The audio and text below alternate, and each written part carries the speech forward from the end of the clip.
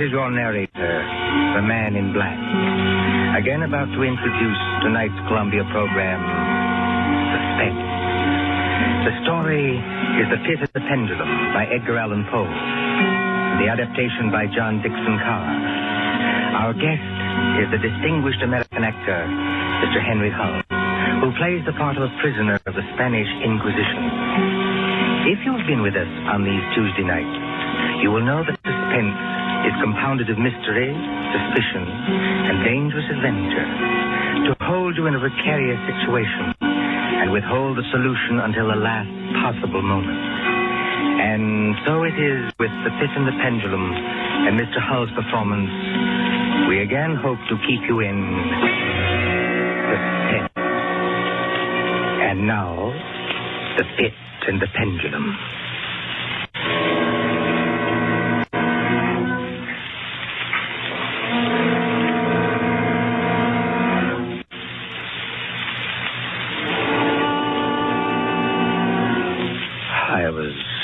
Sick unto death with that long agony. And when at length they unbound me and I was permitted to sit, I felt that my senses were leaving me. The sound of the inquisitorial voices seemed merged in one dreamy, indeterminate hum.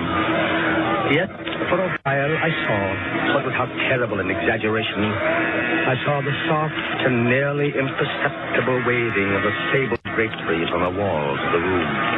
I saw the flames of the 7 tall candles which burned on the table. I saw the lips of the black hooded judges, and these lips appeared to me white as paper, white as horror. I saw them writhe with a deadly locution. I saw them fashion the syllables of my name. Jean d'Albret, Captain Jean d'Albret. Good fathers, gentlemen. We hear you, my son. I am very weak and infirm. I've been confined for many months in a dungeon. I've been tormented by nightmares. Conscience, one trusts. Pray silence, Fra Antonio. Even now, I have no knowledge of where I am or to whom I may be speaking. You're speaking to me, my son. I am Fra Pedro de Estela, prior of the Dominicans of Segovia and Grand Inquisitor of all Spain. Is this the court of the Inquisition? It is. Oh, then God help me. He will help you, my son, if you trust him. But I am a French officer. That is true. A soldier and creature of the arch-fiend Napoleon Bonaparte. But a French officer nonetheless. A prisoner of war. By what right do you try me in this court? Let the clerk read the charges against this prisoner. Pray silence while the clerk reads the charges. The charges against the prisoner are as follows.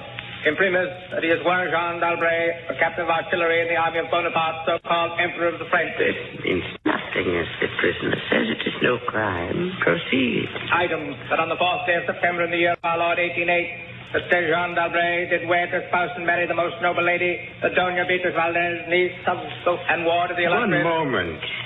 Your Excellency spoke. Antonio, was any cheat employed to trap this girl into marriage against her will? No, we have no actual evidence of any cheat. Was the girl of age? I believe so. Then where was the prisoner here?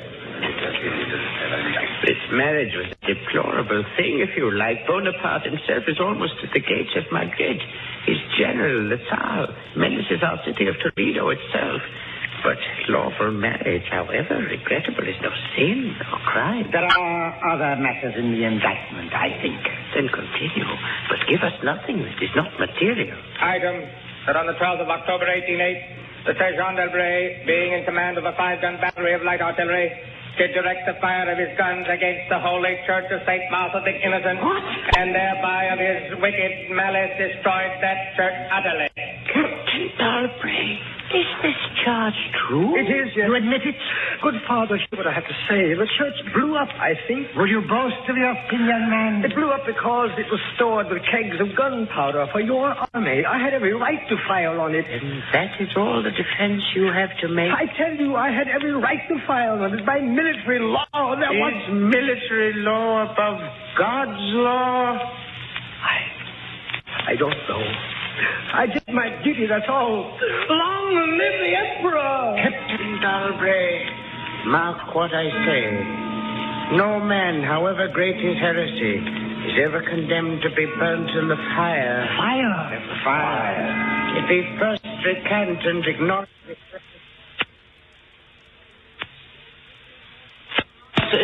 No pity, no atonement. The only sentence of this court can be death. Yes. The secular or government arm to which we must release you has devised two ways of punishment in cases such as yours. You hear the tolling of the bell? I hear them. It is the procession of the condemned, going to the auto da fe. Soon the yellow light of the flames will stream through the windows and flicker on floor and ceiling. Nunc et in hora mortis intuit manibus Domine. Most of those condemned out of mercy will be strangled before they are burned. It cannot be so with you, Jean d'Albret. You must die in one of two ways. Either with the direst of physical agony. A slow fire of green wood. Ice bandages about the head and the heart, so that the fire does not approach too quickly. Or else, Jean d'Albret, you must die in a certain other way. Tell me this, pass your sentence and let me go. The law does not permit me to tell you now what this other way is. Sentence of this court, therefore. I had swooned. Yet still, I would not say that all of consciousness was lost. In the deepest slumber, no. In delirium, no. In a swoon, no. In death, no. Even in the grave, all is not lost. There are shadows of memory which tell us indistinctly of tall figures that lifted me and bore me in silence down, still down, until a hideous dizziness oppressed me at that descent into the earth. Then, as consciousness swam back to my wits, darkness, a stone floor, and darkness. Oh, Beatrice. Beatrice, my wife, Beatrice.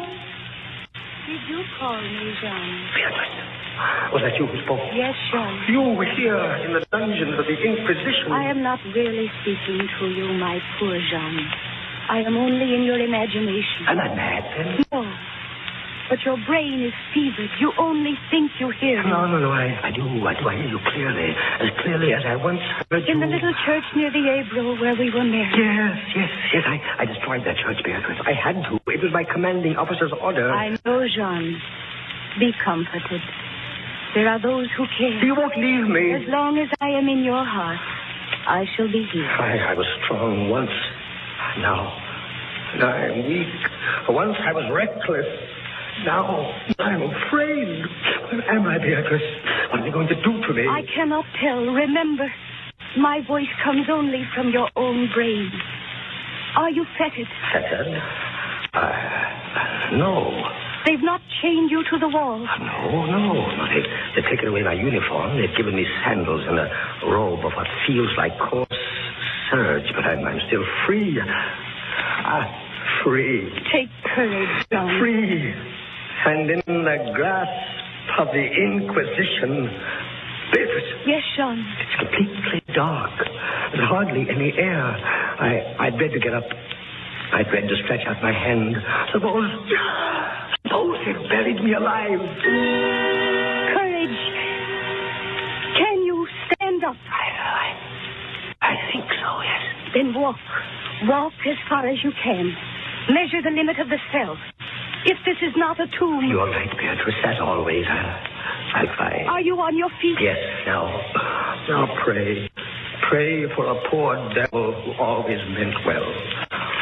1 pace, 2 paces, 3, 4. You are very weak, Jean.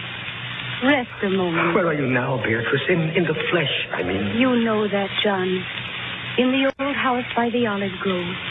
scorned of my people. Yes, I know it. Each morning I climb to the hilltop and watch. Go on. Sometimes I think I hear gun wheels rumble in the hills. Yes. And long moving columns with the red dust rising above. Go on. First come the heavy cavalry in plume-crested helmets. Yes. On their flanks, wheeling like hawks, light hussars in blue and scarlet. And behind them, in a glitter of bayonets as vast as light points on the sea, rank upon rank, the long gray coats and the tall bearskin caps. The old God and the Grand Army. It is only a vision, my dear one. They do not come. Will they? Will they ever come, Beatrice? I cannot tell. Then I must face what has been prepared for me. Walk again, John. Try. Keep your hand in front of you. This rope, it impedes me. The floor is treacherous with slime, but I'll try. 4 paces. 5, 6, 7. It can't be a tomb. 8, 9. Look out! I'm all right. I fell to my knees. The rope tripped me.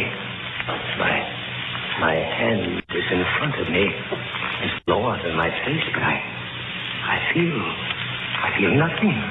Nothing, John. It's a pit. A circular pit. And I fell on the very edge of it. Oh, they would have made you walk into it. Yes. There's a loose fragment of rock just inside the edge. If I can dislodge it.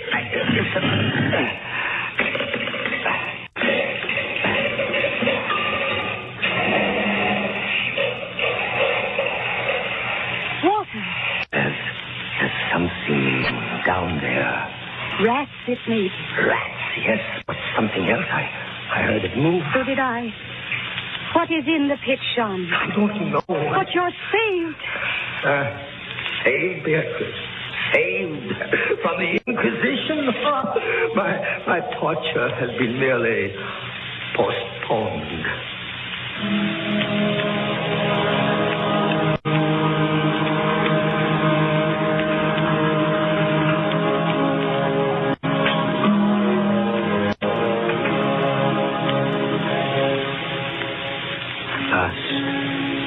Sleep fell upon me. Sleep like that of death. How long it lasted, I know not. But when I opened my eyes once again, I could see. Yes, see.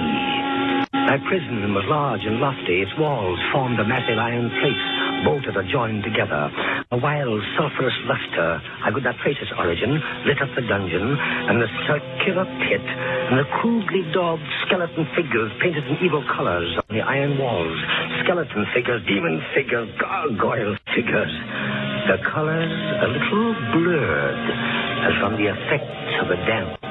It must approach you slowly and force itself into your mind. It must stalk you like a tiger. It must bring you face to face at last with the king of terror. When I regained consciousness, I lay on my back in full length on a low framework of wood. To this framework, I was securely bound by a long fastening resembling a surgical bandage. Bound? But why? Why? Bandage passed round and round my body, leaving at liberty only my head and my left arm. With much exertion, I could supply myself with food from an earthen dish on the floor beside me. It was meat, highly seasoned, but there was no water.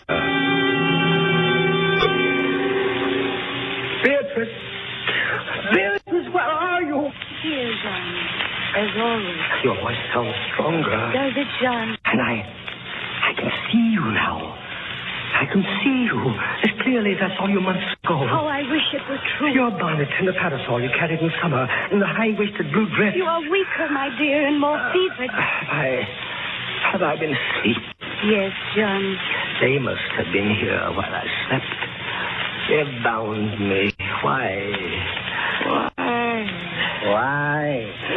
Stop those voices! Stop them! Mind Jean. Why? I am not here either, you know. Don't drive me away. Beatrice, look. Where? At the ceiling of this room, 30, 40 feet up, what do you see? I see painted on the ceiling figure of Father Time. Anything else? But Father Time carries no sign. No. He carries instead what looks like a gigantic pendulum from an ancient clock. About one thing I swear I'm in my right senses. I saw that pendulum move. A painting cannot move. Yet I swear the pendulum did move. It swung a little back and forth, just like a real pendulum. Try not to trouble your brain. That pendulum is real. Beatrice, take care. Take care of what? You're not looking at the pendulum now. Take care of the rats in the pit. I see them. Spawning out in dozens. You can see their eyes glitter. One of them ran across the hem of your dress. Did it, Sean? What do they want? They caught the scent of the meat in the dish beside But you. they'll not get it. Go away, you vermin. Move your hand above the plate, Jean. Move. Beatrice, where are you going? I can hardly hear you. You are sending me away, Jean. I'm sending you away. My poor loved one. You can't bear to see the rats running about my feet. Beatrice!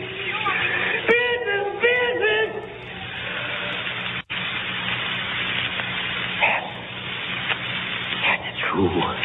There are cells swarming with vermin. There are others I had rather see here. I'd rather see. Did you call me Captain Dalbray? Then in spirit I am here. Who are you? Don't you recognize me? No, I do not. I am that second Inquisitor, Fra Antonio, whom you thought unfair at your trial. But we were not unfair. We administer the law. That is all. Go. I command you, go. Not until I have first told you what you already guessed. Which is? There are two forms of death for such as you. One, death with its direst physical torture. The other, death with its direst mental torture. I have been condemned to the second. Your guess is good. Listen. Do you hear anything? Yes, I do. I hear something. Turn your eyes upwards. Look at the ceiling. Pendulum. Aye, the pendulum. It descended. Only a foot or so, but yes. As you notice, it is not really a pendulum. Its underside is a crescent, formed of razor-sharp steel. You mean? Upon this weight, Captain Dalbray, its movement is slow now. But soon it will take on momentum. It will swing wider and wider, 30 feet perhaps. Presently, as it swings, you will hear it hiss. And with each broad movement, it will creep a trifle slower.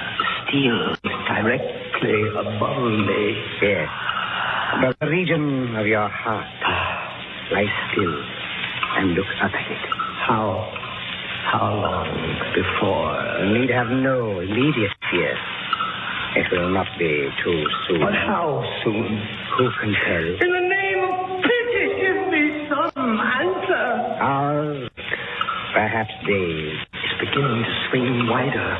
I can't take my eyes from it.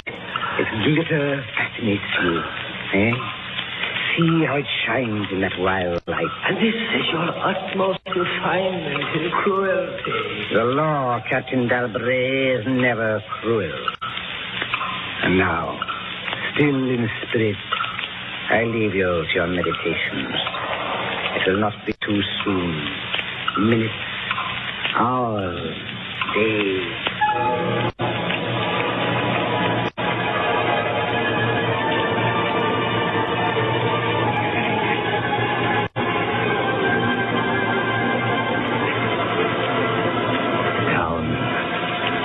Steadily down it crept. Days passed. It might have been many days before it swept so closely as to fan me with its morbid breath. Minutes. Hours. Days. The odor of the sharp steel forced itself into my nostrils. Right. Left. Far and wide. the shriek of a damned spirit. To my heart, with the stealthy pace of a tiger. Down. Certainly, relentlessly down. I prayed. I wearied heaven with my prayer for his more speedy descent. I grew frantically mad and struggled to force myself up against that swinging, glittering death. No avail. Down, still unceasingly, still inevitably down the sharp steel path within 3 inches of my chest. Beatrice! John? Beatrice! Beatrice, where are you? I heard you calling, John. I am here. It is a strange thing, Beatrice. I'm quite calm. You are resigned, then? No, that is a strange thing. Even now, I am not resigned. Is there a way out? How can there be? 10, 12 more vibrations, and it will fray the surge of my wound. Only lightly as a razor in a delicate hand. There will be many sweeps before it bites deep. No, I can't escape it. You kept me away from you, John. You locked me out of your thoughts. If I am here only in your thoughts, why should I fear the rats? Rats? You open your eyes and your eyes blaze. What is it? Rats? Do they still swarm here? Across the floor and over the meat carpet.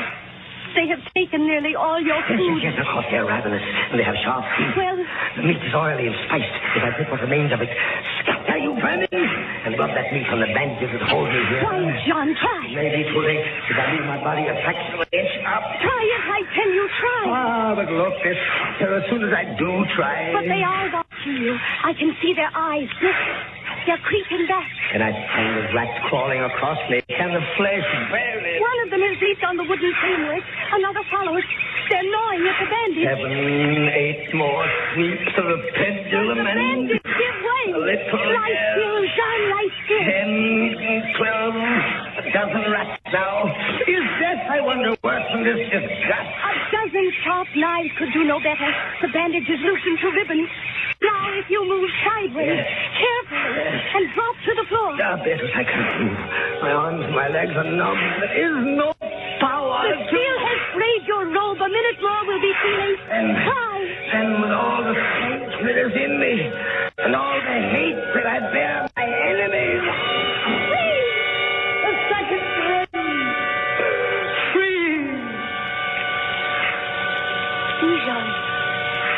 The pendulum stops. They are drawing it back up through the roof. Each move I make is watched.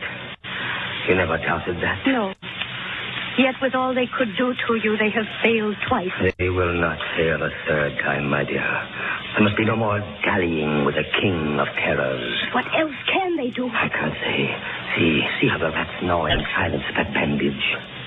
To what food, I wonder, have they been accustomed in the pit?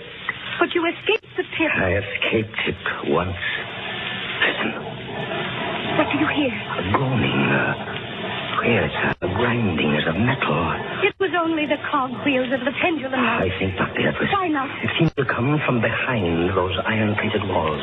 It seems to shake the dungeon as a mill wheel might shake it. Stand up, my poor Jean. Get up off your knees. I can't, Beatrice. I can't endure anymore. The paintings on the walls of this dungeon, the skeletons and imps and devils, they seem different. They are different. The colors sharpen and grow bright. The demon's eyes glare. The skeleton hands outstretched. Don't you catch even yet the odor of heated iron? Heated iron? Beatrice, my darling, I have been much humbled. But I won't have you see me in tears. I order you to go. John, in the name of heaven, Beatrice. you're sending me away. Yes, in the name of heaven, go.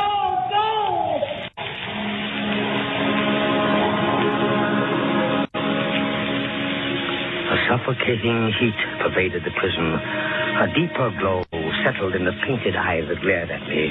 I could draw no breath of air into my lungs. Against the loom of that fiery destruction, the thought of the pit and its coolness come like a soothing balm. I staggered to the edge of the pit. I looked into it. The enkindled walls and roof lighted it to its depths. Yet for one wild moment, even then, I refused to believe the horror of what I saw beneath me. Does the pit please you, Captain Dalbury? Does the pit? Merciful God, anything but that! And how shall you avoid it? Look. This dungeon has changed its shape. That is true. The walls are closing in. It was formerly a square, and now it is flattening slowly toward the center to force me into the pit. Of course. Well, it'll force you along with me. Again, apparently you must be told, Captain Dalbury, that you are speaking only to your own sick fancy. I am not here at all. Farewell. And now closer and closer grew the red burning walls, forcing me into the pit with a swiftness that left me no time for thought. I shrank back, but the closing walls pressed me relentlessly onward. At length, for my seared and writhing body, there was no longer an inch of foothold. I fluttered on the edge of the pit.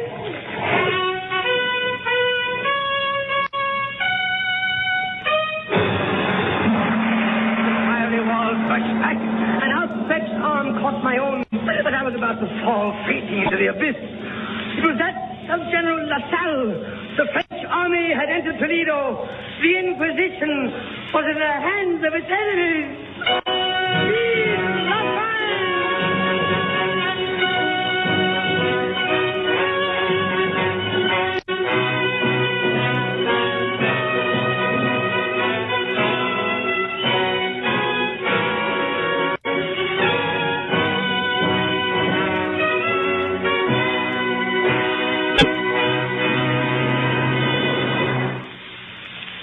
And so closes Poe's celebrated story, The Pit and the Pendulum, starring Henry Hull. We invite you to another adventure of suspense next Tuesday at the same hour. Until then, this is the Man in Black saying good night. William Spear, the producer, John Dietz, the director, Bernard Herrmann, the composer-conductor, and John Dixon Carr, the author, are collaborators on Suspense.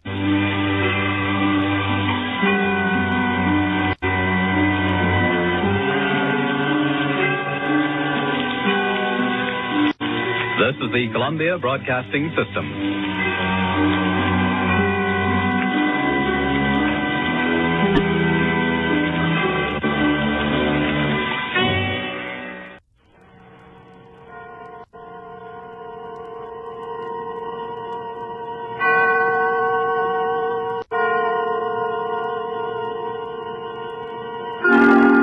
Suspense.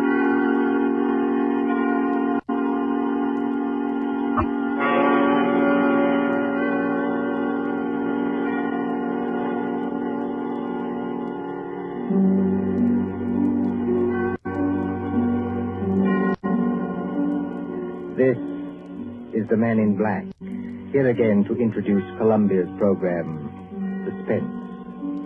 Our star tonight is Peter Lorre, playing the part of the Hungarian Count Stefan Kahari, a gentleman of sinister aspect. The story is by John Dixon Carr, who calls it The Devil's Saint. If you've been with us on these Tuesday nights, you will know that suspense is compounded in mystery and suspicion and dangerous adventure. In this series are tales calculated to intrigue you, to stir your nerves, to offer you a precarious situation, and then withhold the solution till the last possible moment. And so, it is with The Devil's Saint and Mr. Peter Lorre's performance we again hope to keep you in suspense. The Devil's Saint. Paris, 15 years ago.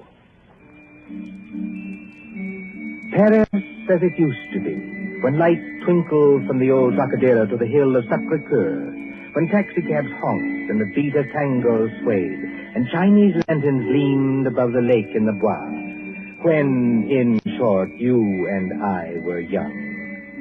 Come then to the President's Ball at the Opera, St. Catherine's Day, 1927.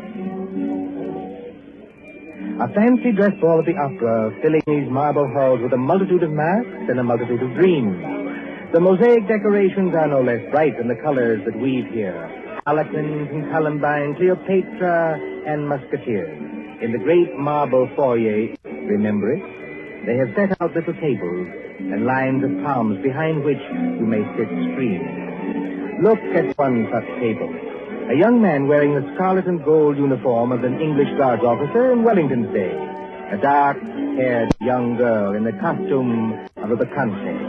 And as we approach... Ned, don't please, you mustn't. Why not? You really don't mind, do you? No, of course I don't mind, only you mustn't. Oh, Ned. Look here, Alona. We've got to settle this thing. You have enjoyed being here tonight, haven't you? Ned, I've loved it. After being cooped up at my uncle's place in the country, it's like heaven. All right. When I take you back to the hotel, I'm going to face this uncle of yours tonight. No, please don't. I'm going to say that you and I intend to get married, and that's that. I can't marry you, Ned. I've told you that. But why not? Just give me one good reason. Because I can't. My uncle, he would never allow it. Never. And that seems to you a good reason enough? Yes, Ned. This uncle of yours, what's his name? Count Stefan Kohari. He's a Hungarian, I think, his head. Yes, so am I. My mother was an American. What's he like, actually? Oh, he's a little eccentric. Oh, please don't misunderstand. He's a great scholar and a historian, only he's a little strange. Ned. What is it? There he is now. Your uncle? Yes, that elegant man in plain evening clothes, with the Order of the Golden Fleece across his chest. Oh, I see him. He looks as black as a thundercloud. He's throwing those two dressed as devils aside as though they didn't exist. Give me my mask quick before he sees us. No, Alona. Why not? We'd better face this off now. Sit still. Good evening, Ilona. Good evening, Uncle Stefan. Uncle, may I present Edward Whiteford? How do you do, sir? How do you do? Ilona, do you think that costume is quite the thing to wear in public? Why not? Well, an older generation might call it immodest. It looks like... Like what? Nothing. Will you go and get your cloak or your domino or whatever you wore here? Uncle, please don't make me go home so soon. It's hardly 11 o'clock. I was not asking you to go home, my dear. I was merely asking you to put on a wrap. All right, I'll get it. You stay and talk to Ned. I shall be delighted. Will you sit down, sir? Thank you. You seem to have quite a gathering at this table. Oh, yes. Some friends of mine from the embassy. They're upstairs dancing now. Well, look, glasses, and still more glasses. You know, I was quite an addict once at musical glasses. Have you ever tried it, young man? Well, it's very easy. You take a spoon like this, you see, and... Like it? Forgive me, sir, but there's something I'd like to ask you. Yes? I don't know exactly how to say this, so I'd better say it in the shortest way. I want to marry your niece. Well, look up, sir. You smashed one of the glasses. A few francs will pay for that. But there are other things of higher value. At least to me. Oh, maybe I ought to mention...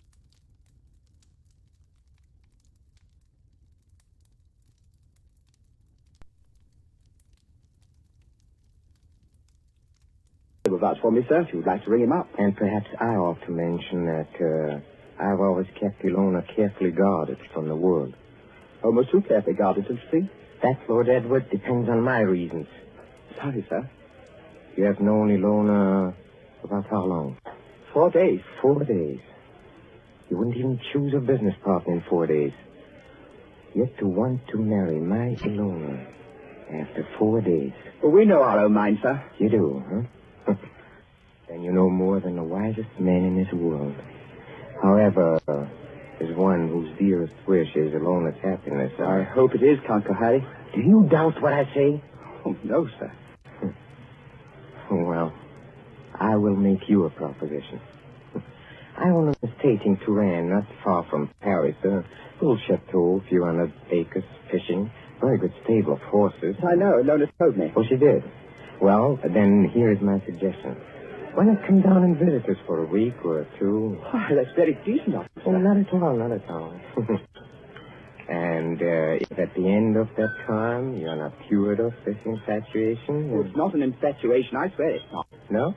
Well, if at the end of that time you're not cured permanently of this feeling, you may take Ilona. And with my blessing. That's fair, isn't it? Oh, it's more than fair, Uncle Harry. I don't know how to thank you. Oh, well, please, don't even try.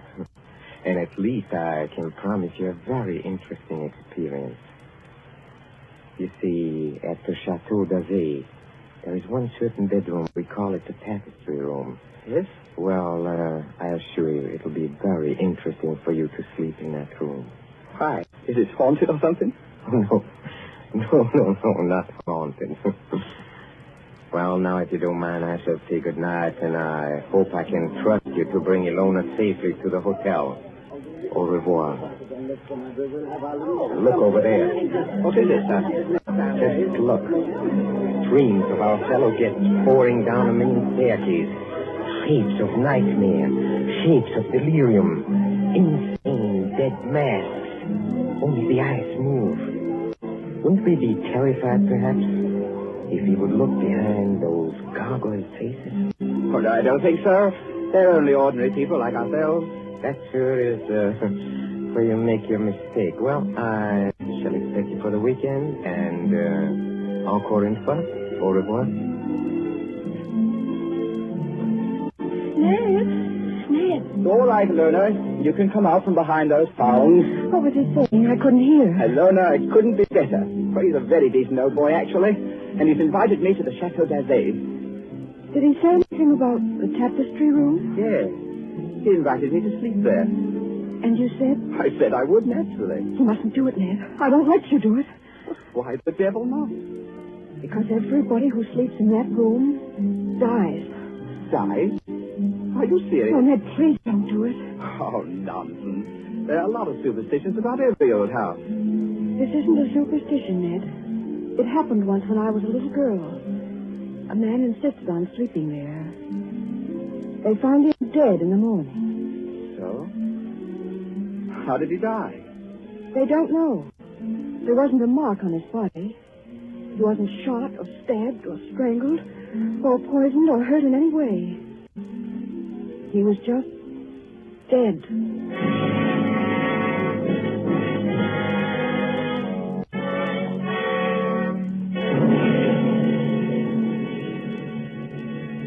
Two nights later, in the province of France now known as Indre-et-Loire, but once called Touraine, the ancient land beloved of Rabelais and Balzac.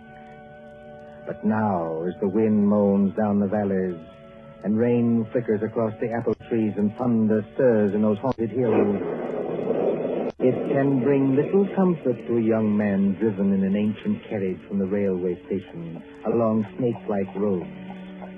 To what destination? Ahead, a lift of lighting shows the gray walls and conical slate-roofed towers of a chateau set some distance back from the road. Lights shine from its narrow windows, dimly seen through the rain as... Driver. Coachman. Oui, monsieur. Is that the Chateau d'Azay up ahead? Oui, monsieur. I will take you to the very door if... If what? Why do you cross yourself? If I am permitted. What should stop you? Only fear, monsieur. And I am not much afraid. What's that? Only the dogs, monsieur. They keep many dogs, large dogs, at the Chateau d'Azay. Well, here we are. Bonsoir, monsieur. And if I may be permitted a word of advice. Well? Beware of the tapestry room.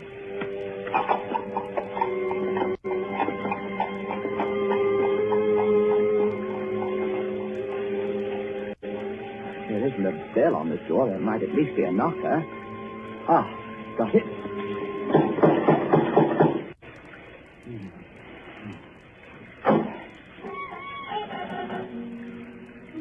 C'est alors, monsieur? Vous cherchez? Je cherche le Château d'Azay, et Perhaps it would be better if Monsieur spoke English, yes? My Lord Edward Whiteford. Yes. Monsieur is expected. Please to answer. Monsieur's hat and coat. Thank you. Ned. Hello, Ilona. Oh, Pas, ma petite. Votre oncle. Oh, you'd better not kiss me, Ned. Madame Flay says to look out for my uncle. Madame Flay is our housekeeper. Oh. Oh, where's your uncle now? In the drawing room. He's playing the piano. Come along. Ilona, is anything wrong? Oh, everything's wrong. Two of my dogs were in horrible pain this afternoon. Dr. Solomon had to put them out with chloroform. You don't see. I hope nobody's practicing, that's all. Well, here we are. Oh, nice tiger skins on the floor. I say, who's the little old man with the gray beard sitting over there by the fire? That's Dr. Solomon. Doesn't he have funny-looking eyes? He watches and watches and watches. He's an old friend of the family. Come along, let's get this over with.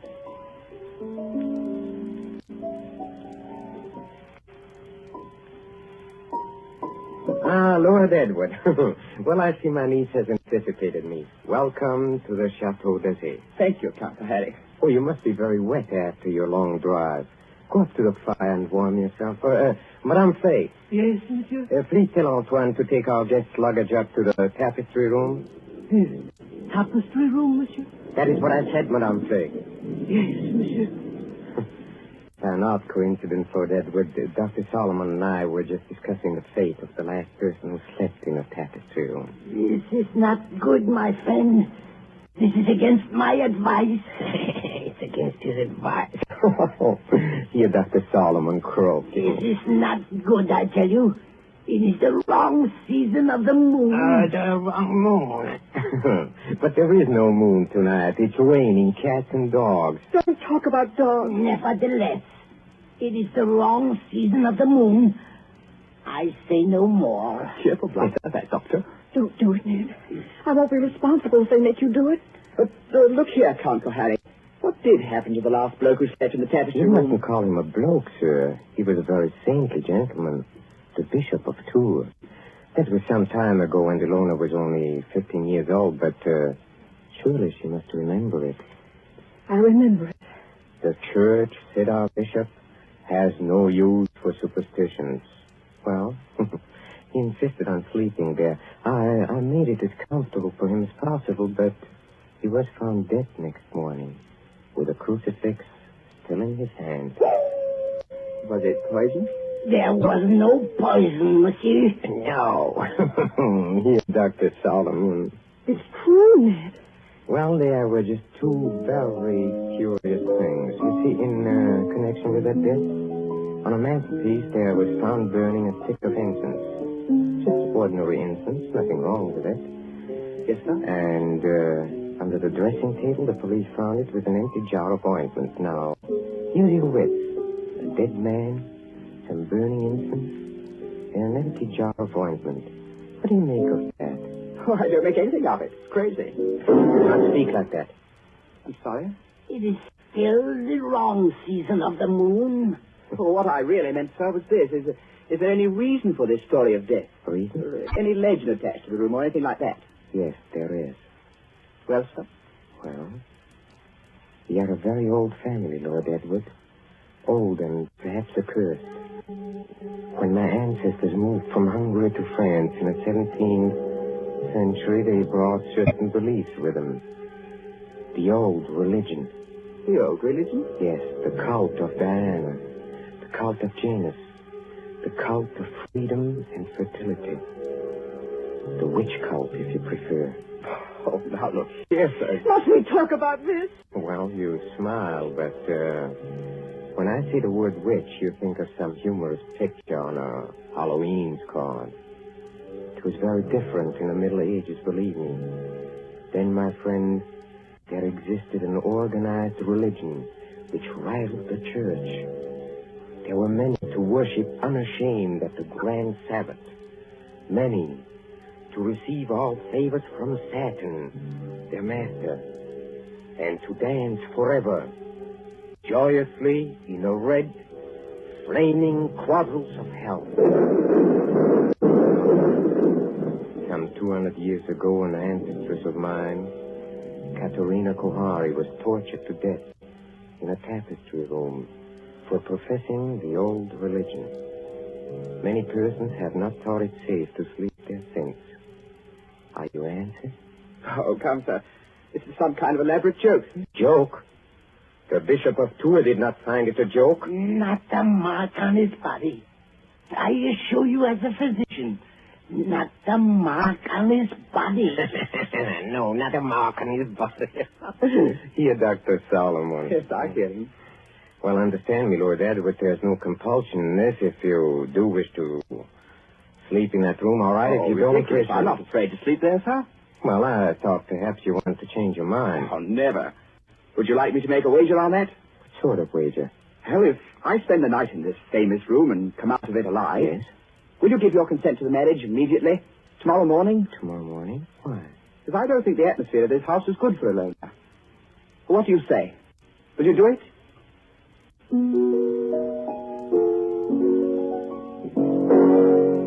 Very well, Lord Edward. I accept the terms of your wager. Don't do it, Ned.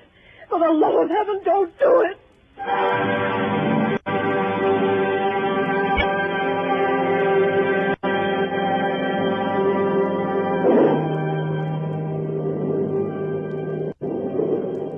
High up in the north tower of the Chateau d'Azay, under the conical slate roof, is the circular room hung with faded tapestries. These tapestries move slightly with uneasy, mimic life to the clamor of the storm outside. Candles burn along the mantelpiece and beside the great four-poster bed. The flames of these candles waver, too, as the door opens. This is the tapestry room, monsieur. Thank you, Madame Fleur. That is the mantelpiece where the incense burns. That is the bed where Monseigneur the Bishop died. Very inviting, isn't it? Will there be anything else monsieur requires? Some sandwiches that we can't offer you? Oh, no, thanks. I had a drink with the Count Kahari before I came upstairs. Dear monsieur. Monsieur's shaving water will be brought up in the morning, if he requires it. Good night. That little Monty. Trying to scare a fellow out of his wits just because... Oh, I hope they built a good fire anyway. Didn't realize how cold it was. Temperature must have dropped. What's that? It's me, Ilona. May I come in? No, Ilona. Get out of here. That's not very gallant of you. No, I mean, I don't want you exposed to whatever it is. Ned, listen. Are you going to bed, or are you going to sit up all night? I'm going to sit up all night, naturally. Then let me sit up with you. No. Why not? Well, it may be dangerous. Besides, I promised your uncle I'd go through with this alone. I wish you hadn't had that drink with him. Why? He couldn't have done anything to it. It was you who poured it. Yes, that's true, only... Listen. Is that? It sounds like footsteps. Yes, but where's it coming from? Seems to be right here in the room. It seems to come from all directions. Doesn't it sound like somebody walking between the walls? By George, it is someone walking inside the wall. Get behind that tapestry, Ilona. Quick. Hide there.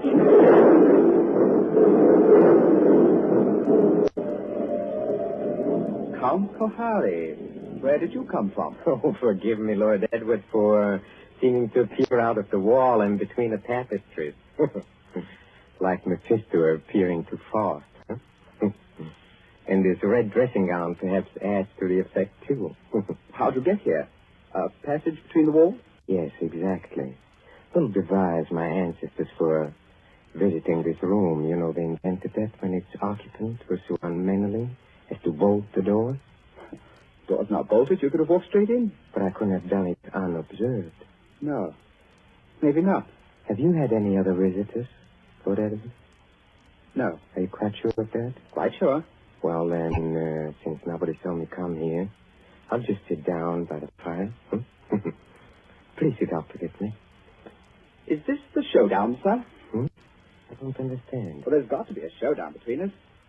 Is that why you're here? Oh, I'm here, young man, to explain certain things to you. Will you have a cigarette?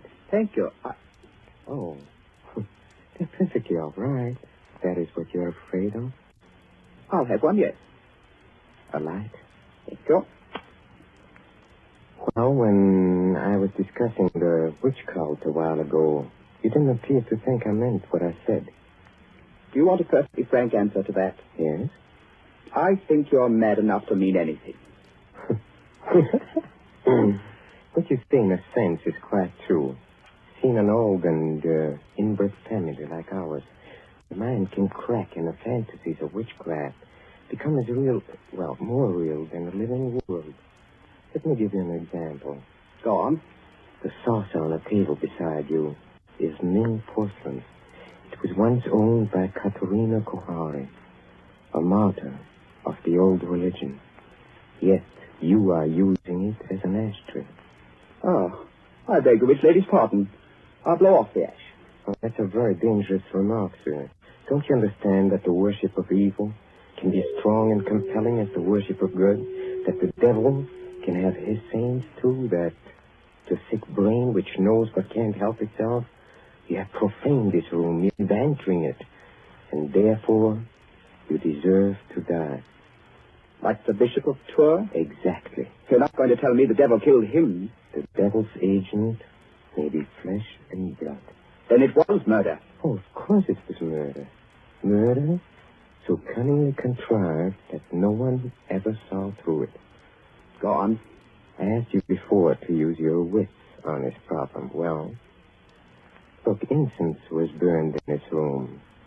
Do you know why?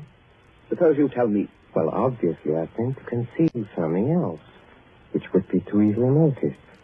To conceal what? For instance, the smell of chloroform. Chloroform? Yes.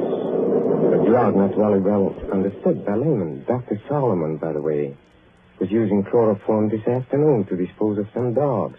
So I've heard. Well, Dr. Solomon is old and very forgetful. You mean chloroform could be stolen? Oh, yes, it could be easily. Now, just suppose I take a pad saturated with chloroform.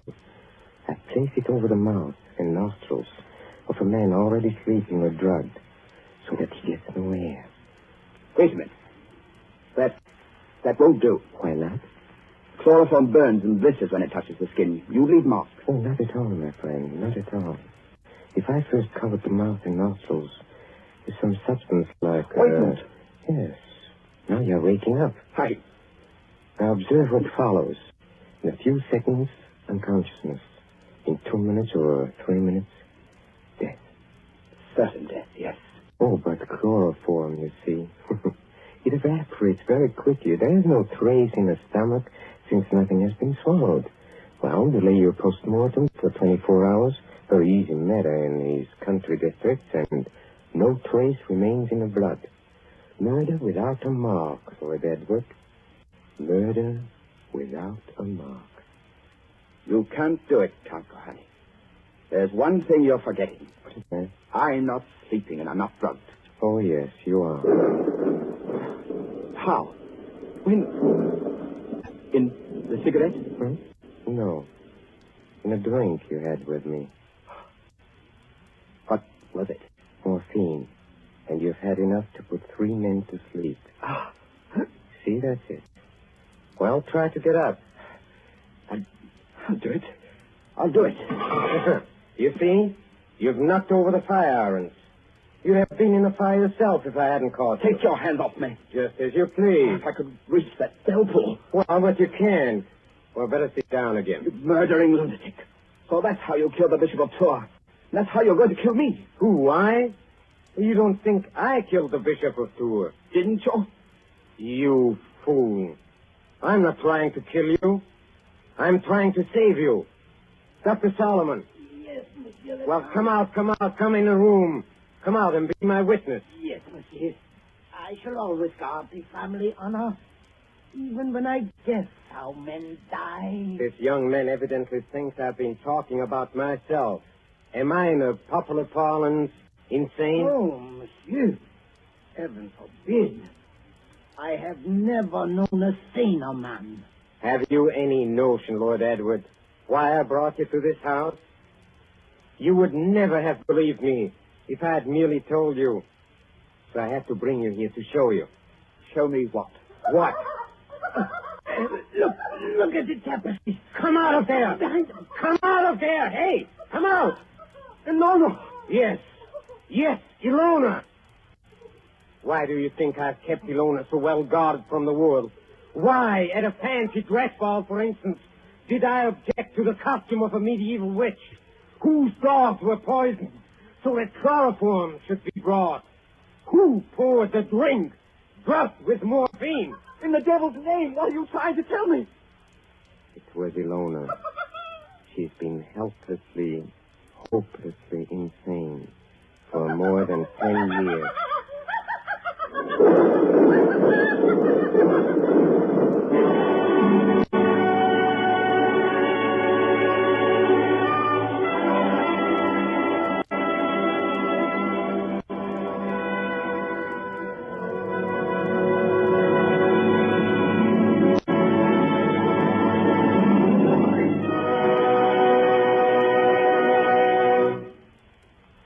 And so closes The Devil's Fate, starring Peter Lorre.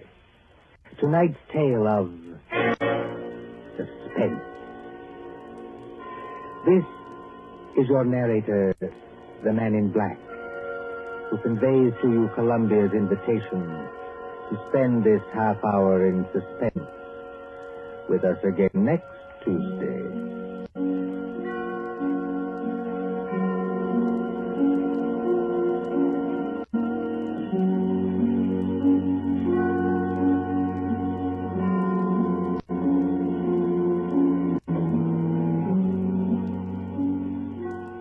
William Spear, the producer, John Dietz, the director, Bernard Herrmann, the composer-conductor, and John Dixon Carr, the author, are collaborators on Suspense.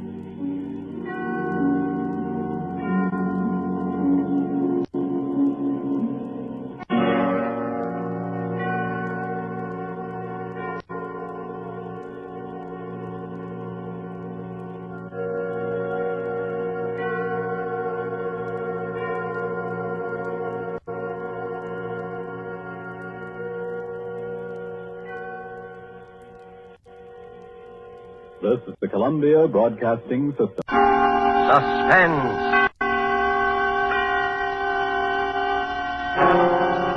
Presented by Roma Wines, made in California for enjoyment throughout the world. Salud. Your health, senor. The world toasts Roma, and Roma toasts the world. The wine for your table is Roma, made in California for enjoyment throughout the world. This is the Man in Black, here for Roma Wines to introduce this weekly half hour of Suspense. Tonight in Hollywood, we are honored and happy to have with us one of the entertainment world's most distinguished gentlemen, Mr. Cary Grant. The suspense play which stars Cary Grant and which is produced and directed by William Spear is the exciting and tense bestseller by Cornell Woolrich called The Black Curtain. Suspense is compounded of mystery and suspicion and dangerous adventure. In this series, Roma brings you tales calculated to intrigue you, to stir your nerves, to offer you a precarious situation and then withhold the solution until the last possible moment. And so, with The Black Curtain and with the performance of Cary Grant, we again hope to keep you in suspense.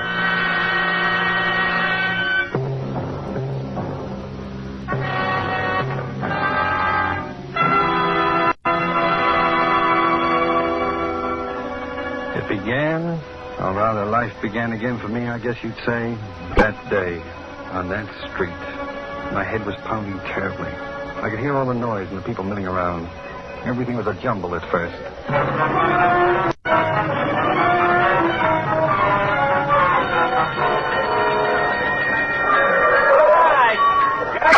Now let the doctor hold. I seen it happen, Mr. Policeman. He was running. Boy, he really gave himself a clunk on the beat. All right, son. Now get back there. Everybody back. Oh, my head. His wallet fell out of his pocket. and a big boy grabbed it and ran away. He All right, now, back, everybody. Let the doctor through. Gilmer here. I'm okay. No, never mind, Doc. I'm okay. Seems to be nothing much the matter with you, sir. No, I'm all right. Yes, I can talk to him, Doc? Oh, go ahead, officer. Just a bad bump on the head, I think. That's right. We can walk all right, can't you? Yeah, I think so. Sure. Here, now let me brush you off, huh? Thanks. Oh, I'll be fine. Hey, wait a minute. What am I doing with the note going on? All right now, mister. Just so they got it on the blotter. What's your name? Where do you live? Townsend. Frank Townsend. 820 Rutherford Street. You want a cigarette? You're still shaky. No, thanks. I don't smoke. Well, while we're getting back, drop in at the receiving hospital if you want us to take you off. Huh? Yeah, I will. Hey, here's your hat, mister. I found it. Oh, thanks, kid. Oh, now, come on. Move along. Guy's all right. Come on. Oh, well, thanks. I'm sorry about the fellow that got your wallet. Anyway, here's your cigar case, Mr. Townsend. Guy found it right alongside of you. Hey, wait a minute. This isn't my hat. DN. Those aren't my initials, DN. Sure, that's your hat. I seen it roll off you when you went down. Try it on. You see, it fits. Looks good. Yeah. But what am I doing with a cigar case? DN. Same initials as the hat. Don't you even know your own hat, mister? Wait a minute. I'm trying to think. Where is this? What? This street. You're on Tillery Street.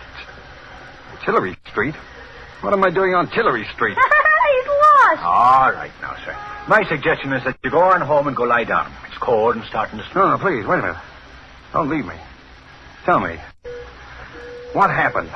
Why, you slipped on this icy sidewalk. Fell down and hit your head good and hard on the curb. You were out for about 20 minutes and then you... Wait. Ice on a sidewalk? Well, look at it. That street cleaning department ought to clear away the snow there, too. Snow? Ice? Sure, why? Snow? In July? July? Why, it's December. December 1943. 1943? You better go on home, son. Good night. 1943?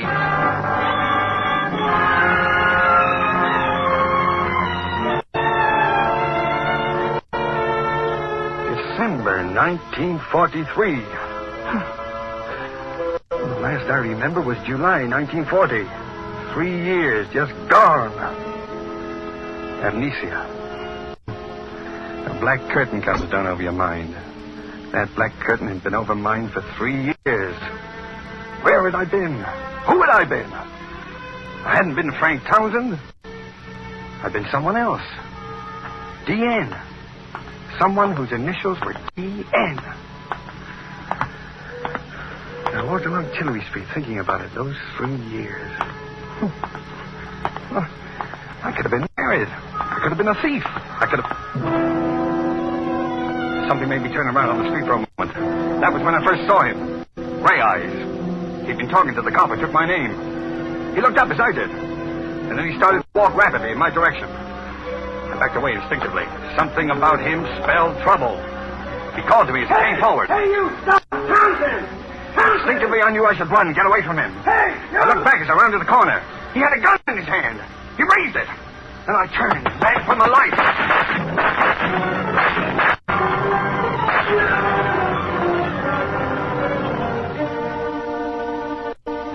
What lay behind that black curtain which separated Townsend from his past?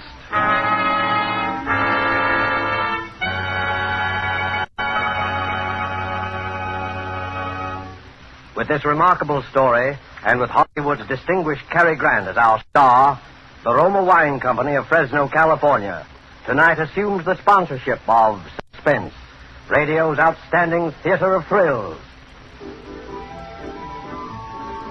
This is the dinner hour at an exclusive yacht club in Latin America. And we discreetly eavesdrop on that gentleman and his lady there at the table. This has been a lovely dinner, Ramon. And only you would have thought to have such a delicious wine as the finale. It was so perfect. Is it truly a wine from California in North America? Yes, see? This is the noted Roma port of California in the United States. We were fortunate to have it tonight, for now, in time of war, on the occasional ship can bring us the Roma wine. I knew that you would. Fortunate? Yes, for Roma wines please the exacting taste of wine lovers in many countries. And we in the United States are most fortunate of all, for we can enjoy any of those delicious wines from the famous Roma wineries located in choice wine districts throughout California at prices unbelievably small for wines of such distinguished character. Because we do not have to pay heavy shipping costs and duty. Here at home in America, Roma wines cost only a few cents a glass. What's more, you will find Roma California wines just around the corner at your favorite dealers. Right there, waiting for you now, the types of Roma wines you most enjoy. So if you haven't yet discovered the delight of Roma wine regularly with meals or when entertaining friends, make your first purchases of Roma tomorrow. R-O-M-A, Roma, America's largest selling wine. Made in California for enjoyment throughout the world. And now it is with pleasure that we bring back to our soundstage Mr. Cary Grant and The Black Curtain, a story well calculated to keep you in suspense.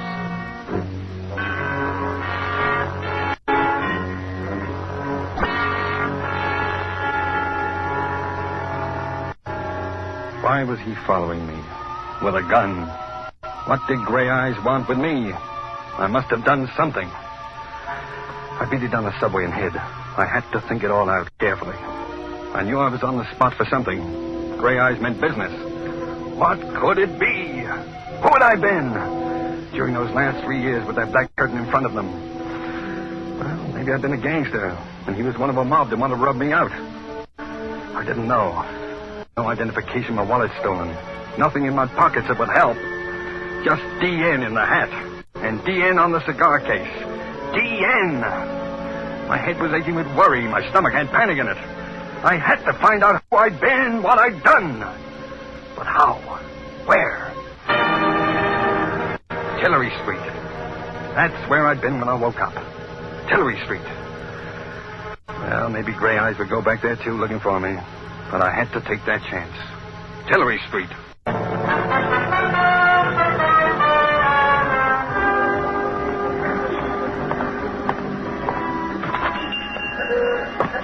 Yes?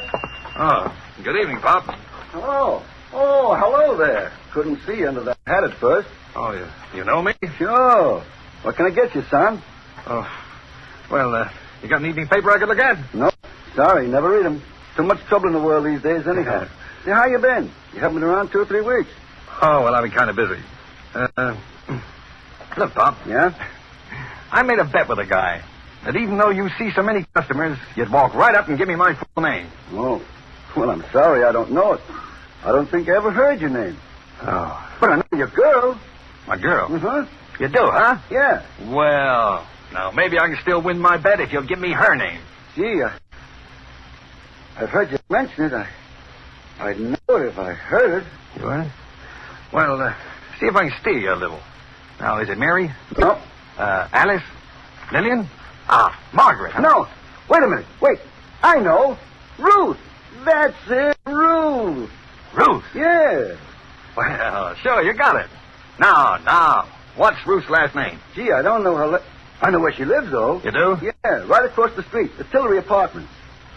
Well, that's right. But now, what apartment? What's the number of Ruth's apartment? 3C. Apartment 3C. Say, that's pretty good if I do say so. I was only there once, remember? The night I brought the sandwiches over. Well, thanks. Will you win your bet, mister? Huh? Oh, yeah, I think I will. What's your name so I'll know it next time? I'll tell you tomorrow.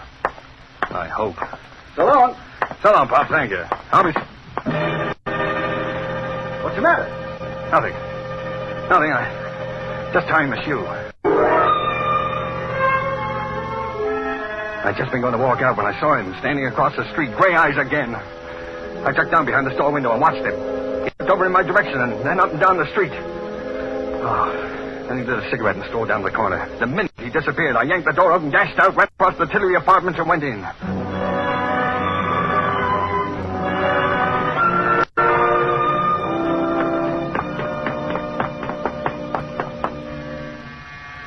Who is it? Ruth? Yes? It's me. Dan! Oh, Danny, where have you been? Get in here. Oh, darling, it's really you. I thought... Hello, Ruth. Oh, Danny, why did you come here? He's been around here twice today. He may be in the neighborhood right now, for all you know. Who? Oh, well, Flattery, of course. Has he got Gray Eyes? What? Yeah. Did you ever see a detective that didn't? Oh, I see. Sure. Danny, what's the matter with you? You're acting so strangely. Well, I just want to look at you. You seem so different, so far away. You haven't kissed me. Well, that's easily fixed. Oh, darling, where have you been for 3 weeks? All around. Miss me? You know I did. Oh, Danny, do you think we could get away tonight? I've got $3,000 saved up. We could go to Mexico or South America. We could get married. Mr. and Mrs. Daniel Nearing tour the world. Daniel Nearing? Oh, yeah, and wife. Sounds plenty good to me. You'll never know how good. We'll get out of here tonight. I'll call up and tell them I'm quitting my job. I'll say I'm sick. All my stuff's here. Nothing's out there but a couple of uniforms. I'll make Alma and Franklin a present of those. Alma and Franklin? Well, don't you bother your pretty head about those 2 charmers. Maybe they weren't glad when it happened. A couple of vultures. Bye-bye to them. Oh, with you back, Danny. Just think with my 3,000 we could... Do you think you ought to quit your job? Absolutely, I think so. I was never cut out to be a nurse anyway. I guess you weren't. Any more than I was cut out. Any more than you were meant to be a secretary. That's right. Well, I never wanted to be a secretary. Just drifted into it, I guess. Kind of got on my nerves, especially toward the end. You know, the boss was no cinch to work for. He certainly wasn't. He was a rat. The whole Dietrich bunch are mean, rotten, the whole family. Yeah, that's right. All except the old man. Oh, yeah, the old man. I sort of liked him, didn't I? And he loves you, Danny. I think he wished he'd been his son. Poor old man. He's the only reason I've stuck around out there this long. How are things out there? Oh, they've been questioning all of us. They've laid off lately, though, since you... Oh, Danny, don't let's talk any more about it. You're back. That's the main thing. I just want to forget New Jericho and the whole... New Jericho, huh? Yes. Oh, Danny, if only it hadn't happened. What hadn't? You know what? Oh, Danny, what's going to become of you and me? I wish I knew. Danny, get away from that window. Leave that shade down. He's down there. Who? Great place. He's standing from the hydrant. He's coming in here, in the building. Oh, did he see you? Ruth, will you help me? What are you going to do? I'm going to give myself up. No. Well, it's better than getting shot at. What can they do to me? You crazy fool. They can send you to the chair. The chair? Well, what do you think happens to a man when he's guilty of murder? Murder? Ruth, listen to me. I'm not a murderer. If the whole world says I committed murder, I say I didn't. The me that's in me says I didn't. I never said you were, Danny. I always said you didn't do it. Oh, if you hadn't run away. So that's it. All right, Nearing. Open up. Come here, Danny. Why? Wait, we got to get out of here. How about the fire escape shaft? Dumb waiter. Elevator. Here. All right, get in. I'll stand on top and work the ropes. I don't think it can hold us both. Got to. Can you hear me? Yes, Danny. Danny, what will you do? We're going back there to New Jericho. New Jericho? No, Danny, don't. Please, for me. Got to. I've got to find out. We're going together. No, Danny, no. I've got the money. We can get out of here and we... Stop it. Danny, ouch. My arm. You're hurting me. Well, from here on in, we're sticking together. You're going to take me back there. Back where it happened. All right, darling. It's crazy, but I'll go wherever you go. I can't lose you again.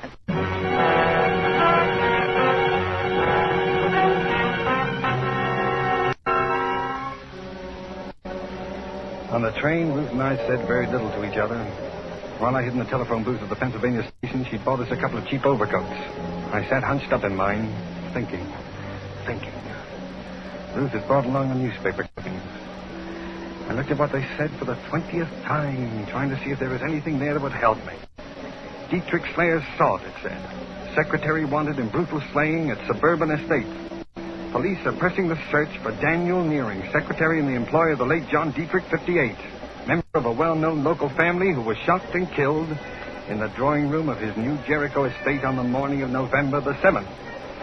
Nearing disappeared November the 7th, on the morning of which date he is known to have had a bitter quarrel with the deceased. This last was attested to at the inquest by Alma and Franklin Dietrich, widow and brother of the murdered man. Well, I had all the facts now. Wanted for murder. And yet everything that was in me told me that no matter who I'd been, however many memories I lost, that I was no killer, that I couldn't have. I had to get into that Dietrich house and stand again in the room in which it had all happened. Maybe something would come back to me. Maybe there would be...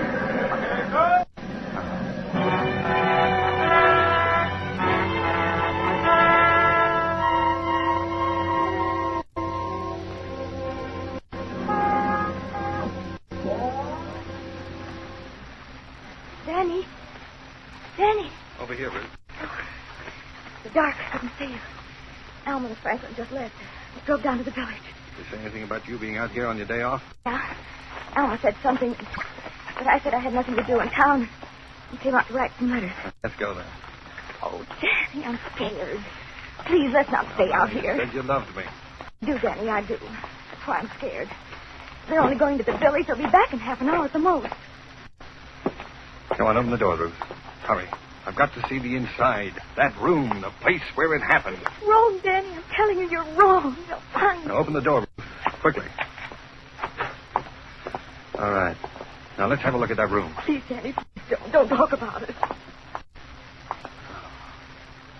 So this is where I'm supposed to have murdered John Dietrich, huh? Danny, please. Where was it? Show me exactly where it was, Ruth. I've got to know. It was there. Right there. He was sitting by the grandfather's clock when... Oh, you're going crazy, Danny. If they get you, you'll hang. By the clock. You still believe in me, don't you, Ruth? I believe you, Danny, but I'm scared. I love you. Oh, wait a minute. What's that? Listen. It's only the old man. He's asleep in that room up there. Don't go in there, Danny. You'll wake him. I want to see him. No, don't, Danny. He can't help you. You know he's paralyzed and he can't talk. Turn on the light. I want to see him. There, you woke him. It's me, Mr. Dietrich. Ruth. This is Danny. You remember Danny, don't you? Hello, Mr. Dietrich. See how his eyes are shining. Yeah. Was he here when it happened? You know that, Danny. Why do you ask such funny questions? He's been in bed here for 5 years. Mirror. On the wall there. The clock. Look. You can see the grandfather's clock in the other room. What are you getting at, Danny? He could see it. The old man could see the murder through the mirror. Oh, if only he could talk. He can't talk. You scare me, Danny. He saw the man who killed John Dietrich. Look. He understands what I'm saying. He's blinking his eyes. Oh, stop torturing him, Danny. Can't you see what you're doing? He's trying to say something. Look. His eyes are blinking. He's going to help me. Go outside and watch, Ruth. Go on. Now watch out at the entranceway. Be careful, Danny. Please, they'll be back any minute. All right, leave me alone with it. And I'll call if I hear them coming. Look now, Mr. Dietrich. Don't be afraid. I'm going to ask you a question, and you're going to answer me. Are you trying to tell me something about the murder? Now, blink your eyes. Blink twice if you are. And that's it. Once. Twice. It's good. Did you see it happen? Here, in your mirror. Blink once if the answer is no. Twice if the answer is yes. Once. Twice. You did, huh? You saw it. Now then, is the murderer in this house? Danny, they're coming. Franklin and Alma, get out of here. Hide. Run, Danny, run. Is the murderer in this house? Blink once for no, twice for yes. Yes, in this house. Danny, they're coming. Wait, I've almost got it. Now, Mr. Dietrich, was it me? Once for no, twice for yes. Was it me? Get out of here, Danny, into the big room. Behind the curtain. I'll talk to them. All right. Well, thanks, Mr. Dietrich. I'll be back. Ruth? Ruth, is that you in Father's room? Yes. Are you here alone? Why, yes. Why? Well, we thought we heard voices. What are you so jittery about, Ruth? I'm just tired, that's all. May I go to bed now? Father's still awake, Ruth. He'll go to sleep, all right. I'm going upstairs, Mrs. Dietrich, now. Good night, Ruth. And take your flashlight with you. Oh, I'm sorry. It was dark on the road tonight. Good night, Ruth. Good night. She's brought him back here with him, I think. Who? Dan? Oh, Franklin. Take it easy. If he's here, we'll get him. After the evidence we gave against him at the hearing, I'm frightened. Let's get out of here fast. I'll go to the village for the police. Call the police. No, I'll do it. Hello? Hello? It's too late. It's dead. The wire's cut. Come on, we'll both drive to the village, eh? But he may be waiting for us out by the car. Oh. What? Yeah. What are you doing there, Franklin? I think I just might need my gun. Come along.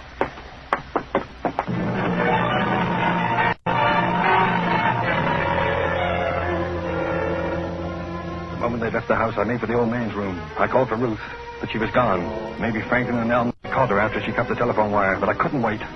My life was hanging on minutes now. I shot the flashlight on the old man's face.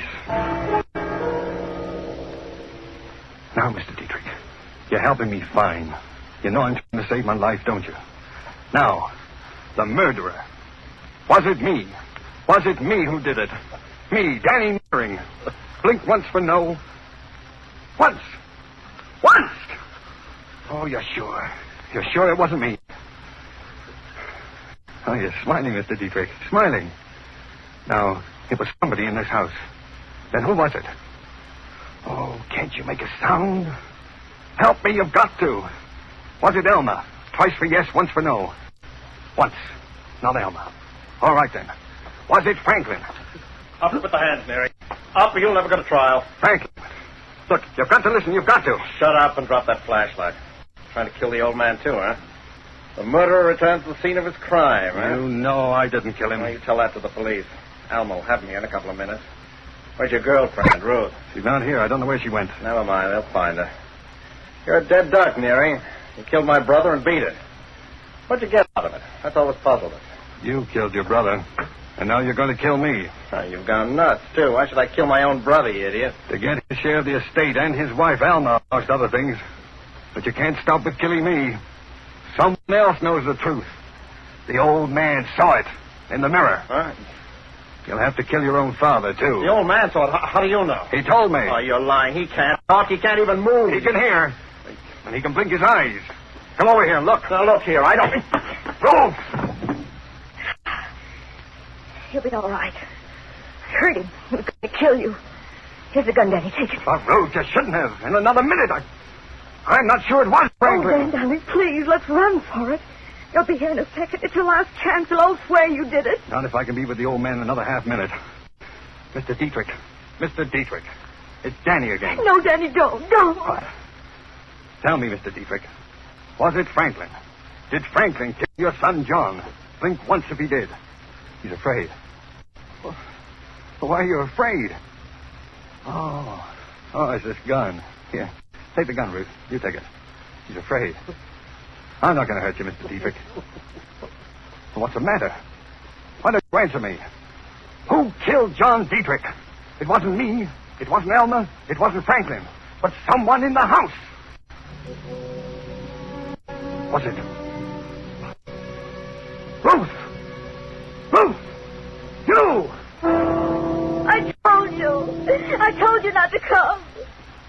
Oh, I love you, Danny. I wanted you. I wouldn't have let them get you. Why? Why, Ruth? Why did you kill him? He was always after me. Wouldn't leave me alone. I hated him. Then that night he came at me, threatened me, said he'd kill me. If he couldn't have me, nobody could. He had a gun, and I got it away from him. He hit the clock. He leaned against it. I thought he'd never fall down and die. It was the day you ran away, and I was crazy. They thought it was you. They started looking. I love you, Danny. I still love you. I begged you not to come back here. Ruth! Put down that gun, Ruth. No. Stand back, Danny. Stay over there. Just want to look at you. I was hoping we could get away together. But you've been through enough, Danny. And all because of me. Now you're clear, Danny. And this is going to clear me. Darling. Oh, Ruth! Ruth!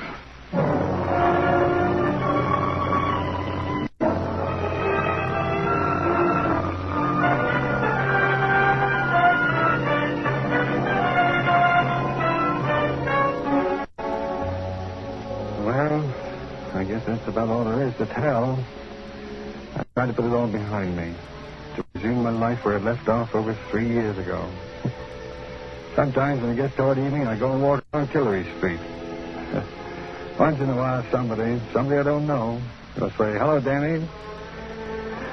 I just say hello and walk on.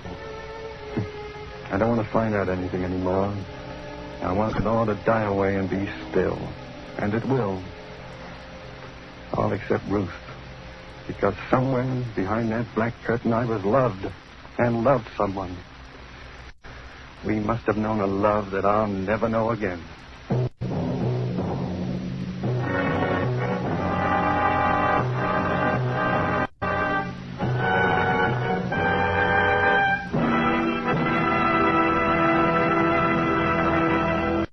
And so closes The Black Curtain, starring Mr. Cary Grant. Tonight's tale of suspense. Since the beginnings of history, people have enjoyed wine.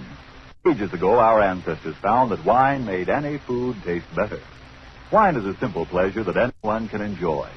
That is why Roma has devoted all its wine-making skill to producing wines of fine quality at a price that means you can enjoy them often.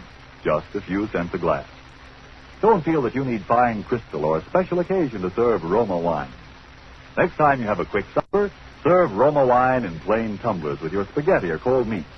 And notice how much more enjoyment and zest it adds to the meal. Serve Roma wine often, cool or chilled. You'll quickly discover why Roma, R-O-M-A, Roma wines are America's largest selling wine. Yes, Roma wines are true to type. Roma wines are faithful in flavor. Roma wines are sound of character. Roma wines are reasonable in cost. Made in California for enjoyment throughout the world. Our thanks to Cary Grant for his suspenseful performance here tonight. And Mr. Grant wants us to say that he will be listening with you next week at the same hour to Mr. Robert Young in the story called The Night Revealed.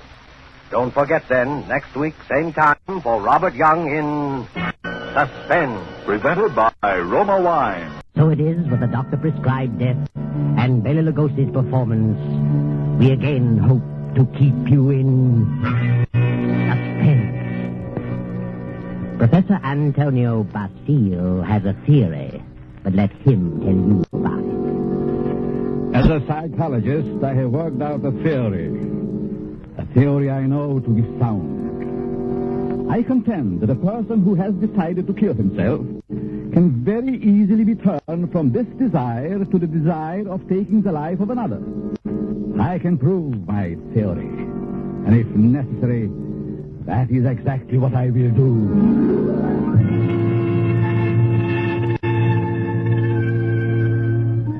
Yes, Professor Antonio Bastille has a theory, but only a theory. And he's worried about what his publisher will say. So he visits the editor, whose name is Hellman. Hellman finishes the manuscript and tosses it on the desk. Professor Bastille leans forward eagerly and... Well, Hellman, what do you think? Professor Bastille, it's purely conjecture, simply a theory, and I wouldn't advise publishing it. I worked on that theory for a long time. I'm positive of it. I know it'll work. Suppose it will. What good is it? What good have you accomplished if you can prove it'll work? Are you laughing at me, Herman? It's so silly. An ordinary human being has suffered reverses. It's sick of it all. He wants to leave it all behind. And you say he can be changed to want to kill someone else. I do. Self-destruction and the destruction of other life are closely related in the mind. The dividing line is very thin. It's ridiculous. And you won't publish it? Granger would fire me. Why? He told me that, in his opinion, you should be in the asylum. Mr. Granger said that. Does he think I'm insane? How do I know? Herman, Mr. Granger didn't say that. It's you who thinks I'm crazy. You've never liked me. For some reason, you are trying to tear me down. Well, we'll see, Mr. Hellman. We'll see. Now, wait a minute. I'll show you whether my works are illogical. I'll show you whether I'm insane. Oh, calm down. I'm going to make you eat those words. I know you don't like me, but I'm going to prove that my theory is sound. Good night. Wait a minute. Bastille, wait. You wait, Hellman. You wait. Yes, wait, Hellman. Wait. Professor Basil, seething with resentment, rushes from the office and strides angrily down the street. Insane, huh? I'll prove my theory. I'll find a subject. I'll find someone who wants to take his own life. And so Basil goes home, late for dinner. He finds a note from his wife, Myra, saying she's decided to attend the opera and will be home around 11:30.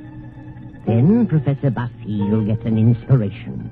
He goes to the bridge over the deep canyon, the bridge called Suicide. And strangely enough, he hasn't long to wait.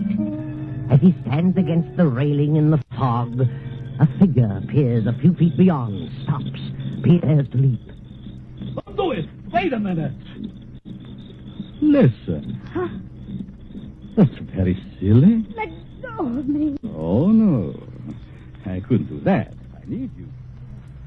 I don't need you. Don't you know this is against the law? You're not an officer. You can't stop me. It's 500 feet to those tracks below. Hard steel rails. And don't believe what they all tell you about not being conscious of what happened. You'd know. People don't die instantly. Let loose. They lie in agony for minutes and sometimes for an hour. It's a horrible death, I know. How do you know? I'm a doctor. Doctor? Yes. I can tell you much simpler ways, much less painful ways and quicker. You're a nice young girl. An intelligent girl. You wouldn't want it to happen this way. Maybe after I talk to you a while, you wouldn't want to do this at all. No? No. But come on. Let's talk it over. Maybe a few minutes talk will change the entire picture for you. What could you do to help me? If you'll come, I'll tell you. There's a motive back of your wanting to do this, and I'd like to know what it is. Nothing doing. Haven't you any relatives? Any loved ones you'd like to do something for? Yes? Then if you talk with me for a while, maybe I can find my way clear to help those people.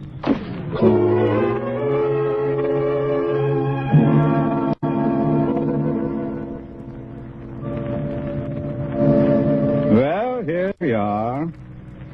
Come in, please. Well, what do you want to know? Sit down first. Are you hungry? No, I'm not that broke. Isn't possible. I knew that. I could tell by your clothes. Now first, why did you come here? Why? Why, because you talked me into it. I see. You're not afraid of me? Afraid? In my frame of mind. What can I lose? Suppose I told you that I really brought you here to kill you. Kill me? You know, you're a very pretty girl, don't you? Yeah? That doesn't always mean so much. To the right man, it might. That's what I thought. But I found out it didn't mean a thing. Ah, then it was because of a man. I knew it. Really? How did you guess? I'm a student of psychology. I'm Professor Antonio Basil. I see. And you want to know what makes me tick? You want to know the reason behind my action tonight? That's right. I would like to know what happened to make you want to kill yourself. Suicide is a mental aberration. Yeah? I'd like to know what preceded the decision to destroy yourself and what you thought about until the moment I stopped you on the bridge. What good will that do me? You said you weren't broke, but you also said you had some loved ones you'd like to do something for. I meant I wasn't broke to the point of being hungry. I have a few dollars. But you suggested help for someone in larger terms. Yes, I did. Who is the loved one? My mother? You are her only means of support? Yes. And you intend to kill yourself? Yes. That's being selfish, isn't it? Selfish? Yes. You are concentrating solely on self. You think so? What else? The first law of human nature is self-preservation, right? I suppose so. The second law is the preservation of family. Yeah? So you decide to deny the first law and destroy yourself. And as a consequence, deny the second and leave your mother alone and in need. You indicate a form of insanity. What would be normal? To destroy the other person. The one who has done you wrong. Have you hurt him? No. Then the one who has done wrong should be the one to suffer. You have no legal recourse? Legal recourse? No, I haven't, I'm sorry to say. And you would kill yourself to let your poor mother suffer because of the wrong of another. Why shouldn't he be the one to suffer? I suppose you're right. Why shouldn't he? What happened after all? Why not tell me about it? Were you married? No. He never seemed to find time to get around to marriage. What's your name? Gladys. Gladys Tanner. How long had you known him? Almost 4 years. And you always thought he meant to marry you? Yes. Until 3 weeks ago. Yes? On July 1st, he had to leave town for a week on business. Said he was going to Kansas City. When he came back, he seemed to be too busy to see me. Then a week ago, I found a snapshot along with several others in his desk in his home. May I see it? Certainly. It's a picture of him and another woman. But the picture was not taken in Kansas City. It was? No. It was taken on the beach at Atlantic City.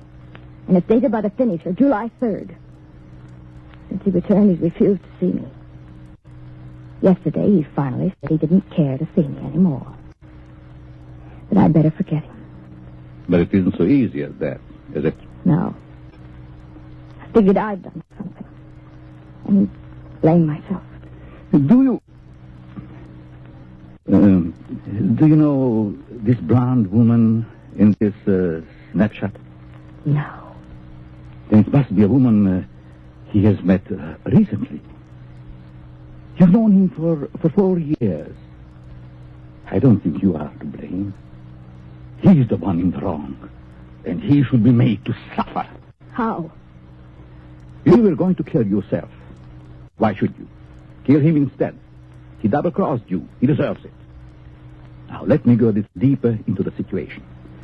Whenever a person has reached the conclusion to take his life...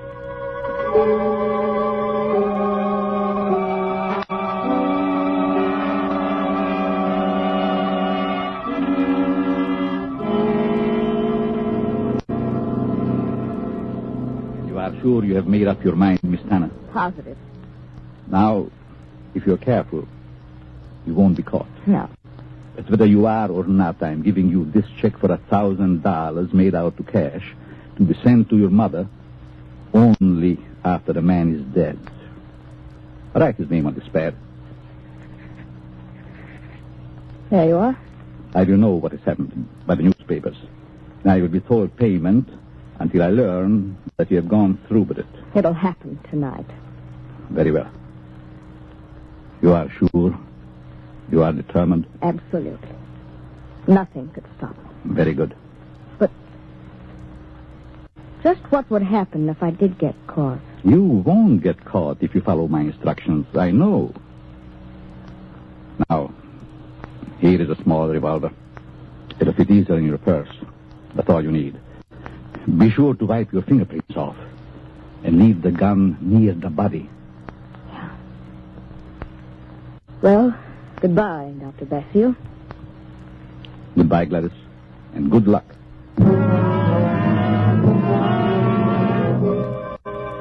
Professor Basile watches Gladys as she crosses the street to the dimly lighted bus stop. Then he rushes to his car and drives away. A few minutes later, he comes to a stop at Hellman's house. Hellman, the editor who ridiculed his theory. Just a minute. Oh. Hello, Basile. Good evening, Herman. Thought I'd drop out to have a little chat with you. Well, why this time of night? Kind of late, isn't it? 11. Didn't think that was late for you. No? Come in. Thanks. Sit down. What's on your mind? I want to talk to you about my theory you ridicule so definitely. My theory about suicide. Oh. Well, I just don't believe it, that's all. And I said I'd prove it, didn't I? Yes, but what are you getting at? It's going to be proved. My theory is going to be proved tonight. Well, that's fine. Go right ahead and prove it. I don't like you, Hellman. I never liked you. And I know you don't like me. I can't help that, Basile. What are you staring at? Is there someone here with you? Certainly not. Why? That's a woman's purse on the Davenport. Oh, my secretary dropped by earlier this evening with the manuscript. She must have forgotten it. She's not here now? Of course not. Then I'll continue. I found a subject. Girl who was ready to commit suicide because a man jilted her. In a few hours, I was successful in changing her thoughts from suicide to homicide, and she is going to kill the man tonight.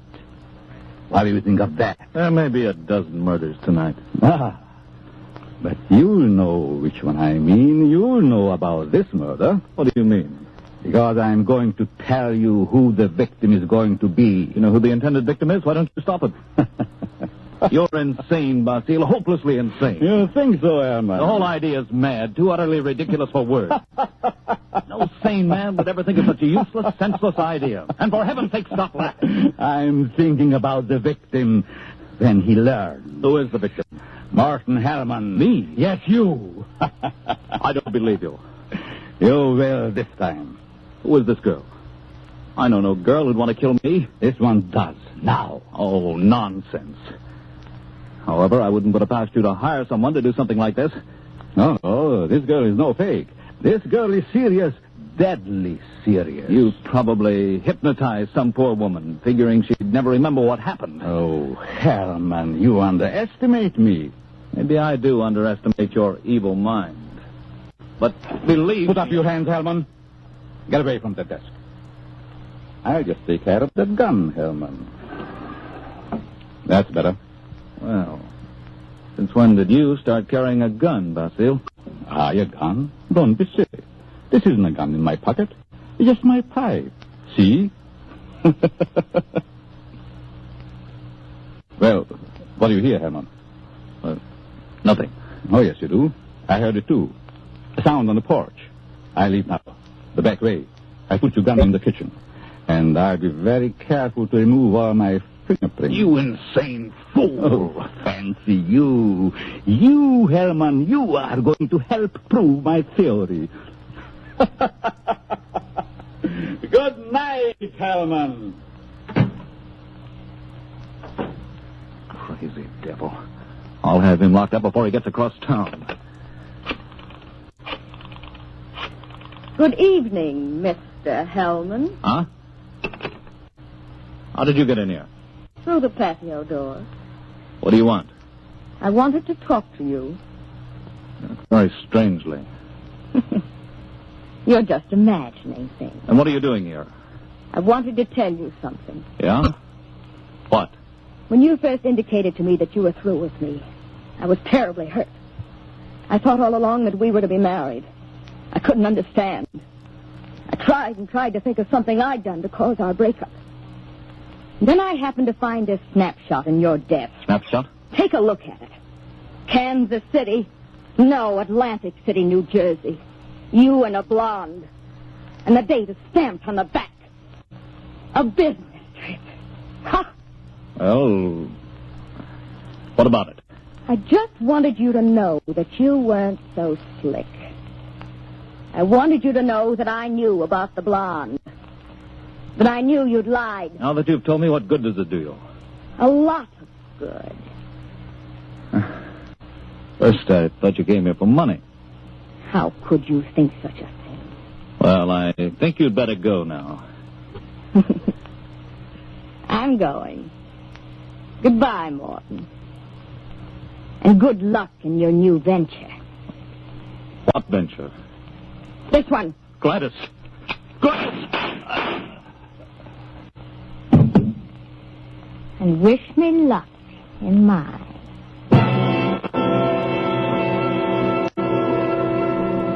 Gladys stands staring a moment at the body of Hellman, then wipes off the gun, drops it to the floor, takes the professor's check from her purse, steps to Hellman's desk and writes a note. Then she puts the note in an envelope with the check, addresses it, stamps it, turns out the lights, and steps out into the dark street. At the corner, she drops the envelope in the mailbox and disappears. Professor Basile heard the shots. His theory worked. Hellman will torment him no more. The perfect crime. So he can go home to his wife now and go to sleep. Myra. Myra. Huh? What? Oh, Antonio. What are you doing asleep on the Davenport? You know what time it is? It must be after midnight. I've been waiting for you. How was opera? Oh, fair. Nothing to brag about. Who sang the lead? Belchiati. He wasn't very good. Belchiati. Mm-hmm. He's a poor Othello. Othello? I thought we were doing Ida tonight. No, they switched because someone was ill. I just as soon have stayed home. Have a nightcap, Myra? No, thanks. I'm tired. I think I'll go to bed. I belong presently. Good night.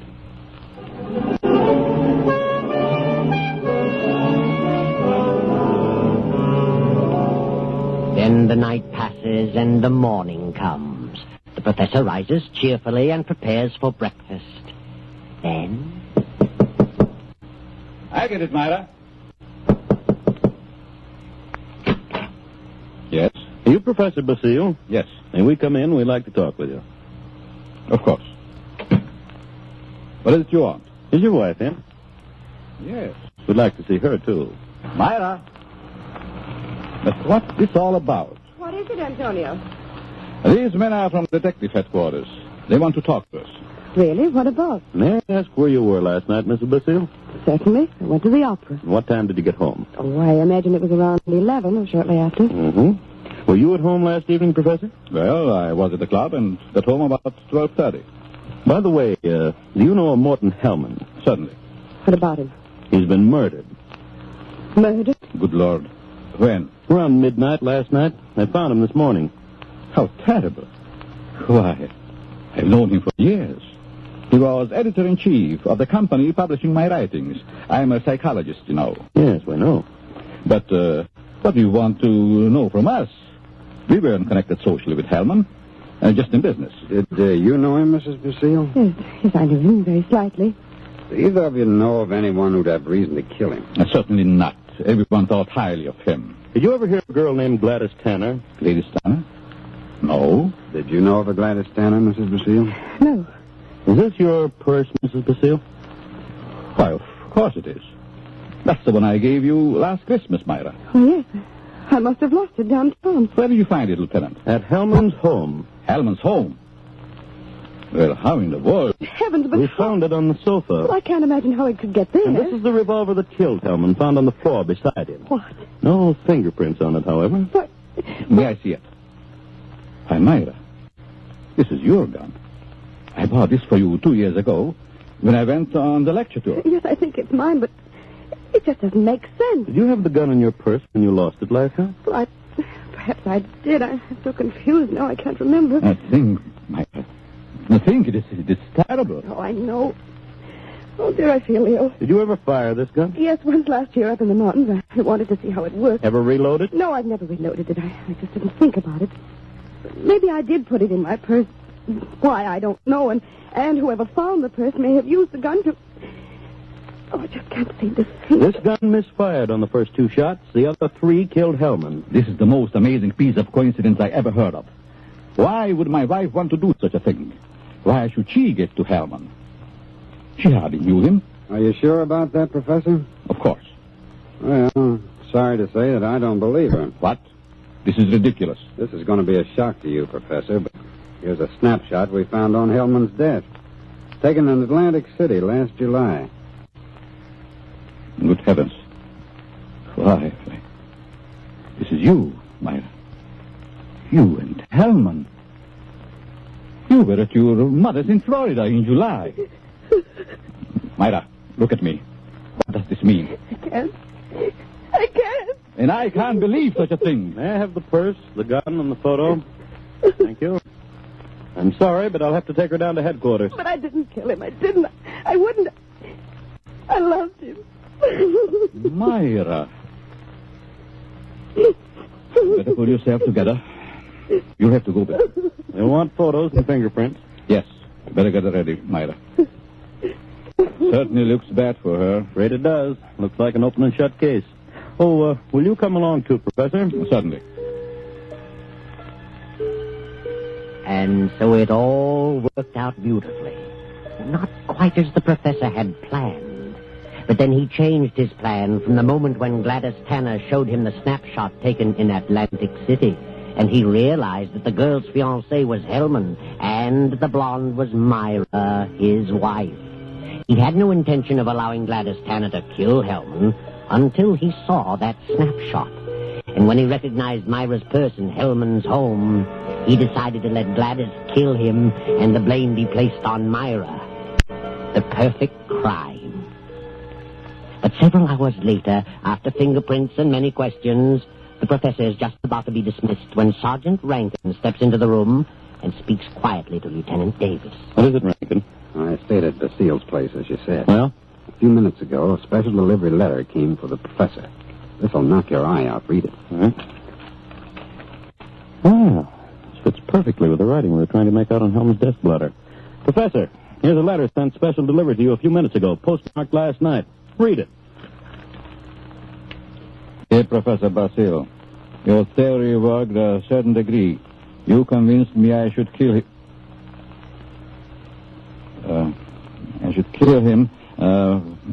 But when that gun you gave me misfired twice, I almost quit. Go ahead, Professor. Read on. Then as I looked at him on the floor, the feeling of self-destruction came back. I'm going ahead with my plan. Here's your check. I won't need it. Besides, I lied to you. I lost my mother long ago. Better luck next time. Gladys Tanner. And a half hour ago, they found her body beneath Suicide Bridge. Well, Professor, your perfect crime has failed. Failed? Yes, failed. Wonderful setup on paper, but your theory backfired and you're up for murder. But I didn't kill him. But you planned it and you're as guilty as Gladys. She's paid her penalty, now it's your turn. No. I won't be hanged. Never! Rankin, grab him!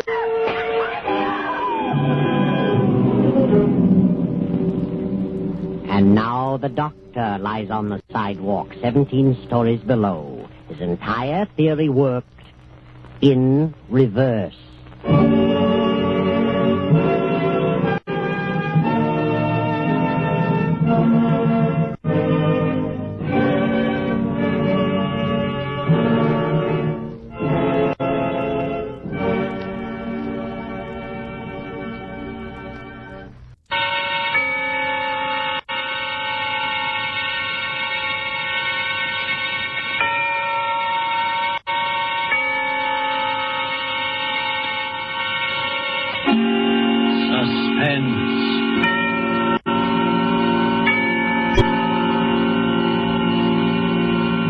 This is the Man in Black, here again to introduce Columbia's program, Suspense.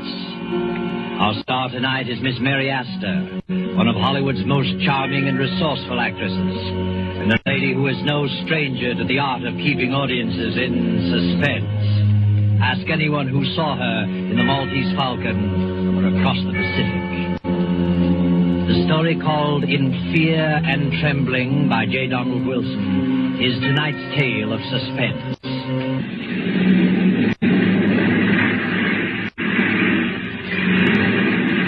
At the edge of the cliff, overlooking the sea, sits a gray stone mansion, weather-beaten by the storms of several decades. To this mansion, Gilbert Durant brought his bride, Lucia. That was 4 years ago.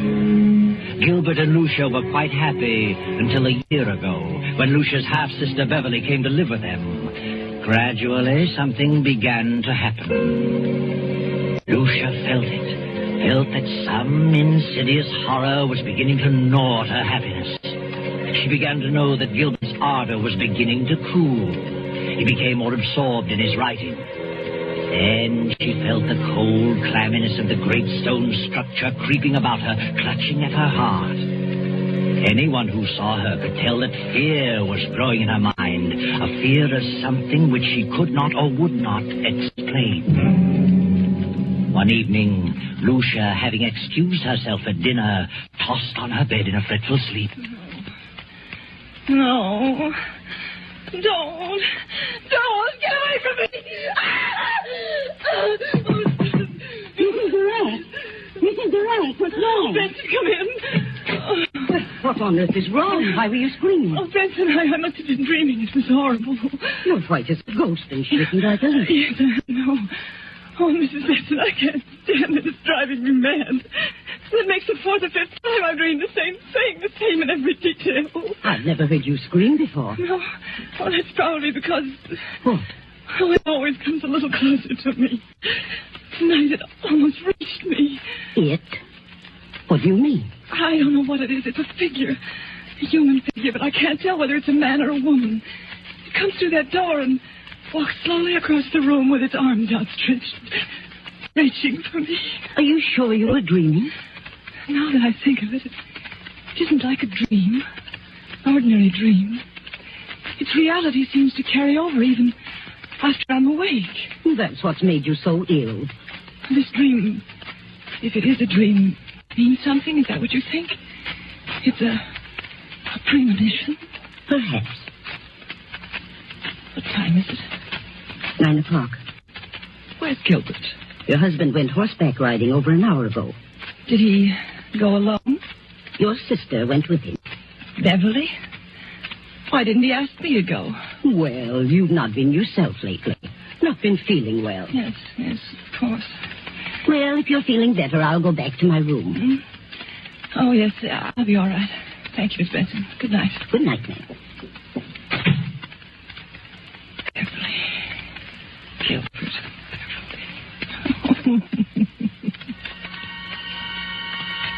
Lucia lay there for a while, staring wild-eyed at the patch of moonlight on the bedroom door, listening, waiting.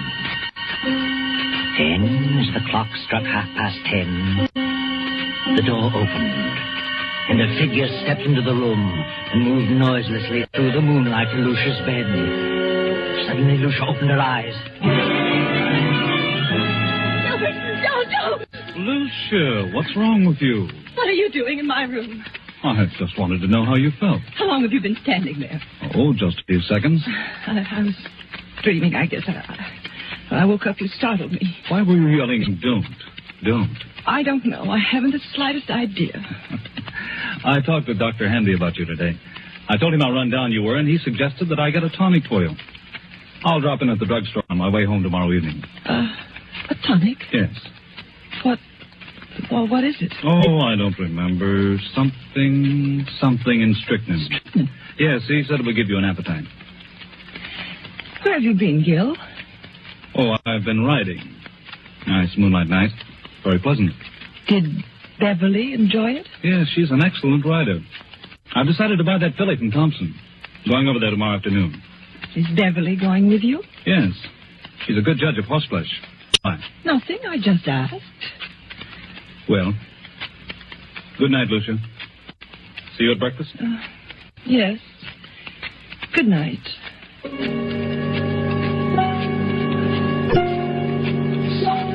Something and strychnine. Something and strychnine. Lucia jumps from her bed, rushes down to the library, snaps on the light, and steps to the shelf holding the encyclopedia. She runs her fingers down the long line of books, LMNOPR, and then she stops and stares. The S to P is missing. Then she sees it on the desk, the missing volume. She rushes to the desk and stares down at the open page. Yes, that's it. Strychnine. I'll tell you what, Beverly, I'll leave the deal entirely up to you. Up to me? Oh, Gil, that's not fair. Why not? Well, suppose she turns out to be a lemon. I don't think she will, because you're going to have the job of training her. Oh, you certainly flatter me. Not in the least. Oh, good morning, Lucia. I just realized what time it was. You'll be leaving in a few minutes. Yes, it's 9 this very minute. Better step on it. More coffee, Beverly? No, thanks. How do you feel, Lucia? Better. Much better. You better eat something. No, I can't. At least some coffee. Yes, I'll have some coffee. I've got to run. See you later, Lucia. Yes, Gil. And I'll see you this afternoon at 2, Beverly. Yes, I'll meet you in town at 2. Oh, Gil, don't forget Lucia's medicine. No, I won't. Bye, Lucia. Are you meeting Gil in town, Beverly? Yes, he wants me to decide on that filly he's interested in. Where did you learn so much about horses? Well, seems to be natural. Why don't you get interested in horses, Lucia?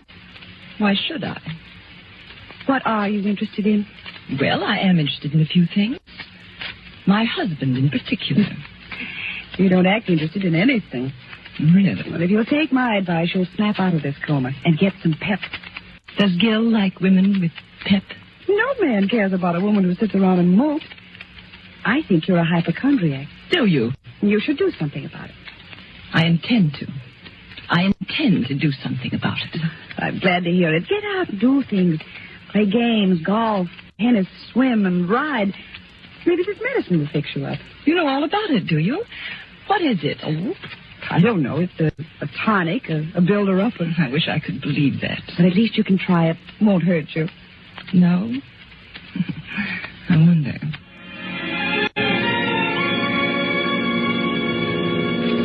Oh, come in, Dr. Handy. Well, Lucia, why did you call me out here? What's wrong? I just couldn't make it into town. Oh, it can't be as bad as all that. Did Gilbert talk to you about me yesterday? I saw Gil for a few moments at the club during lunch. Said you were run down. Did you give him a prescription for me? Oh, never do that until I've examined the patient. You didn't give him a prescription? Well, no. What did you suggest for me? Oh, I don't know. Mentioned a few tonics he might get for you. Spoke of beef iron and wine and sherry and egg and... I don't remember what else. Then you mentioned nothing specifically. I don't think so. I see. Now, what seems to be wrong with you, Lucia? I don't know exactly, but something has been happening to me that, well, frankly, I'm afraid I'm losing my mind. We all feel that way at times. I'm serious. Things happen to me in the night. What sort of thing? At first I thought they were just nightmares, but when you have a nightmare, you wake up and the fear is gone. You realize the truth. But this vision that comes to me haunts me through the waking hours as well. Vision? Something, I think it's a person, comes through my bedroom door, comes toward my bed with outstretched arms as though it intends to strangle me. Each time it comes a little closer. And my fear is that eventually it will get to me before I wake up. I see. You always dream the same dream? If it is a dream, yes. And who is the person? I don't know. You don't think it's really a dream? No. I think it's a premonition. Have you any basis for such a fear in real life? Is there someone or some thing that you're afraid of? Doctor, I'm convinced they're not dreams, that I'm not asleep. Oh, none. I'm positive they're not mere dreams. Well, I think it's all due to your run-down condition. You probably don't sleep as soundly as you should, so you transfer sounds in the night to dreams and nightmares. That's exactly what I mean. If I'm only half asleep, I may be transferring actual movements and sounds into dreams. In other words, if someone slams a door in the night, I may half hear it and attribute it to a dream. Yeah. Oh. But then perhaps I'm not dreaming. Don't you see? I think you'd better come into town and have a thorough physical. You mean a checkup by a psychiatrist? Oh, I may have someone help me. It's the usual thing, you know. Oh, Dr. Handy, I'm so frightened. No. Everything's going to be all right. I'm afraid. Afraid that I'm going to die. That someone is trying to kill me. Oh, you're not going to die. That's ridiculous. I'll call you and make an appointment. That's better. Very well. In the meantime, try not to think about it. Keep your mind on the brighter side. Yes. I'll try. All afternoon and on into the evening, that awful gnawing of jealousy and fear occupied every moment. Gil and Beverly. How could they do such a thing? And how far will they go to get you out of the way, Lucia? Will they stop even at murder?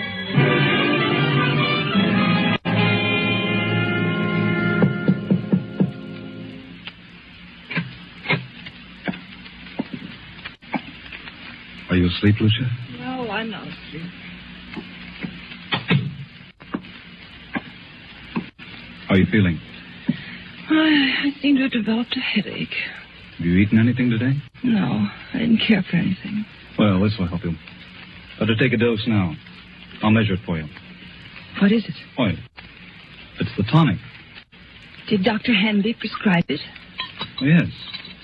Yes, he did. Where's Beverly? Down in the library. Did you buy the horse? Yes, Beverly thought she was a fine animal. I didn't know Beverly knew so much about horses. She's a horsewoman after my own heart. Is she? Rides like the wind, too. She had intended to go home tomorrow. Is she staying on? She's got to. I wouldn't think of her leaving now. Why not? Well, for one thing, she's going to train the horse. And what else? Why, nothing else. Here, take this. It's a little bitter, but you'll get used to it. Gil. Go ahead. It won't hurt you. I don't want it. And why not? It has poison in it. Well, I suppose it does have a little, yes. But only enough to act as a tonic. I don't want it. I won't take it. Are you going to act like a child? Take it and quit arguing. I won't. Take it. Swallow it down. I can't take it. You're impossible, Lucy. I'm afraid. You need this medicine, but you're so confoundedly stubborn you'd rather sit around and mope all day. Very well, there it is. You can take it or not. I'm disgusted trying to help you pull out of this. Good night. No. Wait, Gil. I'll take it. I don't care whether you do or not. There. I've taken it. Terribly bitter. Well, that's more like it. Now take another dose around 11. Gil, where's Mrs. Benson? Why, I told her she could have the night off. But she might like to spend the evening in town. You let her off? Yes, she's been sticking pretty close lately. Yes, she has. Good night. Good night, Lucia.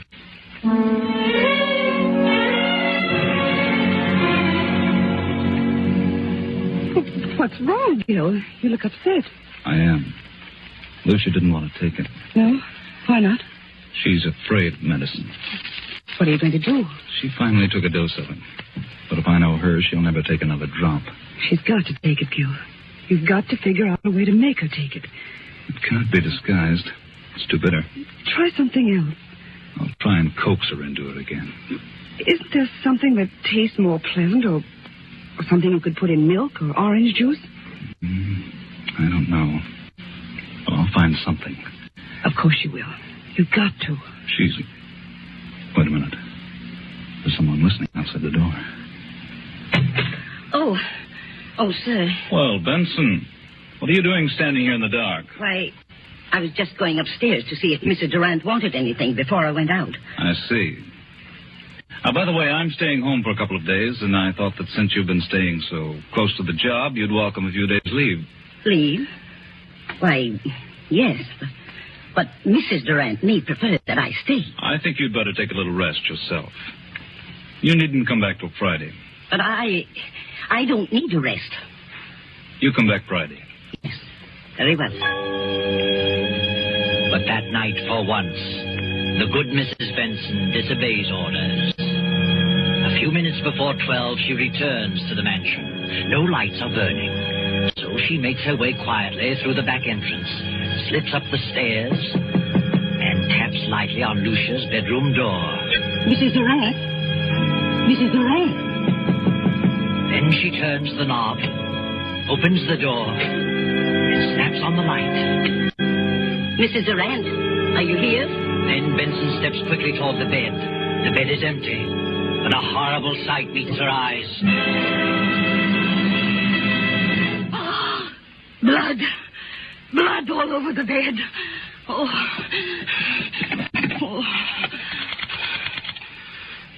Get me the police department. All right, Mrs. Benson. Now, just calm down and tell us what happened this evening. Well, earlier in the evening, Mr. Durant told me that I could have the night off since I'd been staying close to Mrs. Durant for some time. And then later he said he decided to let me off until Friday. I didn't want to go, but he insisted. Was there anyone else in the house? Yes, Mrs. Durant's half-sister, Beverly. Did you leave the house? Yes, but I sneaked up the back stairs and told Mrs. Durant I'd be back about midnight. If you had till Friday, why did you come back at midnight? Because we were both frightened. Of what? Well, Mrs. Durant had been having premonitions that someone was trying to kill her. Who was trying to kill her? She didn't know, but she was terribly frightened. Is that all? No. Her husband tried to get her to take some medicine he had brought home. She refused, and he got angry. How do you know he was angry? I heard him talking about it to Beverly. They were in the library. And he told Beverly that Lucia was stubborn. Beverly said that he'd have to think of some other way. Did Mrs. Durant suspect her husband and Beverly of trying to do away with her? Yes. Yes, she did. She was convinced that Mr. Durant and Beverly were in love and wanted her out of the way. I see. Mm-hmm. Well, so you came back tonight because you anticipated that something was going to happen. Yes. The house was dark, so I came up the back stairs, knocked on her door. When I got no answer, I came in, turned on the lights, saw she was gone, and then I saw the bed all covered with blood. She wouldn't take the poison, so they did it another way. That's what they planned in the library. Where are they now? Any idea? Well, they didn't expect me back tonight, so they're probably gone to dispose of the body, intending to come back here and clean the place up later. I see. Anybody else know about Mrs. Durant's fears? Yes, she talked to Dr. Handy. I called him right after phoning the police and told him about it. He knows. Dr. Handy, Captain Drake. What in the world is the meaning of this? From all indications, Mrs. Durant has been murdered and the body disposed of. Doctor, I understand Mrs. Durant told you that she was afraid that something was going to happen to her, that she was going to die. Who told you that? Mrs. Benson here. I see. Well, she did call me in this morning. She'd been having strange dreams. Premonitions, she called them. I called them hallucinations. Who do you think it was? Well, she couldn't tell whether it was a man or a woman, but someone was always approaching her bed with outstretched arms, trying to choke her. Do you think it was more than a dream? She was a sort of hypochondriac. I asked her to come into town where I could give her a thorough examination. I didn't take her story too seriously, but this certainly puts a different slant on the entire picture. Yes. We haven't found the body, but I have men out looking now. We'll find it. Here's Mr. Durant and his sister-in-law. They found them about half a mile down the beach. Oh, how are you, Durant? What in the world goes on here? What's wrong, Doctor?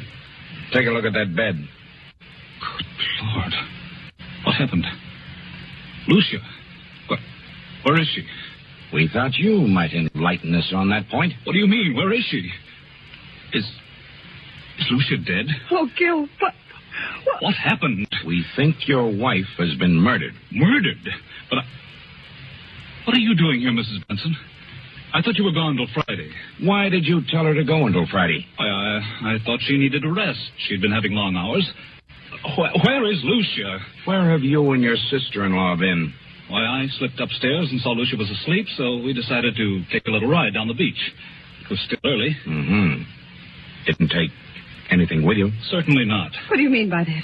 What would we take? I don't know. I just asked. Did you two try to get Lucia to take some medicine? No. Wait a minute, Beverly. That won't do any good. Yes, we did. Lucia was run down and needed a tonic. But she refused to take medicine. Why did she refuse? I don't know. Maybe she was afraid of being poisoned. Poisoned? But why should I want to poison her? Lucia was my wife. How long has your sister-in-law Beverly been here with you? I don't know. Quite some time. Just a minute. Are you inferring that Gil and I... I'm not inferring anything. I merely asked you a question. Well, Gil, tell him that... Just a moment, Beverly. Mrs. Benson, what have you been saying? What did you tell them? I told them the truth. You think I planned to kill Lucia? Is that it? Yes. You and this woman. You're out of your mind. You tried to get her to take some medicine. She knew you were in love with her sister and that you were trying to poison her. And how did she come to that conclusion? She had premonition. That means nothing. And besides, I heard you talking, you and Beverly, planning the whole thing. What? She's lying. I heard you. And when you realized Lucia wouldn't take the medicine, Beverly said you'd have to think of some other way. Some other way to what? To get rid of her. To kill her. There must be some... Dr. Hanby, you know better than this. Do you think I had a reason back of wanting to know about various medicines? Well, no, I didn't. Not at the time, but now... Now what? Well, I'm sorry to say it all adds up to something suspicious. Seems more than just coincidental. Do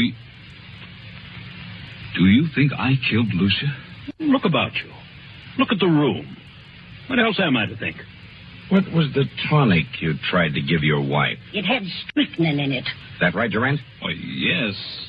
It was one of the things Dr. Hanby mentioned. It was iron, quinine, and strychnine. Did you mention that, Doctor? Well, suppose I did. It's a commonly known tonic. Did you add anything else to it, Durant? Certainly not. How about it, Sergeant? What's the report? The bottle contained iron, quinine, and strychnine, and a heavy content of arsenic. Arsenic? But that isn't possible. I put nothing in it. Where would I get arsenic? It was in there just the same. Good heavens. Doctor, this isn't true. You know it isn't. I hate to say it, Gil, but the evidence looks bad for you. Benson knows what this is all about. She's lying. She knows Gil wouldn't do such a thing. She's back of it all. Why? I don't know. But believe me, I'll find out if I have... That'll do. Under the circumstances, I think it all better come down to headquarters so we can keep you separated. Come on. And no more talking. After 48 hours of relentless grilling, endless questioning, Gil and Beverly are released on a writ of habeas corpus. Weeks go by, and Lucia's body has not been discovered. So the district attorney makes a public announcement that no murder charges can be preferred against them due to lack of corpus delicti, the failure to produce the body, Lucia's body. Then one evening, Beverly and Gil talk in the library. Beverly, I want you to know how wonderful I think you've been. You've stuck right beside me, never lost your nerve, and, well, you're one girl in a million. Oh, thanks, Gil, but it isn't over yet. They won't stop their search for Lucia's body, and if they find it, we haven't a chance. I know, but what can we do about it? Well, why couldn't we leave the country? Together? Not necessarily. They'd be sure to follow us. But we could go separately in different ways, and... And meet someplace later on? Is that what you mean? Yes, that's what I mean. It seems a bit mad. It would be equal to an out-and-out confession. Oh, but Gil, if they find Lucia's body, we haven't a chance. It's too strong against us. We could never come back, Beverly. What of it? I don't want to die, Gil. And I don't want anything to happen to you. Beverly, I don't know what to say. I'm frightened, Gil. I can't stay here with such horrible fear hanging over me. I'll go mad. If you don't go, then I will. I'll leave tonight. Please, Beverly, I need you more than ever now. Please don't go. Don't worry, Gilbert. She won't leave you. Oh, heavens, Lucia. I won't let her leave you. I'll see that you both go together and stay together for a long, long time. Lucia, what? Lucia. We thought you were dead. Disappointed, aren't you? Where have you been? What are you going to do with that gun? You thought I was dead, but I'm not. I'm live enough to pull this trigger. I've been hiding for weeks, and I've been behind those curtains for the last 20 minutes. I heard every word. Now I know you're in love with each other. Now I know you wanted to do away with me. In love? Beverly and I? From the day she came here, she took you away from me. I did not. We never thought of such a thing. Never. Never entered our mind. Why lie about it? You've let your imagination run away with you, Lucia. You're insane. You think so? Well, if I am, it's your fault. Yours and Beverly's. You've driven me insane, both of you. I had a plan to get even with you, to make you pay for what you've done, but it failed. What plan? You see, I didn't know about the law of corpus delicti, but I do now. And this time there will be a body. 2 bodies. Yours and Beverly's. You're a suspicious-minded devil, Lucia. I planned to trap you on a murder charge. My murder. But it's going to be your murder now. You were convinced that Beverly and I were in love? Of course. I never needed a dream nor a premonition. I cut myself and smeared blood on the bed and disappeared. When I found they couldn't touch you without the corpus delicti, I came back to kill you. Lucia, you fool, you vicious-minded fool. I'm going to tell you something. And go ahead and shoot me if you will. Lucia, not until now, this very moment, has the thought of loving Beverly ever occurred to me. You never loved Beverly? No. But I can tell you this, Lucia. Now that I've seen you as you really are, I could never love you again, never. Gil. Wait, Beverly. But I was sure. I was convinced that you and Beverly were... You were sure only because your warped, jealous mind convinced you that there was something between us. You mean You certainly made a sorry mess of your life, Lucia. Then all I've done is kill your love. Oh, Gil. Yes, Lucia. And you've no one to blame. No one but your own miserable self. Lucia, don't, Lucia!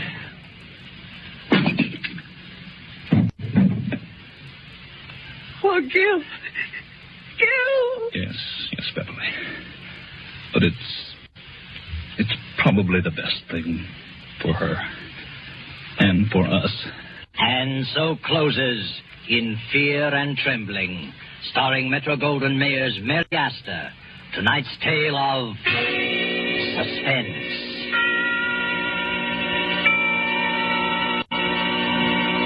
The broadcast originated in Columbia Square in Hollywood. This is your narrator, the Man in Black, who conveys to you Columbia's invitation to spend this half hour in suspense with us again next Tuesday. William Spear, the producer, Ted Bliss, the director, Bud Gluskin, the musical director, Lucian Morowick, the composer, and J. Donald Wilson, the author, collaborated on tonight's Suspense.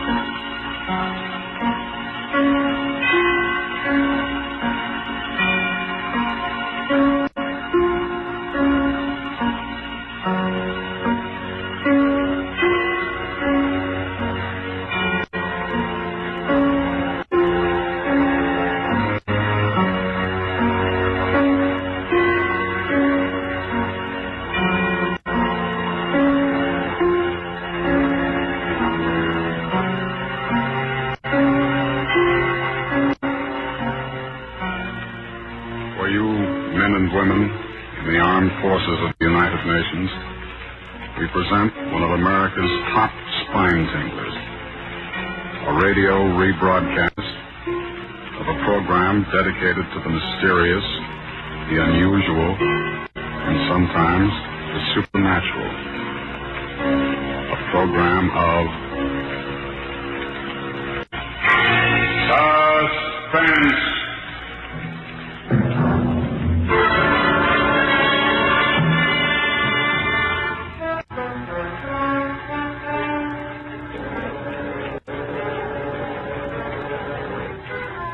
Come now, in happier peacetime days, to a great ocean liner on the night of her departure for Europe.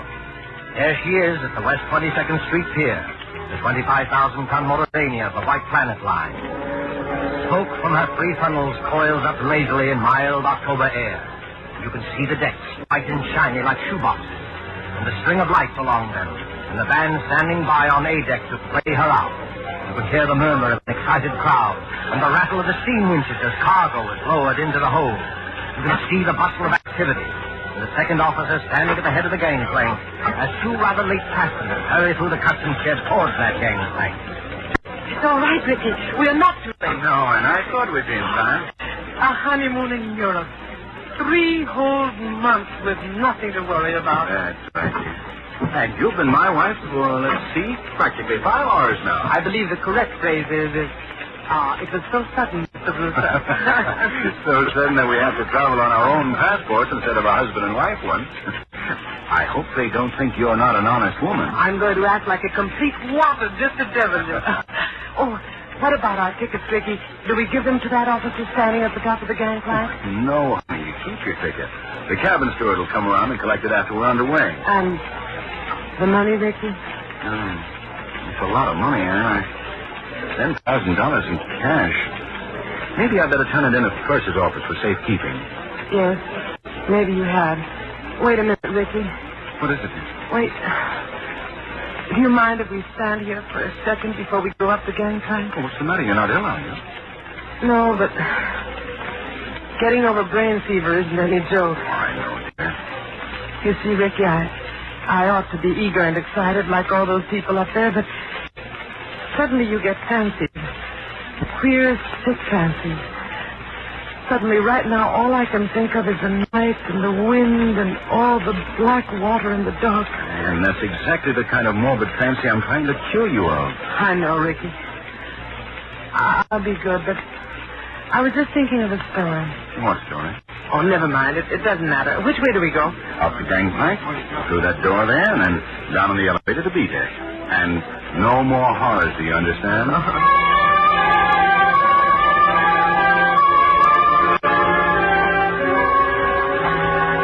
Here we are, Anne. B deck. deck and cabin number... Good Lord. B13. B13. You're not superstitious, are you? No, dear, not about things like that. Open the door. Here we are. Lights on and... Oh, Ricky, darling. It's a beautiful cabin. Best I could get. Well, I've got a luggage in anyway. And over there, madam, you'll find a basket of fruit and some books from your obedient servant. Oh, you are nice to me.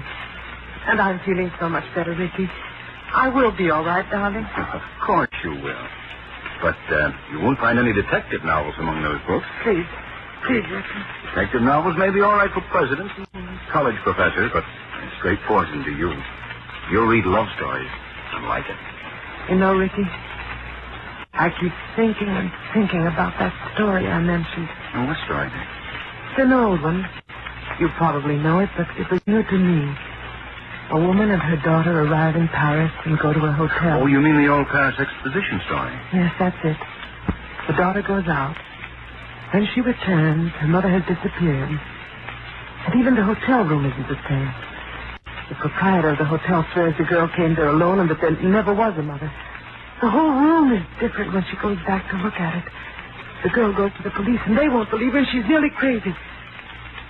Of course, it turns out that the mother has caught bubonic plague and died, and they're hushing it up so that the visitors won't keep away from the city and ruin the whole exposition. But you've got to stop this kind of talk. I know. But imagine being in a situation like that, with all those queer eyes staring at you, wondering if you'd lost your reason, wondering if your brain had cracked and the whole world might dissolve. And listen. Well, that's the last call, Anne. We'll be underway any minute now. You know, Ricky, I would like to see the skyline go past to the Statue of Liberty and the rest of it. Oh, then why not go up and see it? I've got to deposit this money in the purser's office. I'll see that. But I don't like you to leave me. Oh, now look here, dear. You don't think I'm going to disappear, do you? I suppose I don't really. When I get these ideas, and I can't help it, Ricky, I wish you'd wallop me. I'm not going to wallop you, Anne, but you've got to stop being afraid. You certainly won't disappear in a crowded ship with any number of people all around you. And as for me, I defy Houdini himself to make me vanish. Don't talk like that. I'm not going to vanish, and neither is this cabin, dear. Now run along. I'll join you on deck as soon as I can. All right, Ricky. I'll be good.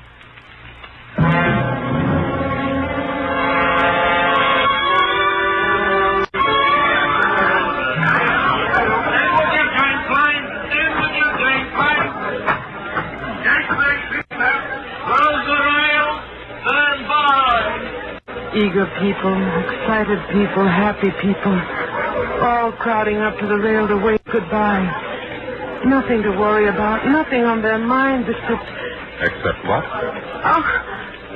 Except seasickness, madam? Oh, I beg your pardon. I hadn't meant to startle you, believe me.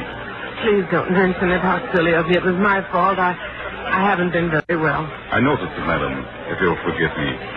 That was why I spoke to you. As you see by my uniform, I'm the ship's doctor.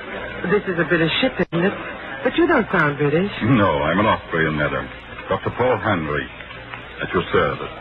I'm not very popular in my own country today. The days of colored shirts and vacant minds.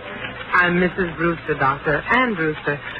When does the ship go? In about a second, Mrs. Brewster, you will hear the whistle, then the band will strike up, all langs in, and then... We're moving, aren't we?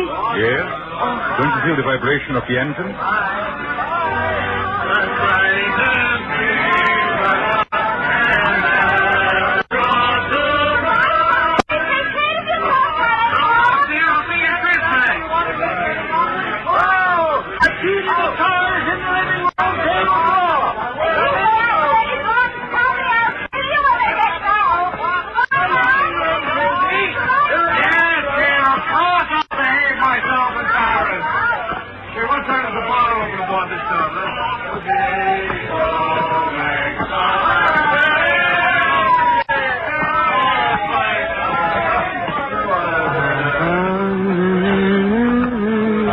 this is not your first crossing, madam. Oh, I'm afraid it is, Dr. Heinrich. My husband's crossed many times, he tells me, but not on this ship. Well, then I hope you're a good sailor. Why, Dr. Heinrich? Well, because you'll run into some very dirty weather once you're out at sea. October is a very bad month for traveling. Well, if I do get seasick, Doctor, I'll rush straight to you, and I'll expect to be cured. Let me tell you a secret, madam. There are two common ailments for which medical science has no cure. One is ordinary seasickness, and the other is hangover. Tomorrow morning I shall be dealing with both. And enjoying it? Oh, no. Sympathizing with it. That's all I can do. How do you like the Mauravania? Oh, it's a magnificent ship from what I've seen of it. And you know, they've given us a very nice cabin down on B deck, B13. What's the matter? Why are you looking at me like that? I beg your pardon. Did you say B13? Yes. Why not? You're quite sure of that, madam? Why, yes, of course I'm sure of it. I saw the number on the door. Why not? Well, because... Go on, Dr. Heinrich. Because there's no such cabin aboard the ship. I'm not joking, Mrs. Brewster. You see, some people are superstitious. Many ships, like this one, omit number 13 on each deck. You must have been mistaken. What are you trying to tell me? Do you think I saw something that wasn't there? No, Mrs. Brewster, not at all. Then come along with only... me. I'll show you. I'll prove to you that there is a number 13. Will you come along? Yes, Mrs. Brewster? I think perhaps I had better escort you.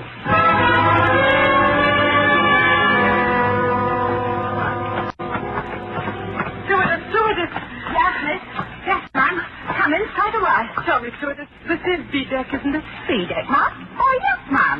No doubt about that. Dr. Heinrich and I have been all over this part of the ship looking for cabin number 13, but we've I've been trying to convince this lady stewardess that there's no such cabin as cabin number 13 on this ship. Why, there sure to heaven isn't, ma'am. There never has been.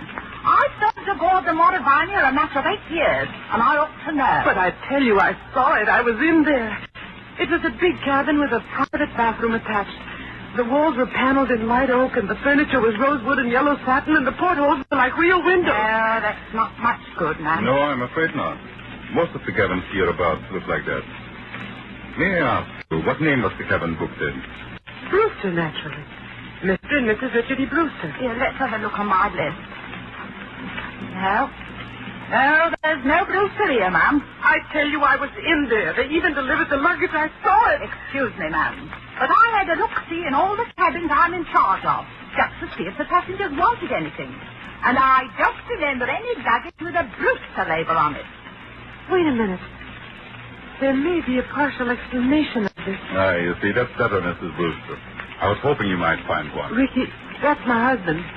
Ricky and I have only been married a very short time, and when my maid printed the baggage label, she must have laid them out in my maiden name. I never noticed at the time. Oh, what line might that be, ma'am? Thornton. I'm Marie Thornton. Oh, God, miss. Now, why couldn't you have said that before? I remember it well. 2 silk prices and a little trunk. They're in B16 now. Where's B16? Right behind you, miss. You're standing practically in front of the door. Oh, thank goodness. Oh, yes, but, what about my husband's luggage? There's no gentleman's luggage in that cabin, miss. Your husband's or any other gentleman's, if you know what I mean. I won't stand for this. Where's Ricky? What have you done with Ricky? Please, Mrs. Brewster. There's one easy way to settle this. Settle it? How? Just look down the corridor. You notice the man coming towards us? The man with the 2 gold stripes around the sleeve? Well? That's Mr. Marshall, our second officer. Did you ever see him before? Yes. Yes, of course I have. He was standing at the top of the gangplank when Rick and I got aboard. Exactly. So he might be able to tell us something. Oh. Mr. Marshall? Mr. Marshall? Yes, Doctor, what's up? Would you mind coming here for a moment? Well, not at all, old boy. Always glad to oblige a chap who may have to cut me off at any moment, eh? What may I do for you? Take a good look at this young lady. And tell me, have you seen her before? Seen her before? Oh, my dear chap, if I had overlooked young lady will pardon me, I know, a passenger as charming as this lady is, I would be less of the gentleman than I think myself. You saw her coming aboard tonight? Oh, yes, certainly. And, of course, you saw the gentleman who was with her. The gentleman who was with her? Yes. Oh, there was nobody with her, old boy. You're quite certain of that, Mr. Marshall? My dear doctor, she was the last of them to come aboard. I take my Bible oath there was no other passenger with her, or ahead of her, or behind her, if it comes to that. You're lying to me. Please, Mrs. Brewster, lower your voice. I know what it is. It's the old parrot trick, like in the story. But you won't get away with it, you hear? Now, look here, ma'am. I'll go to the purser. I'll go to the captain. Oh, dear Father in heaven, won't anybody believe me?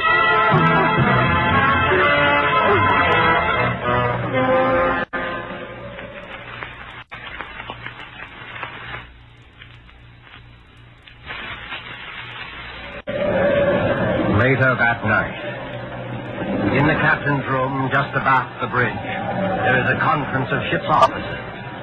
Outside, stung by spray clinging to the bulkhead rail in the dark, a frightened girl waits until the door of the cabin's room opens. Can you bring the young lady in, Dr. Hagen? Close the door. Yes, sir. Here we are. This is Captain Wainwright. Now, just tell your story straightforwardly, and please don't excite yourself. Well, maybe we can get some decision into this matter. Will you sit down here beside my desk, Miss Thompson? My name is Brewster, Captain. Mrs. Ann Brewster. Whatever you say, Mrs. Brewster. Thank you very much, Captain. I might tell you, ma'am, I've got a lot on my mind already. The first officer comes aboard with an attack of flu. I'm facing an equinoctial gale short-handed. And now this has to happen on top of it. I'm terribly sorry. I can't help that, Captain. But I want to know what they've done with Ricky. Just one moment, please, while I get this straight.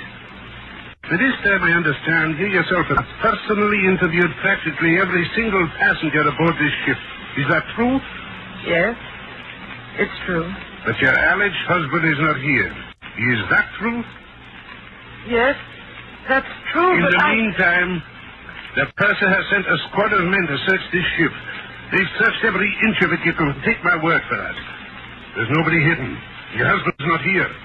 According to Mr. Marshall, who's standing over there... I see him. According to Mr. Marshall, he never was here. Oh, hang it all, Miss Thornton. You needn't glare at me like that. We couldn't see the chap. He wasn't there, now could we? Be quiet, Mr. Marshall. Yes, I'm sorry, sir. No, I'm not unreasonable, Mrs. Brewster. I think you'll admit that. So what can I do? What can I say? Can you offer any proof, even, that this husband of yours ever existed? Proof? Yes, of course I can. Excuse me for interrupting, but would you mind, Captain, if we ask a question or two? No, Doctor, go ahead. I tell you, I'm going daft myself. If you were married, Mrs. Brewster, you must be carrying a joint husband and wife passport. Where is that? Well, there wasn't time to get one. We each carried our own passport. Oh, I see. But still, there must be someone back in America who can confirm what you say if we got in touch with the radio telephone. Your parents, for instance. I haven't got any parents. They're dead. What about relatives, then, or a guardian? My guardian is a trust company. The administrators don't even know I'm married. But somebody must have performed the ceremony of marriage. The parson, the justice of peace. Yes, of course. But... Oh, I can't remember the name of the town. You don't remember the name of the town? Go back to your chair, Mrs. Brewster. The ship is going to pitch again. How's the glass looking, Mr. Marshall? Barometer's rising, sir. This weather won't hold long. We shall be in the fog before morning, though. We're in a fog now, if you ask me. This lady says she... I'm terribly sorry, but I'm trying to think of it. It was a little town in upstate New York where they can marry you at a moment's notice. Ricky kept the certificate. I was confused. I haven't been well. No, you haven't. You see, Ricky had been away, and he came back, and I was in love with him, and he sort of swept me off my feet, and... Oh, what's the use? Not much use, apparently. If you'll take my advice, ma'am, you'll go below to your cabin and get some sleep. I'll send the doctor down to mix you a sedative. You think I'm crazy, don't you? I think you're a little overwrought, ma'am. I can't understand it. Why? Why should you want to do this? It can't be the bubonic plague this time. Bubonic plague, ma'am? Who said anything about the bubonic plague? Never mind. But I'll show you. You're all against me, except maybe the doctor. But I'll show you. I'll prove it to you. I am going downstairs, and I don't want anybody to follow me. Good night. Good night, all of you. Well, I'm glad that's out. Look here, Mr. Marshall. Huh? You think it's quite safe to trust her out there alone? Well, I don't know, sir. She's mad as a hatter, if you ask me. You think she might do something foolish? Well, I think she might chuck herself overboard if we're not careful. What's your opinion, Doctor? I can give you my opinion, gentlemen, in a very few words. That girl is as sane as you are. What's that? Wait and hear what I have to say. I shared your unbelief at first, but I've been talking to her all evening. I've heard the whole story, and there's not a psychopathic trait in her nature. She firmly believes in this husband. Well, Doctor, a lot of people firmly believe they're Napoleon, but they get tossed into loony bins, that's the same. This matter is not a joke, Mr. Marshall. I tell you, this man exists. Or did exist. What do you mean, Doctor? I suppose he has been murdered. Perhaps he has been murdered and thrown overboard. Murdered? Thrown overboard? If you remember, Richard Brewster was carrying a very large sum of money in cash. His wife's wedding gift. Practically all her inheritance. He meant to go to the purser's office. But he never got there. That money might have been a great temptation. To whom? To a stewardess, perhaps, or even to a ship's officer. Just exactly what are you getting at? Well, numbers on doors can be changed easily enough. Just print a small card and put it on a metal slot on the door. I still want to know what you're driving at. If you use your intelligence, gentlemen, I think you will understand how a man can be made to vanish into thin air. And why Mr. Marshall saw never another passenger. You still don't see it? No, I do not. Well, then listen. And I'll explain exactly how it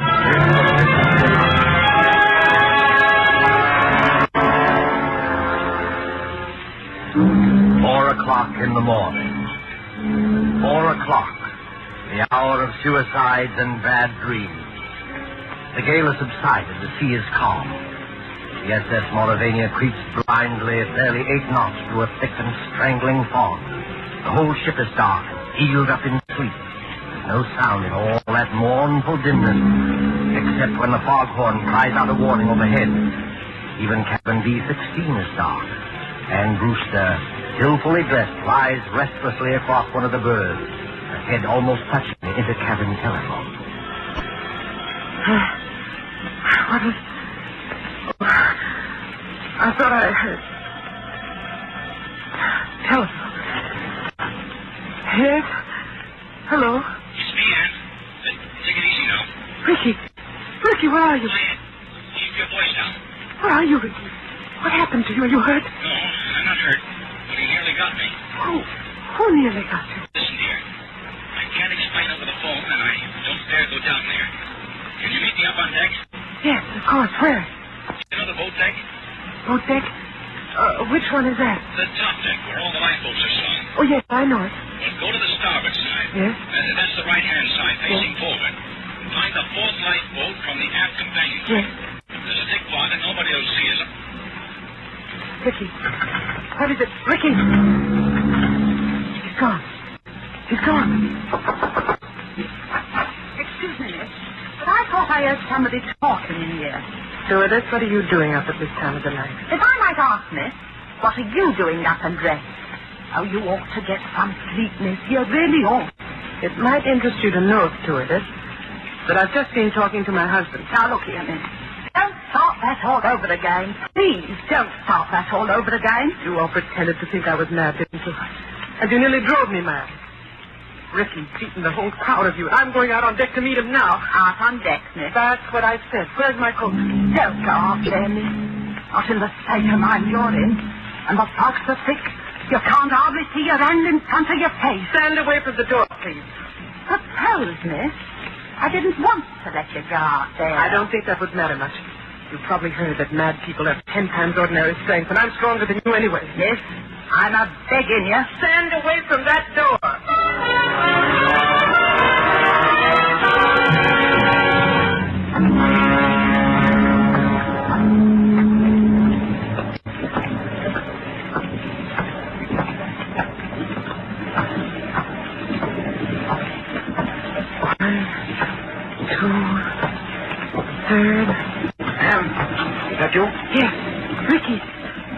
darling, where are you? Here, duck your head under the lifeboat. You take my hand. Isn't it horribly dangerous out there on the edge? There's no railing along the side of the ship. Don't worry, Ann. I won't let you fall. Look out! Went overboard here. We're well aft near the propellers as such, and would carry into the propeller blades. And listen. I can't hear anything except the foghorn. Yeah, but I can. Somebody walking along the deck. And I can see a flashlight moving in the fog. You're quite right, McLean. You can see a flashlight moving in the fog. Dr. Heinrich, what are you doing here? At the moment, young lady, I'm covering both of you with a revolver. Please don't move. So, you were in the conspiracy, Dr. Heinrich. May I ask you what conspiracy? The whole ship's conspiracy to say Richard Brewster didn't exist. My dear young lady, you can set your mind at rest. There never was any ship's conspiracy against you. The people you spoke to were perfectly honest. Including Mr. Marshall, I suppose. Yes, including Mr. Marshall. Man, what is this all? Stand back there. I suppose he was telling the truth when he said nobody came up the gangplank before or after me. I beg your pardon. That was not what he said. He said no passenger came up the gangplank at this time. Well, what's the difference? A great crime is arranged for tonight, young lady. No less a crime than murder. Who's going to be murdered? You are. That, I repeat, is the scheme. But there is no conspiracy and only one criminal. Oh. And who is the criminal? The criminal is the man standing beside you. Your so-called husband. Ricky? Oh, you don't know what you're saying. I think I do. Marshall, of course, did see someone walk up the gangplank, loitering behind you. But he never dreamt of associating the person in any way with you. He saw a ship's officer returning from shore leave in civilian clothes. Ship's officer? Yes. The man you call your husband, his name isn't Richard Brewster. His real name is Blaney. And he's the first officer of the Mauravania. Are you trying to tell me the that... captain can identify him. He's actually British, so he can fake an American accent very well. He has already got a wife in England. He is planning to join her with the $10,000 he got from you. I don't believe it. I don't. Ricky, why don't you say something? Oh, he planned it very cleverly, I must admit. He never let you know he was ship's officer. Pity. He's been away for some time, naturally, so he persuaded you to marry him in a hurry. Ricky, is this true? He has the money, you see. All he did was hang a dummy number on the cabin door, remove it later, put on his uniform, and walk away with his own luggage. But Captain Wainwright told us that the first officer had come aboard tonight with... With a bad attack of flu, yes. Our friend couldn't be seen in public until after he disposed of you. The best thing was to convince everybody you were insane, as he did. Then, when you went overboard tonight... They would all believe it was suicide. Exactly. But I began to suspect this Brewster because you quoted him as telling such an obvious lie. He said he had never traveled in the Mauravania, yet he could direct you all over the ship, and even knew where the person's office was. So he went to his cabin, found it empty, searched, and found your $10,000. Put it down, you fool! Put it down! It's overboard! You shot him! You shot him! Your shot, my dear, never touched him. Never touched him? No. The weight of the iron carried him over backwards when he lifted it. It was the weight he was going to use to sink your body. Yes, they stuck you under. Oh, Doctor. Doctor, I can't stand it. It won't be easy, my dear. It won't be easy, I know, but believe me, this way is better.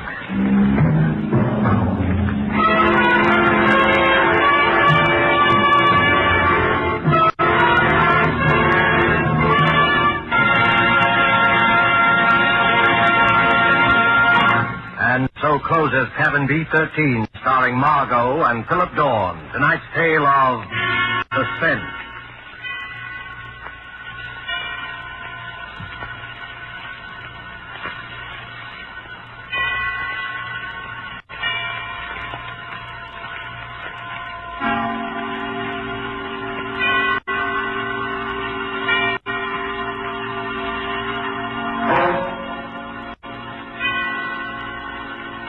Was rebroadcast as a person.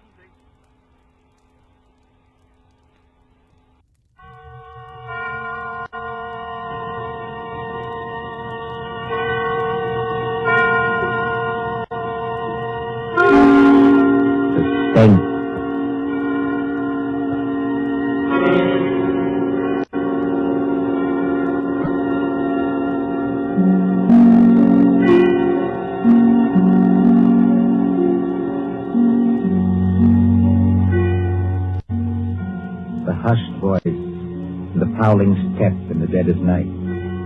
The crime that is almost committed. The stir of nerves at the ticking of the clock. A rescue that might be too late, or the murderer who might get away. Mystery and intrigue and dangerous adventure. We invite you to enjoy stories that keep you in suspense. For Suspense, tonight we present The Body Snatchers by John Dixon Carr.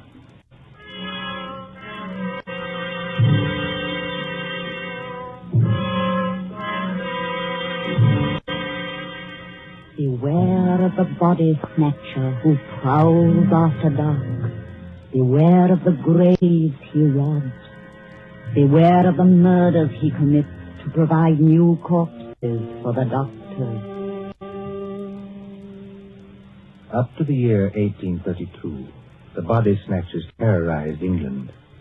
According to the law, only 4 bodies a year could legally be supplied to the surgeons for anatomical study. And even these were a monopoly granted to the Barbers and Surgeons Company of London. But the study of surgery had to go on. In hundreds of medical schools all over England, perfectly reputable doctors were compelled to buy bodies and ask no questions.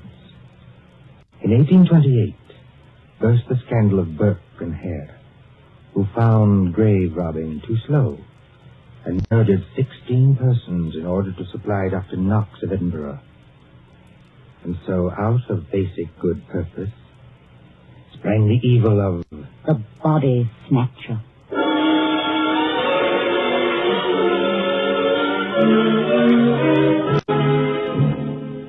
Turn back the clock now to a cold night just 110 years ago. Look into the brick kitchen of a house on Wandsworth Common, not far from London. There, in the light of a tallow dip, sits old Mother Slade in her draggled body. What's a keeping them? 2 hours. 2 mortal hours for the Dutch clock. And they're not here yet. Mother Slade? And the graveyard not half a mile off. And once I thought I heard church bells ring. And one... Mother Slade, did you call? No, my girl, I did not call. But I thought I... And what are you doing up at this hour, my girl? I was only locking up, Mother Slade. Ain't it enough to have taken you over from a good-for-nothing mother, not worth the gunpowder to blow her up? Please, Mother Slade. And given you a good home, and brought you up practically like a lady, with only the housework to do? I'm sorry, Mother Slade. Only I wish you wouldn't talk like that about me own mother. And what do you do, Peggy Lester? You stop up until this hour. You mislay me snuff box 20 times a day. I was only going to say, I thought I heard a horse and cart in the lane. In our lane? Yes, Mother Slade. There it is now. Yes. Easy, my dears. Drive easy with the merchandise. The doctors don't like it if you bump the merchandise. Merchandise, Mother Slade? What's that? I'll tell you what it is, my girl. I didn't mean anything, Mother Slade. It's your Uncle Matt and your cousin Rob are coming home from their business. That's what it is. You hear that, Piggy Lister? I didn't mislay your snuff box. It's on the table. And if you don't want me to take my fingernails to you instead of a strap, you get on up to bed this minute, do you? Yes, Mother Slade. I'm a-coming, my dears. Don't be impatient. I'm a-coming. Nasty dim light this candle gives. Oh, Mother Slade has got the rheumatics so cruel she can hardly move. Just pull back the bar, open the door. Well, Matt, did you get it? Did we get it? Strike my blind, but that's a good one, ain't it, Rob? Go the gad, can't you get inside and close the door? They ain't after you. Ain't they? Can't you hear anything? I thought I heard church bells. More like a perishing funeral bell if you asks me. Take it easy, Rob. Take it easy. We've shaken them off. Have we? I wish I was as certain as some people. The spades and sack is still in the cart. Let them stay. Who's a-coming to find them? Then you didn't get it after all, you thick-skulled Peter. Now, don't you start a-blaming us. Yeah, you shut your potato trap, Mother Slade, or that'll make you shut it. What happened? I'll tell you what happened. He was too quick, that's what. The girl was only buried this afternoon. The sooner the better, my dear. What's the good of the merchandise if it ain't fresh, eh? You hold your noise and listen. We left the horse and cart outside, like we always do. We creeps up to the lit gate of the churchyard. Walk softly, Matt. Walk softly, Rob, in your oily beaver hats and neckcloths, under the starlight and the white frosted elms. Take care of the graves, too. Spring guns may be set in some of them to protect the dead from marauders. And if the coffin is one of those new iron ones, all your labor will be in vain. Open the gate softly. Don't make such a bloody row with them shovels. I can't help it. I'm loaded down with all this stuff. Oh, and who'll do all the work when we do get there? I will. Matt. Aye? Listen. I can't hear nothing except your teeth are chattering. Matt, there's other people besides us in this here churchyard. Aye, 200 or 300 deaders. But they won't bother us. I mean living people. Don't talk so. Somebody's got a dark lantern. I see it flash past the gravestones. Oh? Where? Can't you see it now? It's coming straight toward us. Yes, I see him. Come on. They've seen us, Matt.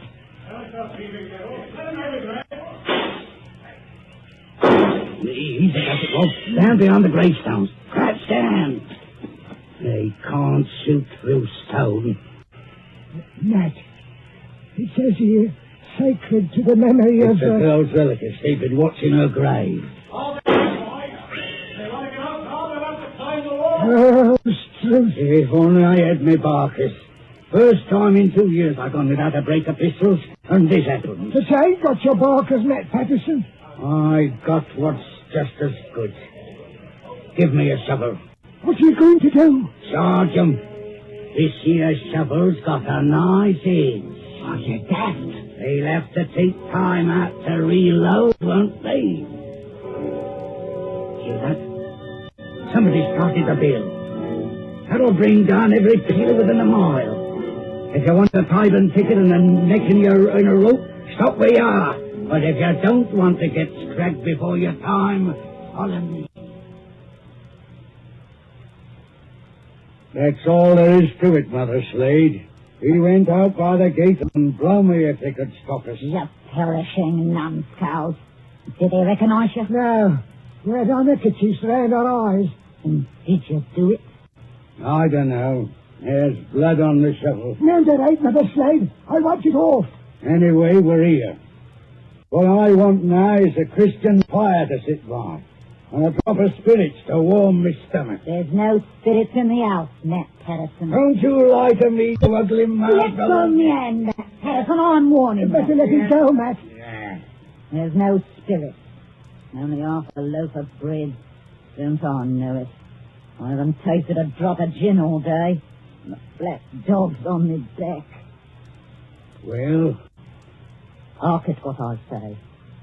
The doctor was promised a corpse tonight. All right, dearie, he gets a corpse tonight. There's that funeral bell again. What's the clock, old hag?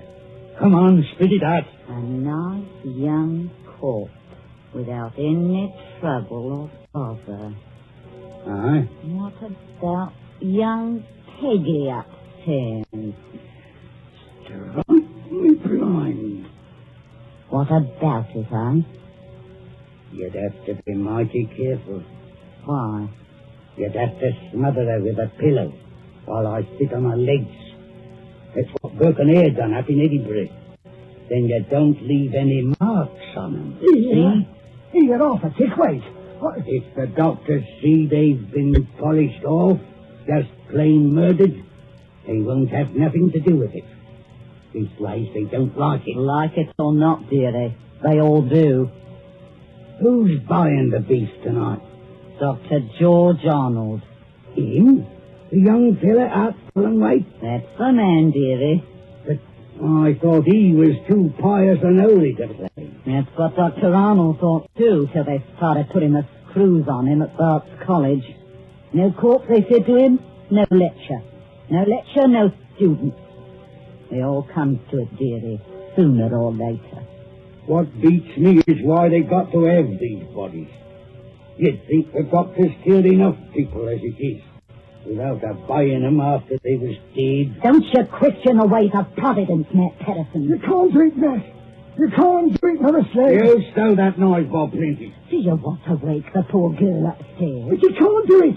This Cove Arnold, he knows that. Arnold knows it. He knows Peggy.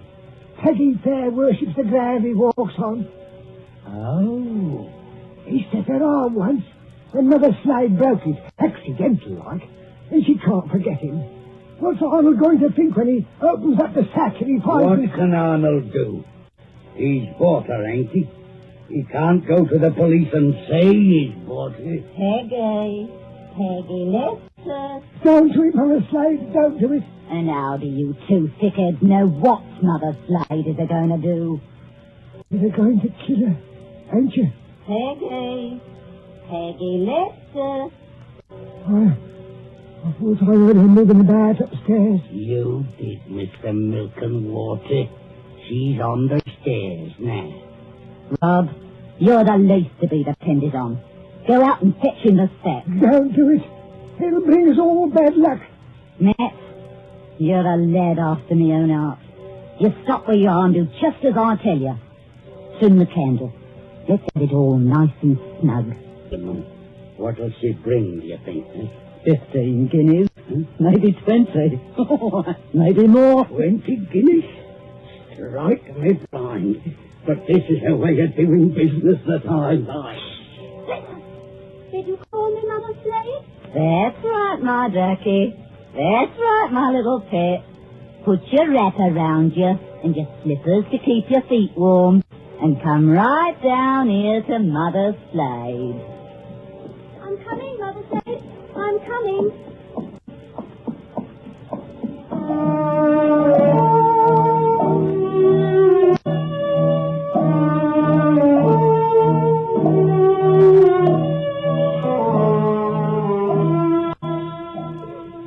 Who in those times would be a surgeon and still be an honest man? At that drugged hour of the night, look into the sitting room of a spacious house. Many candles are still alight there, though they have burned down nearly to their silver sockets. There is Chinese paper on the walls, and a turkey carpet underfoot. In front of the fire, now almost out, sits Dr. George Arnold with his bottle green coat and heavy hair.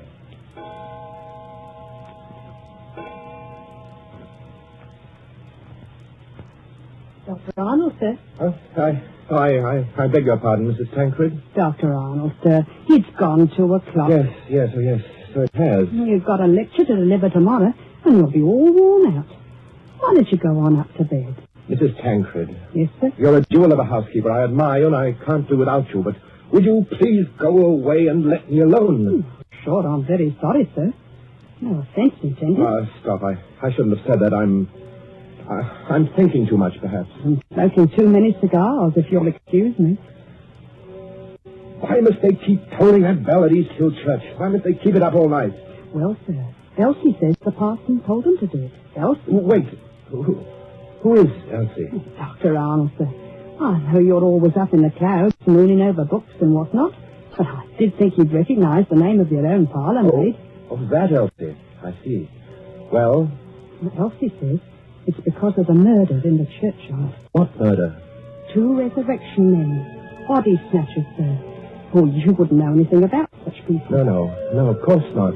They were caught trying to rob a grave, but they got away. One of them was a horrible big fella. Split Willie Kendrick's head open with the edge of a shovel. Is anything wrong, sir? No, not exactly. Well, I thought for a second, seeing how you looked. Did they get the body? Yes, sir. It was Willie Kendrick. His head was split open with a shovel. No, I mean, did these resurrection men get what they were after? No, sir. Thank God. Oh, you may well say that, Doctor. Wasn't exactly speaking in the religious sense, but never mind. What Elsie says, there are what she calls peelers all over the place. Peelers? Yes, these new policemen. After Sir Robert Peel. And somebody from the new detective police that they're using instead of the Bow Street runners. Well, Mr. Tancred, I'm going to smoke one more cigar and then I'm going to bed. Very good, sir. You see, sometimes you give orders, then it's too late to recall them. Whatever the medical practice is, you can't look your conscience in the face afterwards. Then, I can't tell you how or why, a miracle comes along and saves you, and you're free. What was that? Sounds like a horse and cart in the drive, sir. Mrs. Tancred. Yes, Doctor. Would you please go upstairs? Now make haste. If it's visitors, sir, or even a patient. Mrs. Tancred, you heard my instructions. Obey them. Sir, there's the front door Yes, there. I heard it. For the last time, go away. I will admit whatever visitors we have. Yes, sir.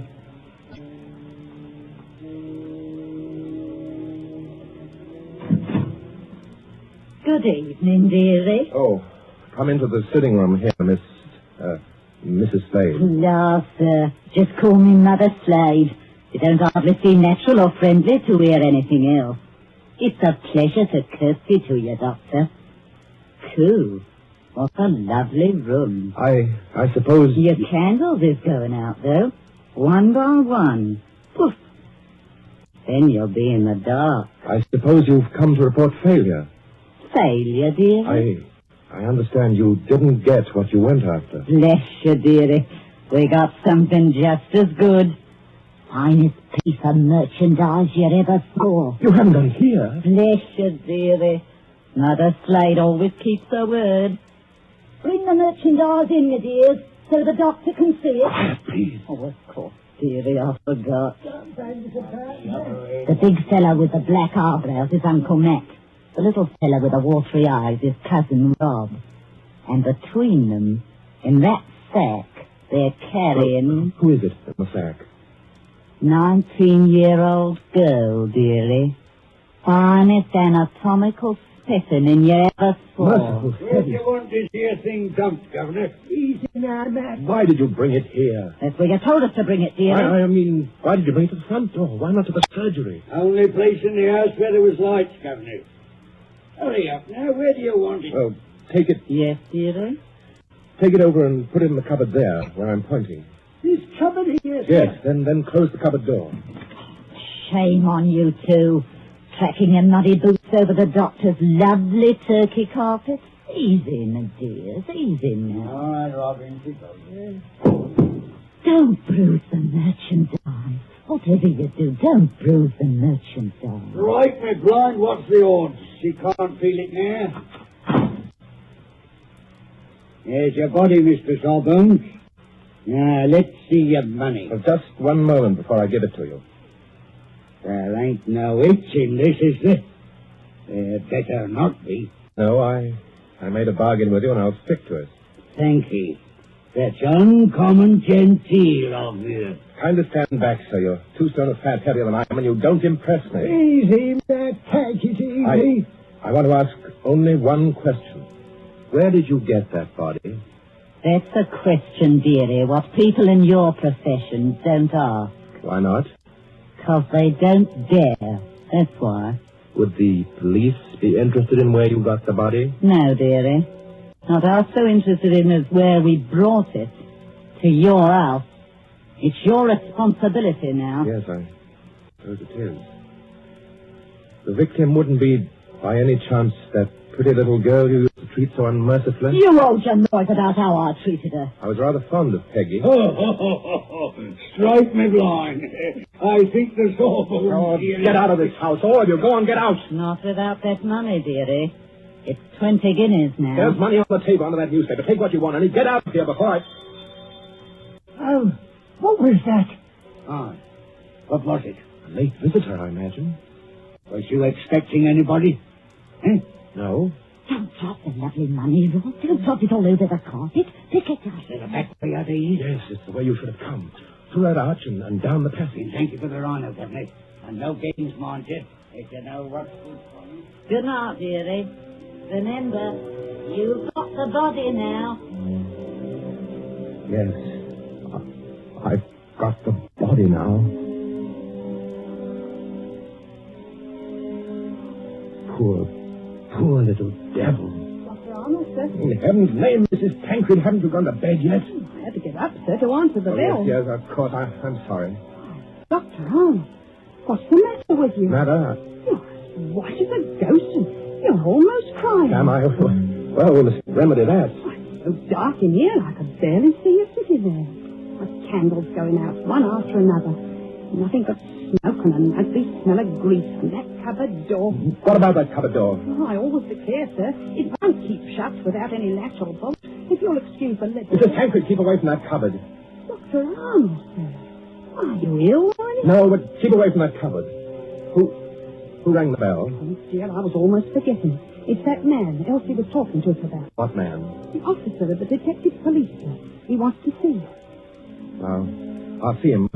In some other room, not here. It's, as you say, there's not enough light. Not a bit of it, Doctor. Not a bit of it. Never too dark, as you might say, where the police are concerned. I couldn't have it, sir. He must have followed me down the hall. Are you... Right, Doctor. I'm Stalker at your service. Inspector Stalker. Oh, how do you do, Inspector? Mrs. Tancred, you may go. By your leave, sir. I'll just get some more candles and put them in that bracket by the cupboard. It's not in use. No, you needn't trouble. Oh, it's no trouble, sir. Excuse me. First of all, Doctor, I must apologize for intruding as late as this. Oh, not at all, Inspector. Will you be seated? Thank you, sir. Thank you kindly. Now, I dare say you're wondering why I'm here. Oh, yes, I am, rather. It's a bad business, Doctor. A very bad business.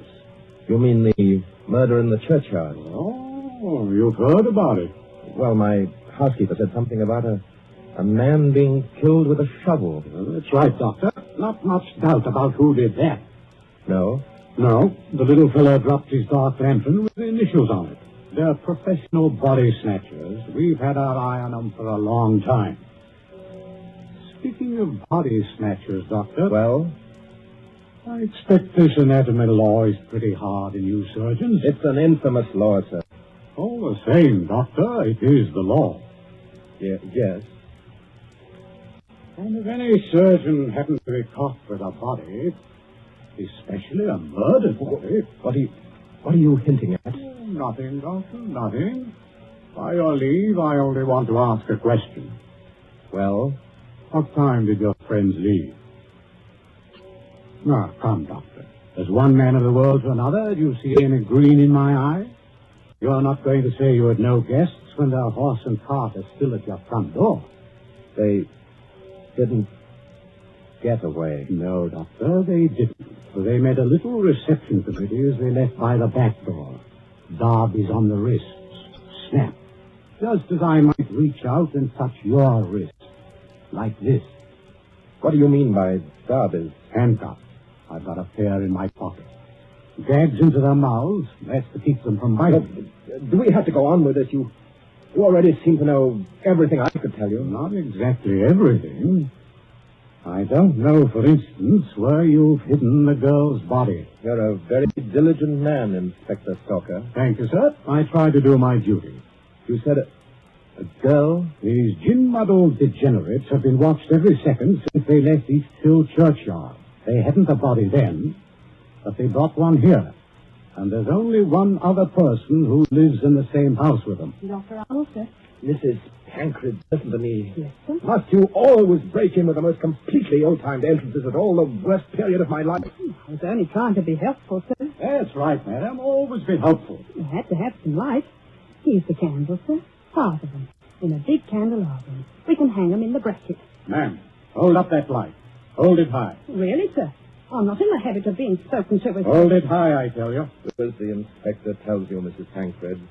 This is a very fine carpet you've got here, Doctor. Yes, others have admired it tonight. But it oughtn't to have footprints on it. Muddy footprints. Footprints leading from the door, past the sofa, past the hearth, over to... that cupboard. quite correct. I think that's done it, Dr. Arnold. I think it has, Inspector Stalker. We couldn't have proved anything against you for that churchyard business. But this... Let me open Bluebeard's cupboard, Inspector. Let me be the first to show you what's inside. You wanted a certain body. It appears you've come to the right place. Now, look. Lord Almighty. I'm the body, Mr. Police. Standing up, I'm very much alive. I'm wearing a nice new dress that the doctor gave me. That I gave you? Don't say anything. Please don't say anything. Stop a bit, miss. Aren't you Peggy Lester? Yes. Just because the doctor has to be so terribly respectable, and a girl who's fond of him has to come here in secret. Wait a minute, everybody. Peggy Lester, you're lying. I am not lying. So that's it. Why didn't I guess it?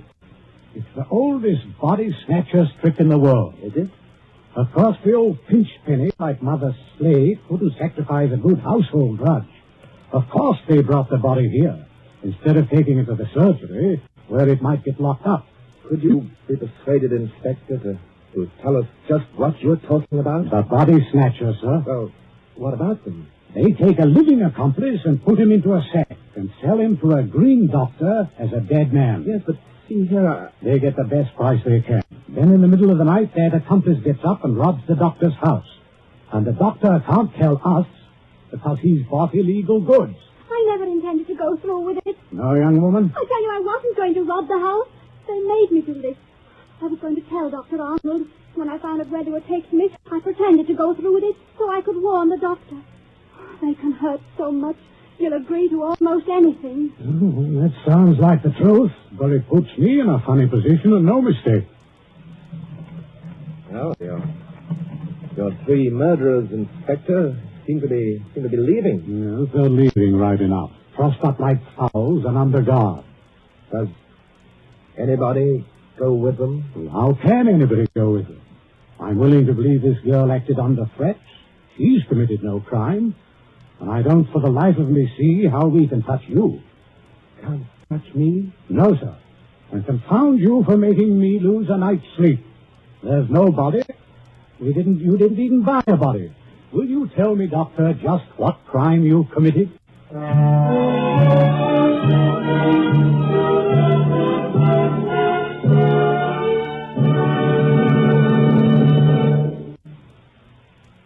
And so ends The Body Snatcher. The story of London at midnight, 100 years ago. And tonight's story of Suspense.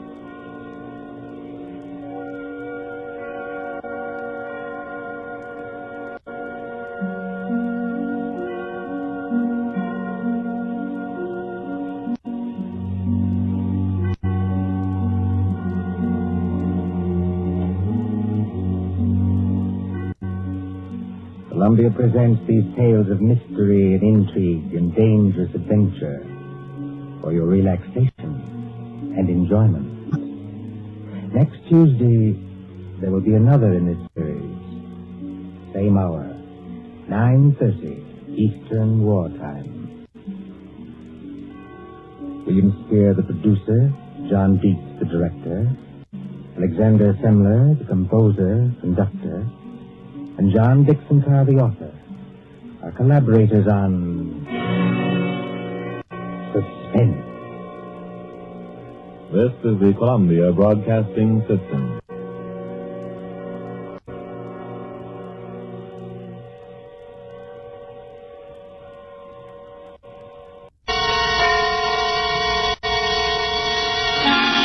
Suspense.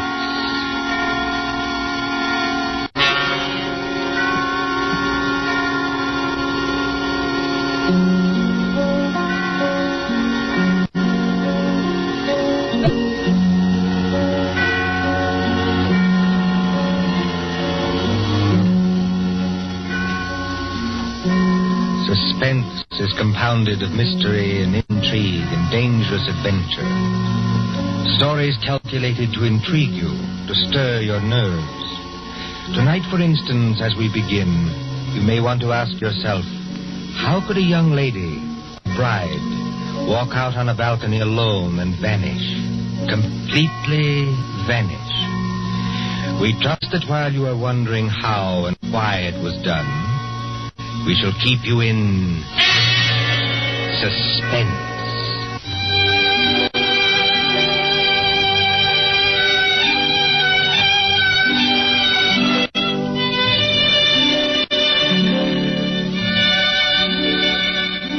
Italy in springtime. Italy as we used to know it before the jackal struck. And the island of Capri, 20 miles out across the Bay of Naples. Blue water a-dazzle under the sun. Behind you the bone-white beaches, and Vesuvius dull purple in a heat haze. Ahead, as the little steamer from Naples chugs out across the bay, rises Capri. Olive trees and white roads and vineyards above the cliffs. Could young Americans find a better place to spend their honeymoon? While the guitars sing and the warm winds blow and the little steamer carries them. Well, Mrs. Courtney? Well, Mr. Courtney. I can't keep it up, Lucy. I'm going to break down and ask if you're happy. Oh, I'll break down, too. I want to walk up to everybody I meet and say, "We," just like that. What I want to do is turn somersaults myself, all along this deck here. I want to say, I've been married to Tom Courtney for practically 2 weeks. And now we're going to have a villa at Capri for a month. Oh, Tom, I ought to be the happiest woman in the world. Only... What? You shivered. What's wrong? Well, ever since we got aboard this ship, people have been staring at me. I can't blame them for that, dear. No, I mean in a funny way, and muttering. Even your American friend, what's his name? Granger? Mr. Granger. When you introduced him to me at Naples, I thought his eyes were going to pop out. Be careful, he's standing over by the rail now. Oh. He lives at Capri. I like to see him wearing that white 10-gallon hat in Italy. Before Granger made money in oil wells, he was a real old-fashioned cowpuncher. And he's proud of it. Good fellow, too. He's too polite to say anything, but he keeps looking around at me, just the same as the rest of them do. Well? Well, Tom, they look scared. You know, Lucy, this isn't the time to start imagining things. I know. Well, maybe I'm just so happy I'm afraid it can't last. Oh, don't say that. But wouldn't it be pretty awful if something did happen and we weren't together any longer? Wait a minute. Hasn't this ship stopped? Yes. Well, it is Capri ahead of us, isn't it? It can't be anything else. Well, it seems a funny place to stop. No sign of a harbor. Only rocks and little gray cliffs. Oh, Mr. Granger. Mr. Granger? Yes, young fella? Do you happen to know why we're stopping here? Oh, yes, that's an easy one, son. We're stopping so that you and your good lady and anybody else who's curious can get a look at the Blue Grotto. The Blue Grotto, of course. Now, just shade your eyes with your hand, ma'am. You see that tiny little arch under the cliff? Yes. And all the little white rowboats coming out towards us? Yes. Now, when the first boat comes alongside, you climb down that iron ladder and get in. The boatman will row you out and through the arch into the grotto. It's a great, big, dark cavern. The water in there looks as though it's lit up underneath with blue fire. Like to go out and see it, Lucy? Oh, I'd love to. Let me give you a little tip, though. The current's pretty fast out there. You'll go shooting under that arch like 60.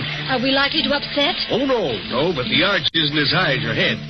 When you see it coming, lie back flat in the boat. That is, unless you want your block knocked off. Oh, thanks, Mr. Granger. We'll remember. Come along, Lucy.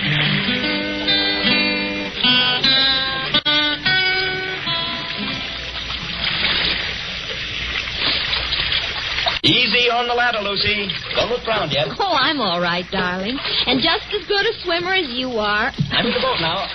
Take one more step. Steady. Yeah. There. Now turn around facing the boatman and sit down here beside me. What's the matter with the boatman? Easy, man. You want to upset us? Sit down. You come back, yes? Come back? Well, I've never been here before in my life. Push off, man. Start rowing. The other boats are piling up behind you. You come back. Start rowing, can't you? Andale subito. Basta. Tom, he can't take his eyes off us. I wish he'd watch out where he's rolling. You've come to live at the Villa Borghese, yes? Tom, how does he know that? He's the lady. She is not dead. Dead? Of course she's not dead. What are you talking about? She never come to Capri before? Never. Then I tell you, she will disappear, just like the other one. Disappear? I'll rest my orders, and I tell you. Tom, aren't we moving rather fast? Yes, that's the entrance to the grotto ahead. I tell you, there was a lady so much like you at all, carpeting back. Oh, it scared me. Now, look, old man, I don't want to teach you your business, but you've got your back to that grotto. Take a decent lady back where she come from. Do not take her to the Villa Borghese. Down, Lucy. Flat on your back. Down!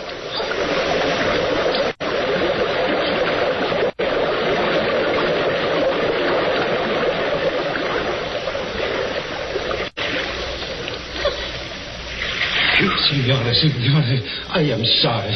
I almost make you get hurt. You know you nearly got your own head knocked off. Excuse me, no. I am used to it. Now, I will roll you round the blue grotto.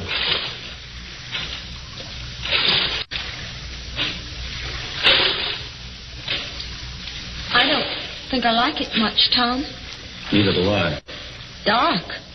Except for that blue light under the water. It's transparent. You can see the fishes swimming. Just a minute, boatman. This lady who disappeared from the Villa Borghese. 3 years ago, she disappeared. You say she looked exactly like my wife? Si, signore. She was going to be married. She was trying on, what do you call, her wedding dress. Her mother and sisters, they were in the room with her. She walked out on a balcony over the sea. You know what I mean, on a balcony over the sea? And nobody ever heard of her again. You mean she jumped over into the sea? Oh, a young girl going to be married. Kill herself? No. And what did happen? Oh, the beggar, I do not know. But sometimes they say you can meet her ghost in the here. She float just under the water where you can see her and turn over and over. And the wedding veil is still round her face. Tom, let's get out of here. You want to go, yes? Lucy, if this fellow's stringing us along... He's not stringing us along. Then somebody ought to know what this means. If we've inherited a haunted balcony where people disappear like soap bubbles, I say it's too much. Let's get back to our ship and talk to Granger. Yes, boatman, take us back.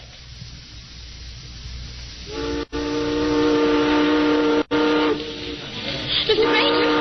Mr. Granger! I'm aboard, ma'am. Oh. You too, young woman. Start the canvas like here. Give me a hand, Lucy. Yes, dear. Oh, didn't anybody else go to the Blue Grotto? Well, ma'am, no. Not after they saw you go. It's all right. We've just heard the story, Mr. Granger. Oh, I ought to have told you about it myself. All the way out here, I've been cussing myself and thinking what a naughty old badger I am for not telling you when I first met you in Naples. The girl did vanish. By a first-rate miracle, yes. In broad daylight and within 20 feet of her mother and sisters. You don't look like a man who'd believe in miracles, Mr. Granger. Oh, I'm not, son. I'm just telling you what happened. But why is everybody so excited? Somebody must have thrown her off the balcony. Josephine Adams was all alone on a balcony 40 feet up a cliff, smooth as glass. She didn't fall. She wasn't thrown because there was no sound of a splash. And she didn't come back from the balcony because her mother and sisters were in front of the only door. Yet, within 15 seconds, 15 seconds, mind you, she just vanished. You believe that? Sure, I believe it, son. Why, it's a fact. Did you know the girl's family? Oh, very well. We've got a real English-speaking colony here.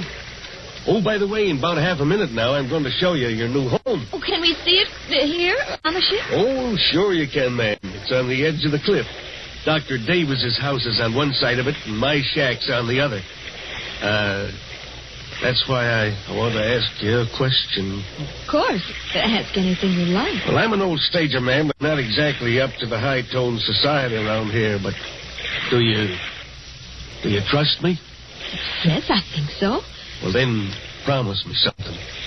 Unless you're with somebody you do trust, keep away from that balcony. Do you honestly think there's danger? I don't know, son. If I did, I wouldn't have to talk this way. sounds like a dog barking. I thought I heard it before. Oh, it is, a big police dog. And led by a very handsome woman, if you ask me. Oh, Lord, here she is again. Who? The Countess. She lives in our colony. She looks like an American. You take your eyes off her, Tom Courtney. She is an American. Married a Count Parcheesi or something like that. Just call her Nellie. My dear Mr. Granger. Hello, Nellie. It's true. Everybody told me so, but I couldn't believe it until I saw her. She does look exactly like poor Josephine Adams. Just as small, just as dainty. Please, is everybody trying to give me the jitters? Nellie, I want you to meet some friends of mine. Oh, you don't need to introduce me. I know who they are. You're the nice young couple who've taken that villa. I'm Nellie Lucchese. Oh, yes. This is my dog, Tiberius, named after the wicked Roman emperor. You know who used to live at Capri? I must confess I'm terribly fascinated by wicked things. Aren't you, Mr. Courtney? Lucy, stop digging me in the ribs. I haven't done anything. No, and you're not going to. Tiberius seems to have taken quite a fancy to you, Mrs. Courtney. Oh. I've never known him to go to a stranger before. Well, I only wish I could borrow him. He might be a charm against... Oh, no, I don't know. We'll be at the harbor in a few minutes. Then you must let me drive you up to the villa. You won't be able to get any servants, I'm afraid, because they won't stay there. But you can camp out. Look, there's the villa. We're passing it now. Where? On the cliff, where I'm pointing. Wait a minute. Oh, there must be some mistake. That's not the Villa Borghese. It sure is, son. That's a palace like all the other houses there. And I rented it furnished for about $25 a month. Can't you guess why you got it so cheap, son? If you take my advice, you'll turn around and go back to Naples by the next steamer. Harry Granger, don't be an idiot. Let's have some excitement. Let's have some excitement. Tom, it's beautiful. Too infernally beautiful, if you ask me. There's the balcony. It's all right by daylight, son. Marble and tapestries and whatnot. But at night, when you got to put out the lights, you start thinking what happened there.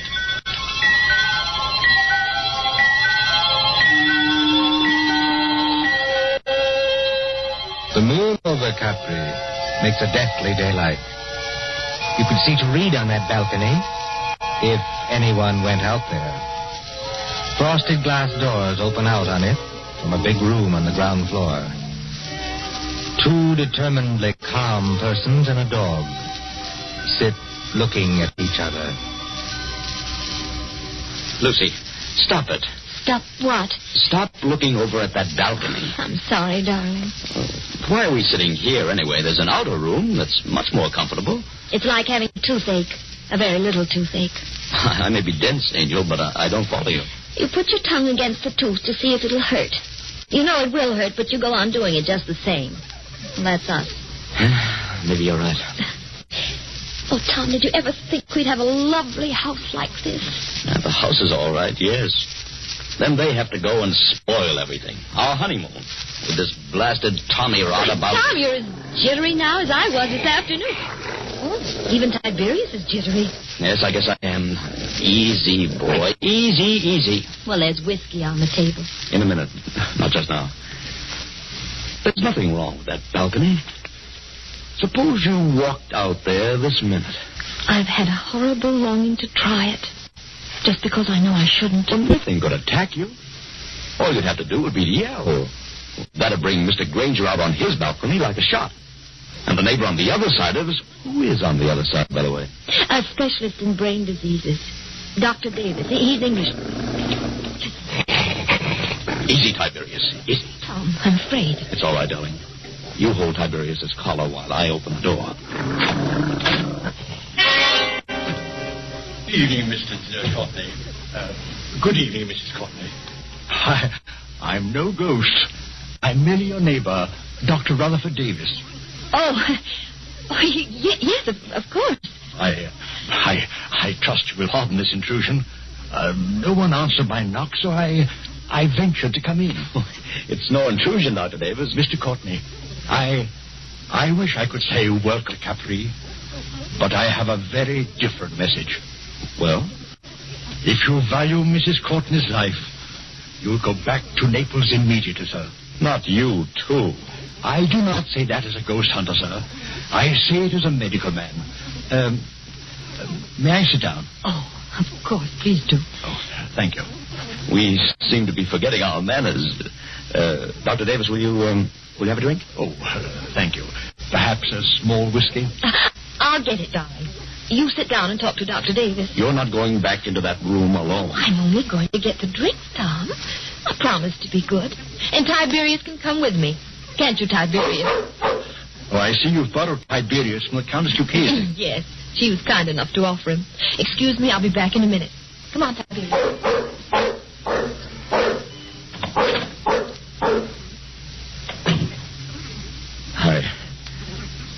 I hope this is all right, Doctor. No, sir. It is not all right. Your wife is in very great danger. But why? Because of that balcony? No. Because she looks exactly like the late Josephine Adams.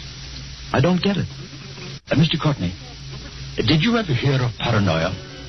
It's some kind of mental disease, isn't it? The paranoic begins by imagining that he or she is being persecuted by someone. First, he hears things. A voice in his brain whispers, "You will be killed. You will be killed. You will be killed." He hears it in the tick of a clock, in the rattle of a train, in the footsteps on the street. There are holes in the walls through which his enemy is always watching. Invisible speaking tubes bring him messages. There are pains in his joints and nightmares of attempts to poison him. His brain bursts and he kills. He kills. He kills. Excuse me for speaking so strongly. But how does this affect us? Mr. Courtney, will you examine this sheet of paper? What is it? The fragment of a typewritten diary. I found it on the cliffs months ago. Don't ask me who wrote it. But I know there's a criminal lunatic on this island. He imagined that poor, inoffensive Josephine Adams was his enemy. So he killed her. Killed her? How? I don't know. And what happened to the girl's body? I'm not a detective, sir. The body was carried out to sea, perhaps, or washed along the cliffs and into the Blue Grotto to be lost. But don't you understand the danger to your wife? You're not suggesting that with somebody's cracked brain, your wife is Josephine Adams, created all over again. Kill Lucy? It couldn't be done. It was done, my friend. Listen. That sounded like a dog howling. Mrs. Courtney is rather a long time in getting that whiskey. She wouldn't go near the balcony. She promised not to go out on the balcony. People do very perverse things, my friend, when they know they shouldn't. Lucy! Lucy! That seems to be Tiberius out on the balcony. I can't see anything else from here. She's gone. She's gone. She's gone.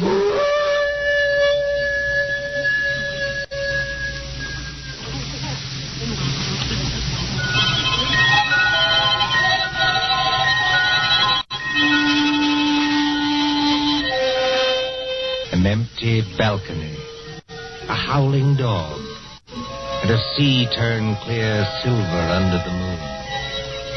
Then, after the tumult and the shouting, there are other pictures. Don't you hear the noise of that motor launch, with a half-demented young man at the wheel? 3 other familiar figures are gathered around it. Don't you recognize the brunette prettiness of Nellie Lucchese? The white 10-gallon hat of Harry Granger? And the neat, pointed beard of Dr. Davis? But what on earth is he going to do out here in this motorboat? I'd like to know that one myself. Listen, please. All of you. Now, take it easy, son. We're with you. What time is it? Time? Yes. What time is it? 2:30 in the morning. Going on for 3. 12 hours. Then the tide ought to be just where it was this afternoon. What's the tide got to do with it? A whole lot. Somebody set a trap and made Lucy fall off that balcony. I know it. Oh, that's absurd. If Lucy's been carried out to sea, there's nothing we can do about it. But if she's been carried along with the current and into the Blue Grotto... Blue Grotto? One moment, sir. You're not proposing to run this big launch under that arch after dark? Yes, Doctor. That's just exactly it. Go on. Do it. I'll back you up. Let's have some excitement. It'll be exciting enough, I assure you. Mr. Courtney, have you got some wild hope of recovering your wife's body? I've even got a wild hope she may be alive. Lucy's a very strong swimmer. You're acting like a nut, son. Get set, everybody. I'm going to swing around.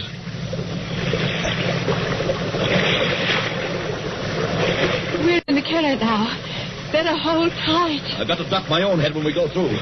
Everybody else swap down. I still protest against this. Don't you understand, Mr. Courtney? Get ready. Here we go.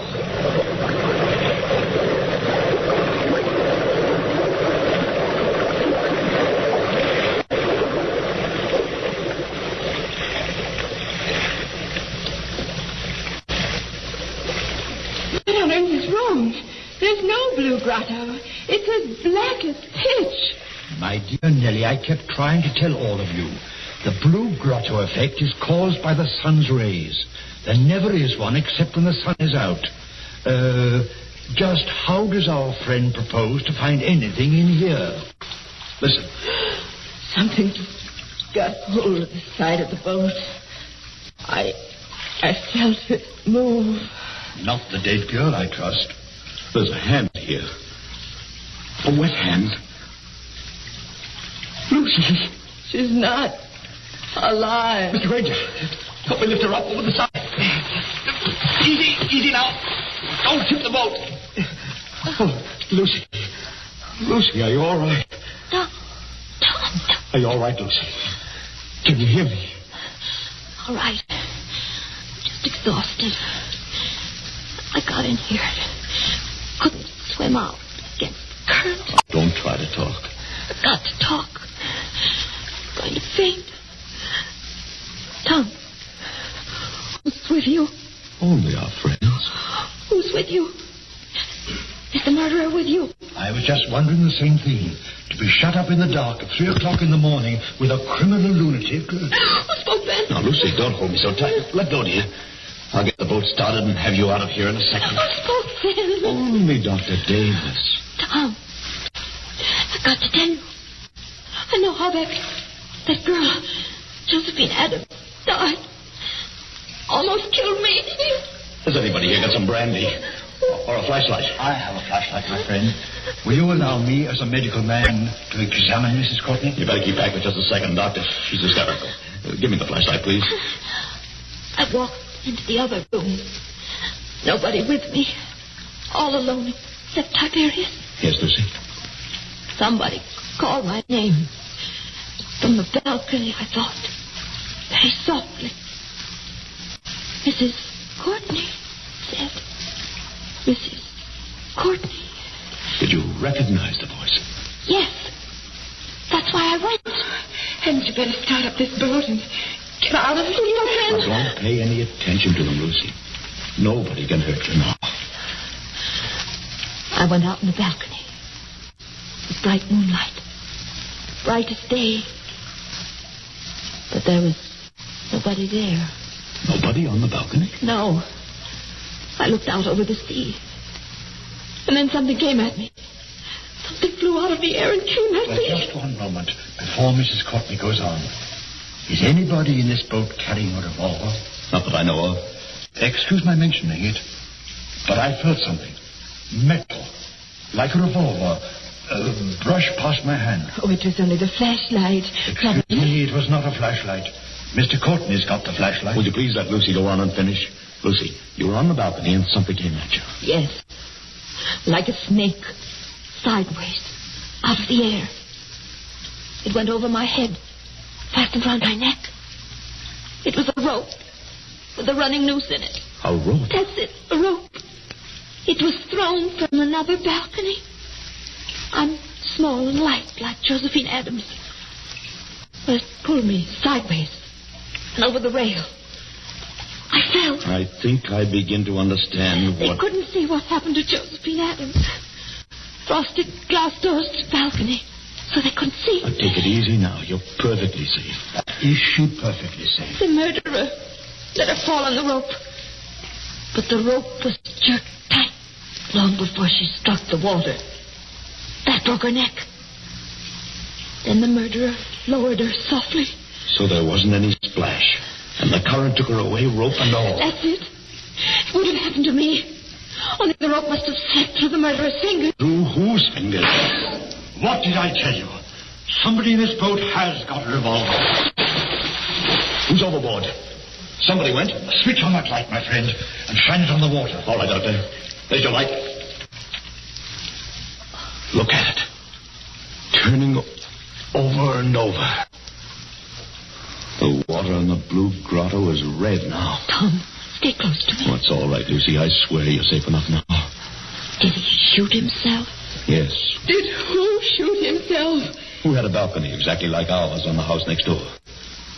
Who began life as a cowpuncher and would have known how to use a lasso? Yes, and knew Josephine Adams well, and got it into his maniac's head that Mrs. Courtney was Josephine Adams all over again. Harry Granger.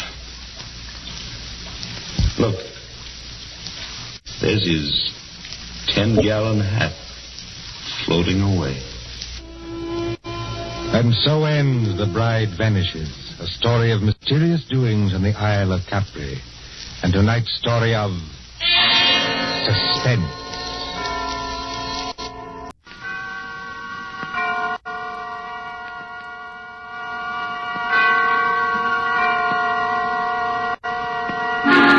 Suspense.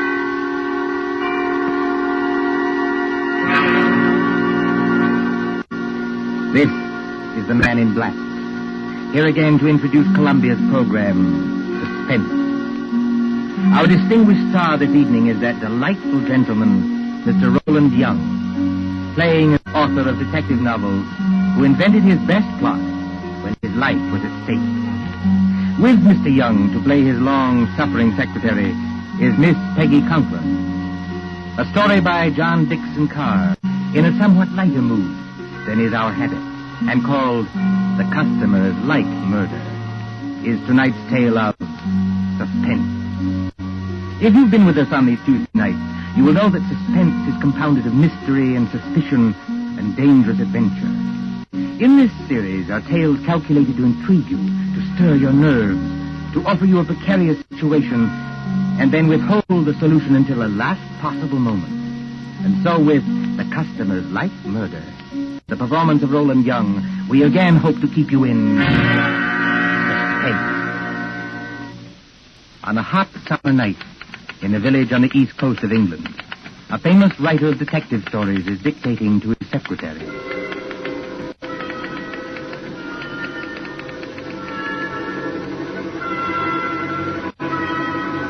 You have all heard of Mr. Gerald Hawkstone, celebrated author of Murder on the Woolsack, Aconite at the Admiralty, Who Shot the Prime Minister, and other thrillers which have held us past the midnight hour. You have followed the exploits of Pendleton King, diplomat detective. Gerald Hawkstone lives quietly at Deal with his friend Dr. Roberts nearby, in case he should need medical knowledge. And his pretty, if somewhat pert Canadian secretary, Miss Patricia Phillips. Gerald Hawkstone would be a happy man, even in wartime, if it were not for... Have you got all that, Miss Phillips? Yes, Mr. Hawkstone. Good. New paragraph. Yes, Mr. Hawkstone. At the head of the great banqueting table, comma, the Lord Chief Justice staggered to his feet, full stop. His face was a ghastly whitish color, and his eyes had become glassy. Is he drunk, Mr. Hawkstone? No, Miss Phillips, the Lord Chief Justice is not drunk. Sounds pretty cockeyed to me. For your information, Miss Phillips, the Lord Chief Justice has just been poisoned with curare because he discovered the identity of the master criminal. Is that clear? Yes, Mr. Hawkstone. But I wish you wouldn't do it. Do what? Well, in the last 4 books, Mr. Hawkstone, you have shot the Prime Minister, killed the Lord Chancellor with an axe, poisoned the Home Secretary, and blown up the First Lord of the Admiralty. Why don't you stop picking on the poor government and murder somebody else for a change? The Lord Chancellor, Miss Phillips, was not murdered with an axe. No, Mr. Hawkstone? Definitely no. He was beamed with the Great Seal and found dead on the woolsack. And there's another thing, Miss Phillips. Whether you talk like this because of a dense vacuum in what we will charitably call your mind... Really, Mr. Hawkstone? Or whether you are really making out what you might define as pot cracks, I don't know. But I don't want any more of it, do you hear? Just as you please, Mr. Hawkstone. Oh, Lord, where was I? His face was a ghastly whitish color, and his eyes had become glassy. Sounds like me. All right. A single choking cry escaped his lips, comma, and his body crumpled to the floor. Full stop. New paragraph.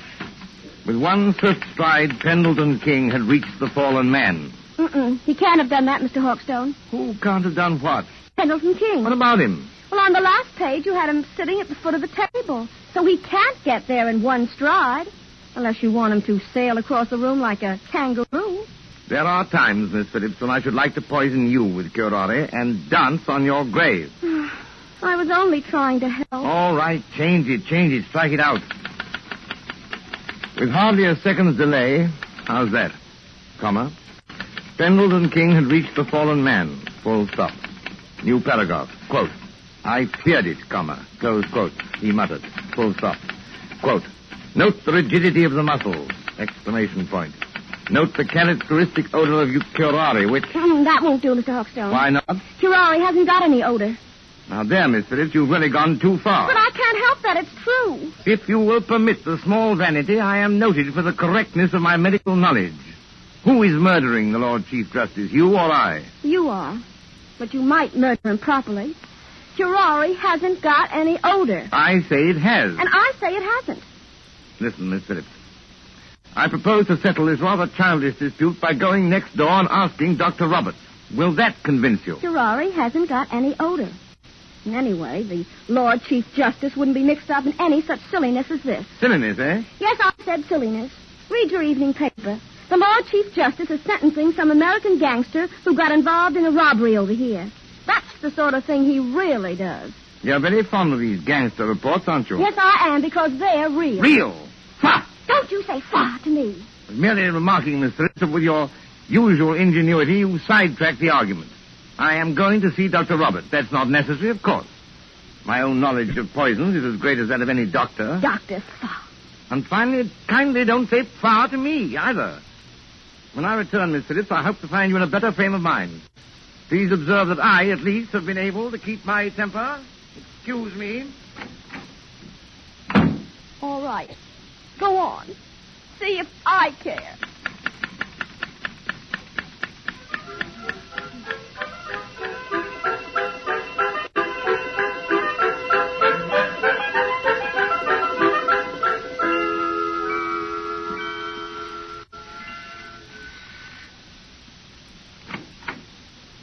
Oh, excuse me, but... Good evening, Mr. Hawkstone. Good evening, Mrs. Roberts. May I come in? Of course. Mind the blackout curtain. My, isn't it hot and stuffy tonight? Rather close, yes. Is the doctor in? I'm afraid he isn't, Mr. Hawkstone, but I expect him back any minute. Oh, out on a call? No, I'm almost certain he isn't, because that's his medicine case and stethoscope there on the table. I think he's just gone up the road to get some tobacco.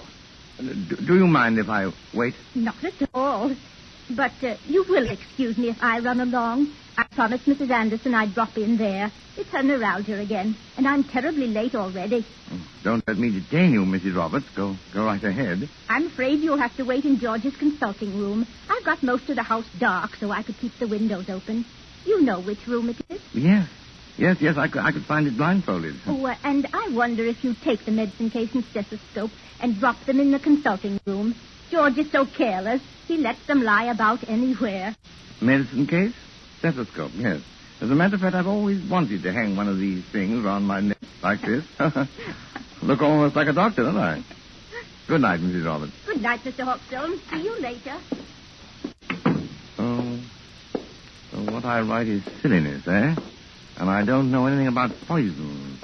And I call her Miss Phillips instead of Patricia. Ah, here we are. Where's that light switch? Good Lord. Come on in, Doc. Close the door. Who the deuce are you? You want to keep healthy, Doc? Just do what you're told. Come in and close the door. Is that by any chance a revolver you're pointing at me? Ain't no cigarette case. I'm warning you. Oh, I'm hanged. I've done it 1,000 times in stories, but I never thought... Don't drop that junk you're carrying either. You're going to need it, Doc, when you come along with me. Come along with you? Where? Just to see a guy, that's all. To see a... Oh, wait a minute. You don't think I'm the doctor? Now, look, Doc. I ain't got any time for gags, see? The boss says to bring you, so I bring you. There'll be a very sick man out there if you don't go. Yes, there'll be a very dead man out there if I do go. I tell you, old man, you're making a terrible mistake. Now, look, Doc. My name is Hawkstone. I live next door. I'm not a medical man, and I never... Somebody's coming. Miss Phillips. Now then, Dr. Hawkstone, just look here in the encyclopedia. So you ain't the doctor, huh? That's done it. Just a real old-fashioned kidder, ain't you? Now, you keep quiet, lady. You know it's good for you. I know you. I've seen your picture. You're Big Louie Miller. Pretty smart dame you got here, Doc. Listen, Mr. Take Hawkstone. it easy, Miss Phillips. Big Louie Miller and Slats Kelly. Slats Kelly is the gang leader. We're supposed to be friends of this gangster who's on trial in London now. But I hadn't heard they were in England. No, lady. Neither is anybody else. Nowhere for it. Who is this dame, Doc? Your niece? No, she's my secretary. She doesn't know anything about this. She seems to know too much about it, if you ask me. Come on, lady. You're going with us. Going? Where? Just for a little ride, lady. Just for a little ride.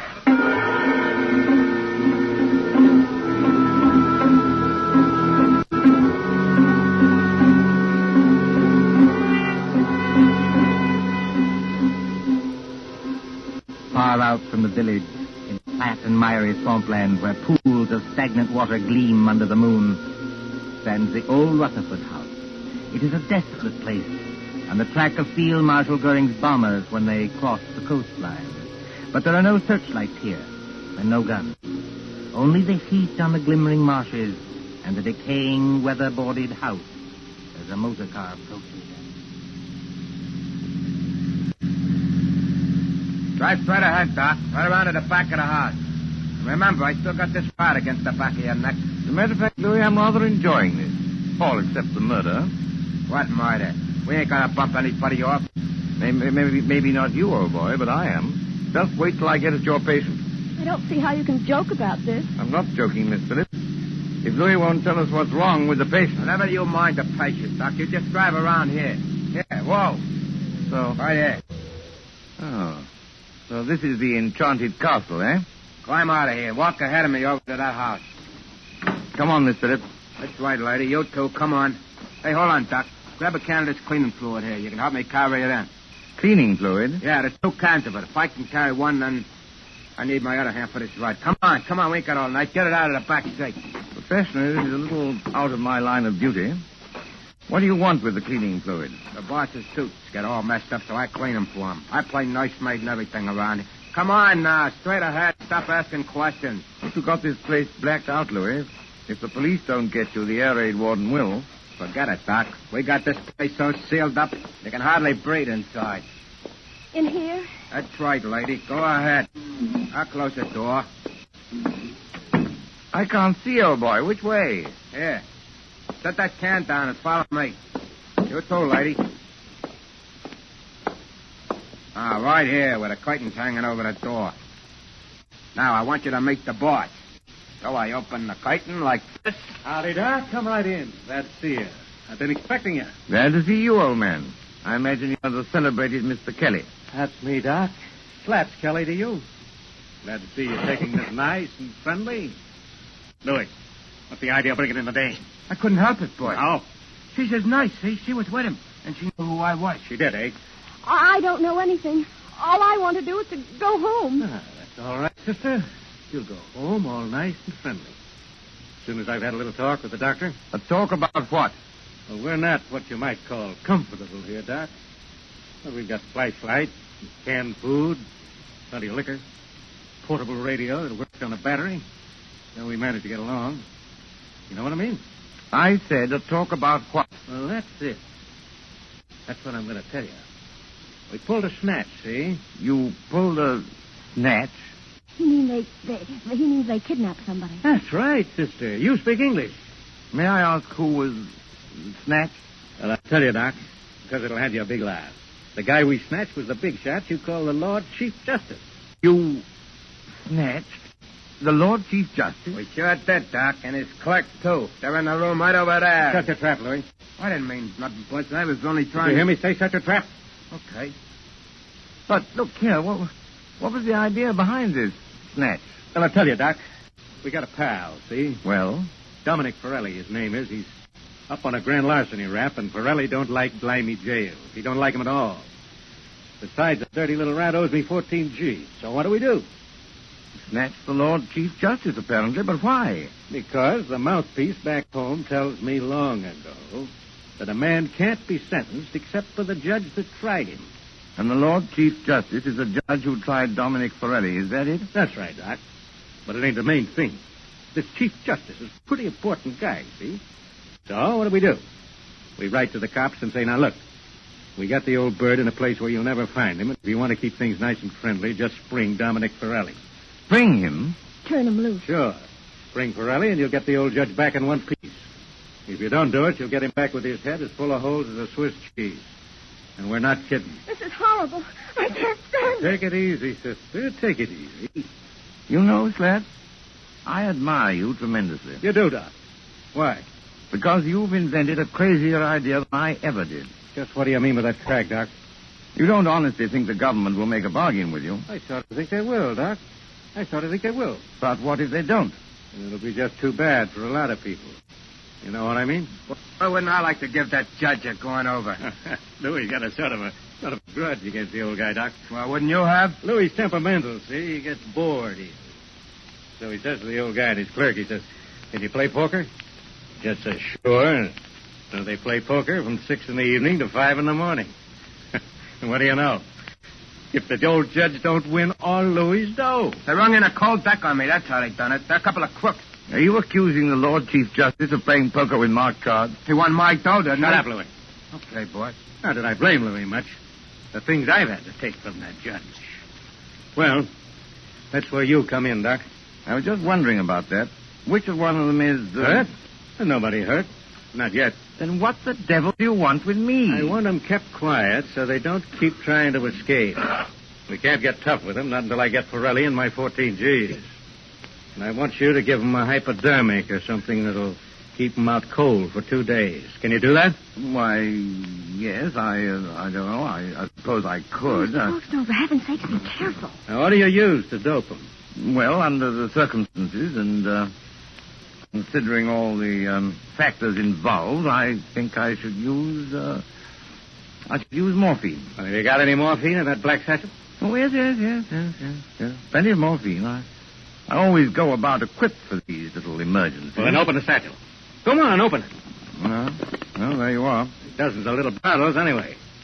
Now then, Doc, which one of them bottles is the one that has the morphine in it? The fact is, Flat... Come on. Which one is it? Listen, boss. Louis, how many times do I have to tell you to shut up? Yeah, but it's midnight news. The news on the radio. You said you wanted to hear it. It's after midnight now. Why didn't you tell me? It's all right, boss. Switch the radio on. Well, then keep quiet, all of you. A couple of seconds now, you're going to hear some mighty sweet news. I wonder. So do I. Quiet. That's us, ain't it? The kidnappers, stated Superintendent Hadley of the CID, seem to entertain a belief that no sentence can be passed on a criminal except by the judge who tried him. Whatever may be the law in certain American states, this is not the case here. Dominic Pirelli, alias Dominic Stevens, was today sentenced by Mr. Justice Stoneman to 14 years hard labor, and this evening entered Dartmoor prison. Why, that One moment, please. crossing lawyer told me... Take it easy, boy. Take it easy. Kelly, he's as white as a ghost, and his mouth is twisting back as though... Here is the bulletin just received. Scotland Yard flying squad cars, assisted by the constabulary of the county, which for obvious reasons cannot be named, are closing in on the two kidnappers, believed to be men already wanted in the United States for murder. That's us, Should anyone who has any further information about these men, whose descriptions follow, communicate with New Scotland Yard, telephone number Whitehall 1212... Wait till I get my hands on it. That's all right, boss. Everything's all right now. I turned it off. God, do more than turn it off, Louis. I'll fix that thing. Hey, way to go, do, boss. Hey, don't bust the radio. Hey. Oh, you hadn't on the bus of the radio, boys. Now we can't get any news. We've had our news lately. Come on, put that light out. I want to look out the window. So they're closing in.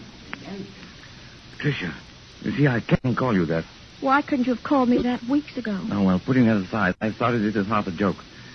But I'm not joking now. I intend to get that rat-faced Slats if it's the last thing I ever do. It probably will be.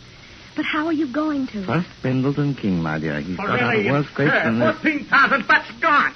And the cat's on our tail while we stand here yapping. You heard what that radio said, Louie. Yeah, I heard it all right. Look, boss, we better lamb out of here while Sure it's we time. will, Louie. Before we go, we settle things with the old guy in the other room. You can't get away with it, Louis. This is England. They'll hang you. So what? We got a murder rap for facing the States, ain't we? And I just as soon hang as fry. What about you, Louis? You said it, boss. Let me take this rod of mine, stick it against the back of the old guy's neck, and... No rods. That's too easy. Easy? Sure. One slug and it's all over. This guy rates special treatment. And that's where the doctor comes in. You know anything about poisons, Doc? I know a good deal about poisons. The customers like murder. What's that? Oh, nothing. Just a slogan in my profession. Look, Louis, do you remember the time Johnny Presco was running the old Third Avenue Social Club? Yeah. And Mike Delaney talks out of turn?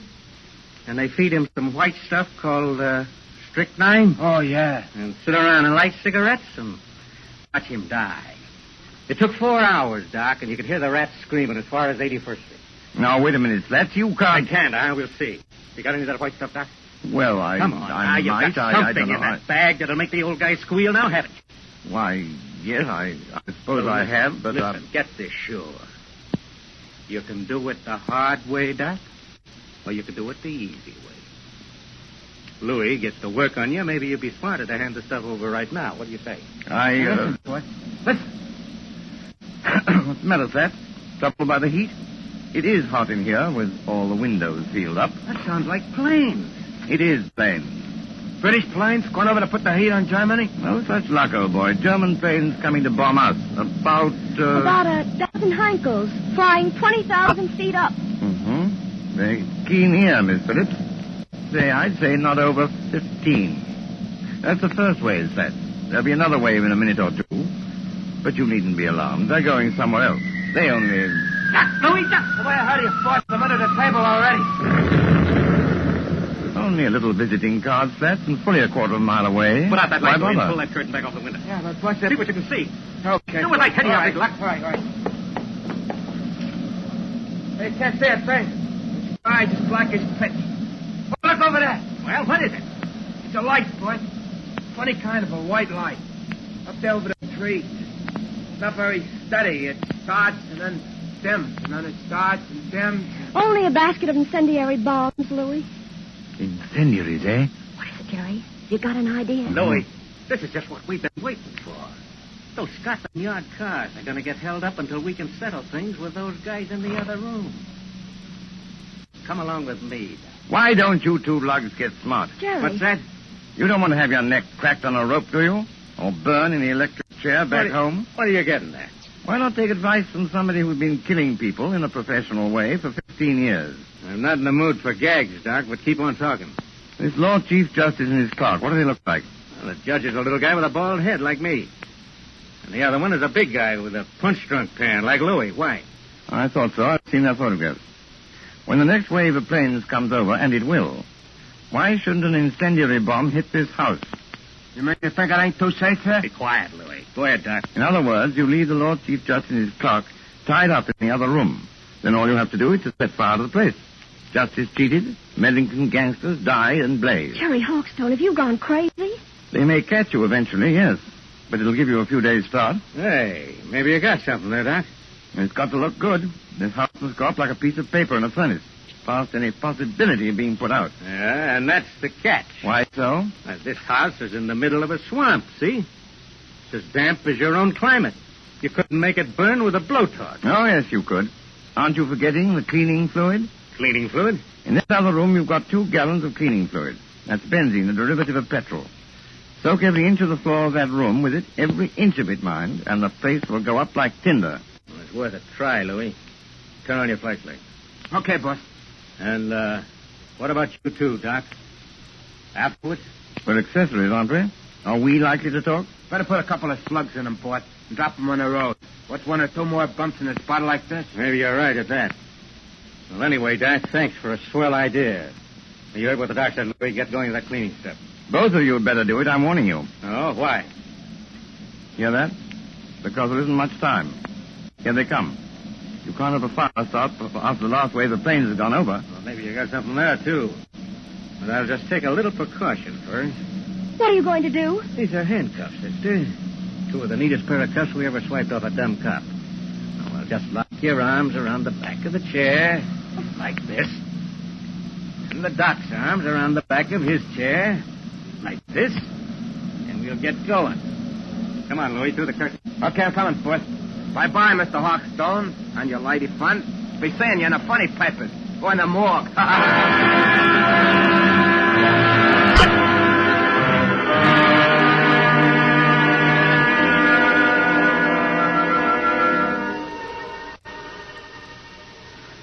It won't be long now. They must have everything in there soaked with that benzene by now. Jerry, I know you can't be completely crazy. Many thanks, my dear, for the qualification. You're right. They have soaked the place with benzene. And if they strike a match before... I know you've got some kind of a scheme, but do you think it'll work? I don't know, my dear. I thought of it once for a story. Oh, you and your story. Me and my stories, as Louis will put it, may save our hides yet. But suppose it doesn't work. Then we're done for. What are you trying to do? There's a place you missed, Sport. Listen. It's not working. But it's got to work. What's got to work? 5 minutes. Must be at least that. They've been pouring out that benzene an inch at a time all over the... What's the matter? Listen. What's the matter, you big lad? Can you stand up? Something's got me, Sport. It's working, Patricia. I think our friends are licked. No, they're not. Slaps is coming back. What dirty trick are you trying to pull, Doc? What's the matter with Louis?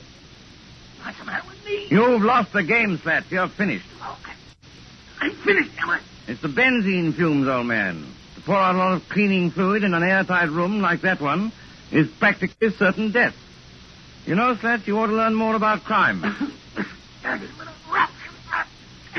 No, you won't, Slats.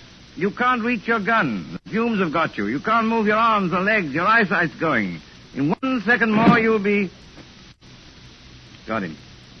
Dead to the world. You mean... It worked, Patricia. It's practical. It worked. Are you trying to tell me that you've killed those 2 men? Not necessarily. Listen. That sounds like cars. Probably police cars. We're just about to be sensationally rescued, just like fiction. Jerry. Come on in and get us, you lug. Oh, don't talk like Louis or we'll get a bullet through the head yet. Yes, that is a thought. Well, we're prisoners. We're victims. This way, please. It's a sergeant, and I was never so glad to see a uniform in my life. Here now. What's going on in this place? Louis Miller knocked out in that room? And blimey, if it's not Slats Kelly knocked out in this room. Just a couple of mugs I polished off, Sergeant, all in the day's work. You mean they're dead? They'll be all right if you drag them out in the open air. Oh, I recognize you. You're the writer who was kidnapped tonight. Yes, and you will find the other snatches in that room. But first of all, have you got a key that'll unlock regulation police handcuffs? I certainly have, sir, and I'll get you loose in a jiffy. Never mind me, Sergeant. Never mind my handcuffs. Get this lady free. She's the one I'm concerned about. You know, that's awfully kind of you. It's something practically chivalrous. Chivalry, my eye. There you are, young lady. Have you got your notebook and pencil in that handbag? You don't want me to take dictation now? The true artist, madam, takes no account of time or place. Are you ready? Yes, Mr. Hawkstone. Well, you admit now that my plot is practical. Yes, Mr. Hawkstone. Now then, The Income Tax Murder by Gerald Hawkstone, Chapter 1. But, Mr. Hawkstone... Just as Big Ben was striking midnight, a hooded face looked in at the window of the luxurious study occupied by the Chancellor of the Exchequer. Full stop. The hooded figure chuckled as it softly lowered inside the window a large tin of cleaning fluid. New paragraph. The Chancellor himself was hard at work devising a new scale of income tax. But, Mr. Hawkstone, that's a completely different story. I thought you were going to murder the Lord Chief Justice. Haven't you any professional taste? How can I murder the Lord Chief Justice? I just saved his life.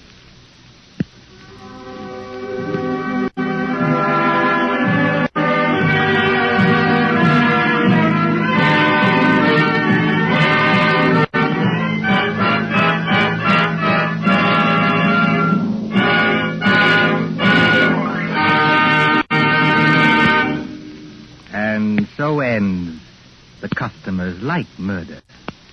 Starring Roland Young with Peggy Conklin. Tonight's tale of suspense. This is your narrator, the man in black, who conveys to you Columbia's invitation to spend this half hour in suspense with us again next Tuesday. Same time, when our story will be The Dead Sleep Lightly.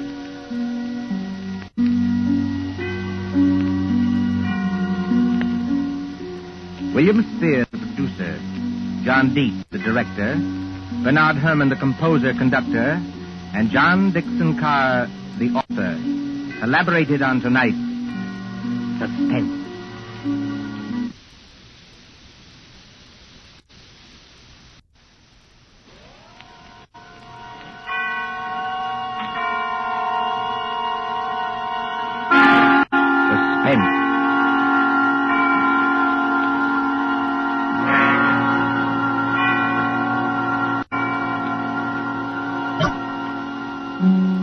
This is the Man in Black, here again to introduce Columbia's program, Suspense. Our stars this evening are three. The order of their appearance, they are Walter Hampton, one of the theater's proudest names for 2 generations, and Susan Hayward and Lee Bowman, 2 of Hollywood's brightest younger stars. The story called The Dead Sleep Lightly by John Dixon Carr is tonight's tale of suspense. If you've been with us on these Tuesday nights, you will know that suspense is compounded of mystery and suspicion and dangerous adventure. In this series are tales calculated to intrigue you, to stir your nerves, to offer you a precarious situation, and then withhold the solution until the last possible moment. And so with The Dead Sleep Lightly, and with the performances of Walter Hampden, Susan Hayward, and Lee Bowman, we again hope to keep you in suspense. Ashes to ashes, and dust to dust. Meadowvale Cemetery, not far from New York. Meadowvale Cemetery, on a dim gray morning in early April, when rain forms a mist across leafless trees and white gravestones. You see, over there, the group of silk-hatted gentlemen, each with his protecting umbrella, gathered around an open grave. You see the clay soil freshly dug. You can hear perhaps the creaking of support as the coffin is lowered into its everlasting house. And the droning voice of the clergyman. I am the resurrection and the life, saith the Lord. He that believeth on me, though he were dead, yet shall he live. Live? Quiet, Mr. Templeton, please. What's wrong with old Templeton? Please, sir, remember where you are. She's not alive, I tell you. She's not alive.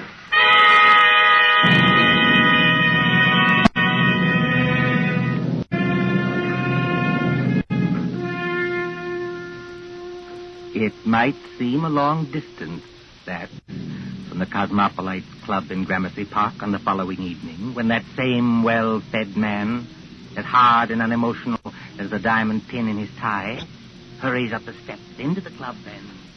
What? Yes, Mr. Templeton? Tell me, Mr. Wilmot in the club, do you know? Yes, sir. Don't you see him? See him? Where? In the lounge over there, sir. Sitting by the fire. Yes, of course. I'm a little upset. You're a good fellow, Henry. I won't forget you. Thank you, sir. Excuse me, sir, but aren't you going to take off your hat and overcoat? Well, never mind my hat and coat. Just tell me one other thing. When I came into the club, was there anybody following me? Following you, Mr. Templeton? Yes, a woman. A woman with a long skirt and a heavy black veil. There aren't many women who wear that kind of dress nowadays, sir. Look out into the street. Do you see anybody? No, sir. There's just, What's that? Oh, that's only the old street musician, sir. He doesn't mean any harm. I won't have that tune played, you hear? I'm used to getting my orders obeyed, and I'm going to have this one obeyed. Here's some money. Go out and tell him to go away. Yes, sir, if you insist, but... Do as you're told and don't ask questions. If anybody wants me, I shall be with Mr. Wilmot. Very good, sir.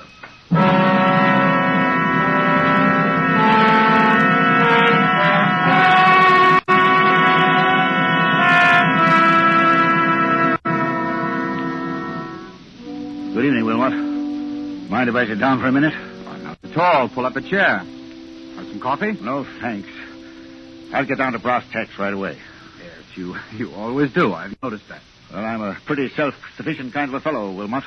I made a name for myself, even if I do say it myself. But, well, fact is, I need advice. A successful publisher asking advice from one of his own authors.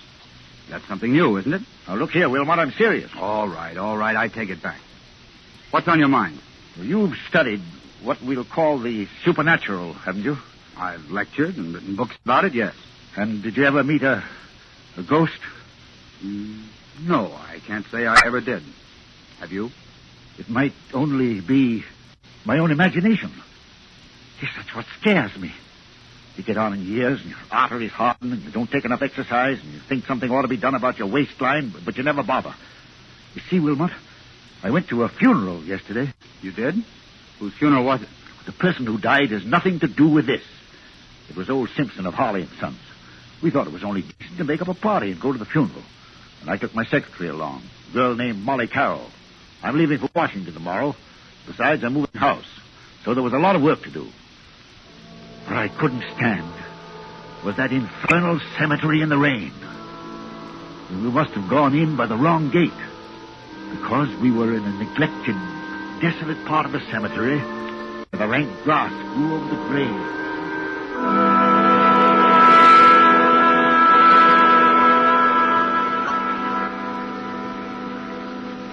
You'll oblige me, Miss Carroll, if you first find out the proper directions about places.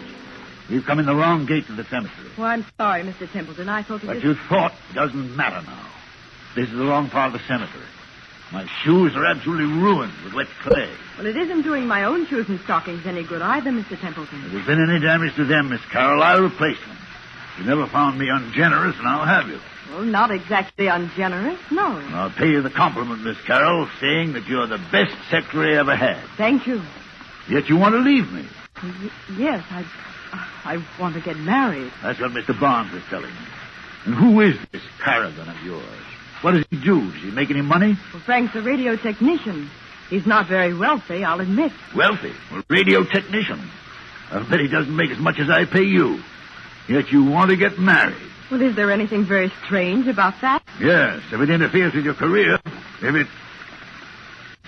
Good Lord. Look at that. Look at what, Mr. Templeton? Over there, where I'm pointing. You mean that?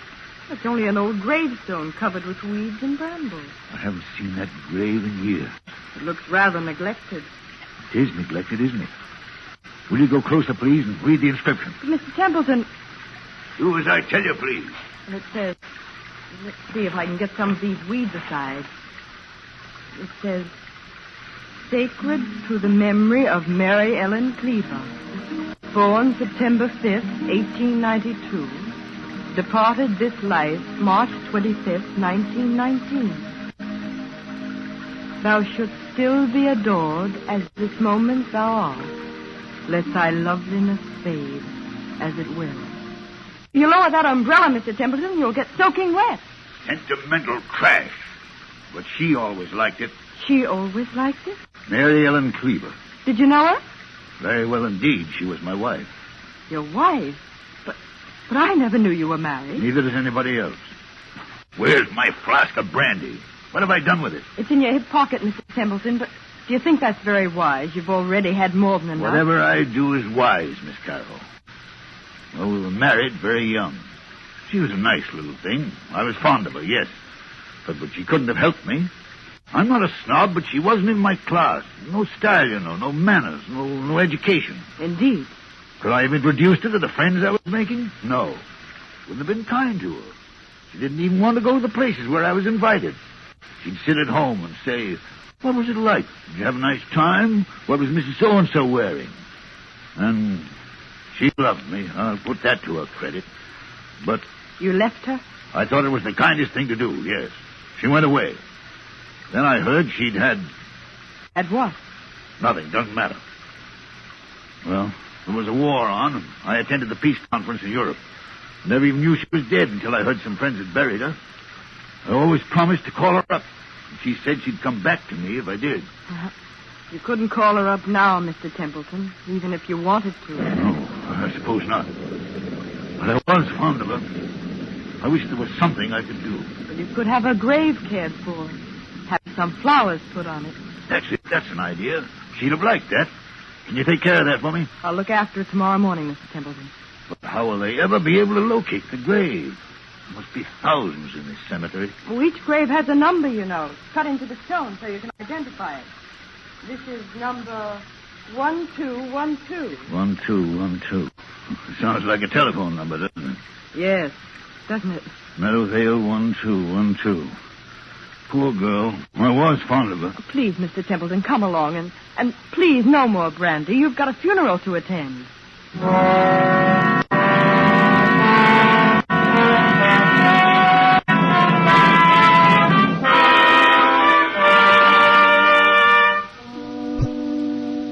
And then, Wilmot, the night came. And the horror. What horror? Take it easy, man. There's nothing to worry about. You're sitting here in the Cosmopolites Club. Yes, but I wasn't sitting in the club last night. I was on my way home. And why should that scare you? I don't know, but it did. I'd been jumpy all day. That infernal number kept running through my head. Meadowvale 1212. Have you ever seen my house? Yes, it's that big sham Gothic place on Riverside Drive, isn't it? Yes, big and dark and drafty like a mausoleum. I told you it was moving house to an apartment downtown. But there were some papers there. I had to get out of the safe in the library to take with me to Washington tomorrow. I knew the servants would be gone, of course. But I hoped Mrs. Bloom, that's my housekeeper, would still be there. Then, when I went up the park, about 6:30... Meadowvale 1212. Meadowvale 1212. Meadowvale 1212. Meadowvale 1212.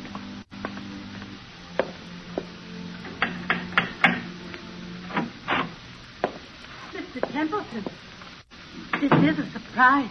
Sorry to trouble you, Mrs. Bloom. I seem to have mislaid my key. The other could have sworn I had it on my key ring this morning. It's no trouble, Mr. Templeton. Only, I hope you're not planning to spend the night here. No, I'm going to a hotel. Why do you ask? Because they've disconnected everything except the electricity and taken away most of the furniture. I haven't touched anything in the library. No, sir. I told them you said to leave that. But it does seem a pity in a way. What seems a pity? To break up a lovely home like this after all these years. Home? This big, ugly picture gallery? It's been a home to me, sir. I've treated you generously, haven't I? Yes, sir. I'm sorry. I've got several hours' work to do, Mrs. Bloom. A whole safe full of papers to sort over. I'm going to the library and... What's that you're hiding behind your back? I'm not hiding anything, sir. All the same, what is it? It's only a music box, sir. I found it in the attic when the moving men were here. If I hadn't known there were, well, no ladies in your life, I'd have said it belonged to one of them. I love to hear them, sir. May I? Mrs. Bloom! Yes, sir. If you don't want me to smash that music box, turn it off. Yes, sir, I'm sure I never... I'm going to the library. If you can find any sandwiches and coffee, bring them. Yes, sir. Excuse me.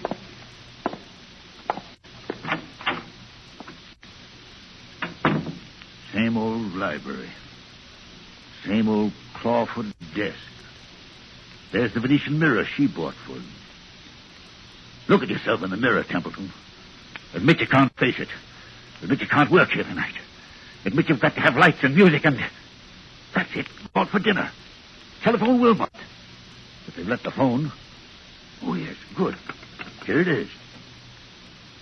Hello. Yes, sir. Number, please. Number, please. I want, Meadowvale 1212. Meadowvale 1212. Wait, what the devil's name am I saying? Change that, I want... Hello, my darling. I knew you'd call me when you needed me. Who's that speaking? Who are you? It's Mary Ellen, dear. Don't you recognize my voice? You're not Mary Ellen. This is a trick. Mary Ellen is dead. Yes, dear. But the dead sleep lightly, and they can be lonely, too. And now that you do need me... I don't need you. I don't need anybody. I'm coming back to join you, dear. It's not easy, but I'll be there by the time the clock strikes 7. I'll wear a veil because I don't look very pretty. I won't have this. I won't listen to you. I won't. Goodbye, my dear. Remember, when the clock strikes 7... Mrs. Bloom, Mrs. Bloom! Mr. Templeton, what on earth is the matter? Who's been playing tricks on me? Tricks, sir, I don't understand. Who spoke to me on this phone? But, sir, nobody could have spoken to you on that phone. Nobody could have. What are you talking about? That phone's disconnected, sir. Disconnected? Yes, sir. The man came here this afternoon and took that little metal box off the wall and rolled all the wires up and put everything on the desk there. Said he'd be back tomorrow to take it away. Mrs. Bloom, that's impossible. Look for yourself, sir. You're standing in the middle of the room holding that phone, and the wires don't lead anywhere. That's true. So you couldn't very well have talked to anybody on the phone that wasn't connected? Now, could you? I tell you, I got the operator. I heard it ring. I talked to someone else. Oh? And what did that person say? She said she'd be here to visit me when...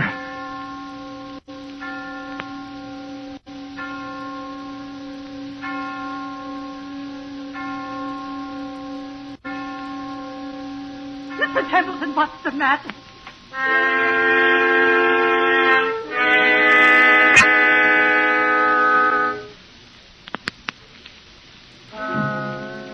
And so, Wilmot, that's what happened last night. The phone was disconnected. It was Mary Ellen's voice. There's no doubt about that. Am I out of my mind or what? Before I say anything about that, my friend. Well? Let's hear the end of your story. What did happen when the clock struck 7? I don't know. You don't know? No, I lost my head. Ran out of that house as though the devil were after me. Maybe he was.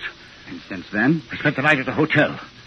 Today, I've walked past that house 50 times, 100 times, trying to muster up enough nerve to go in. I couldn't do it, but I've got to go in there. Why? It's those papers I've got to take to Washington. Send somebody else to get them. I can't do that, Wilmot. It's confidential information for the government. I've thought of everything. I've even bought a revolver, see? For the love of heaven, man, put that gun away. You want the other club members to think you have gone insane? Then I thought of you. You know all the tricks of fake spiritualists. You've written about it and lectured about it.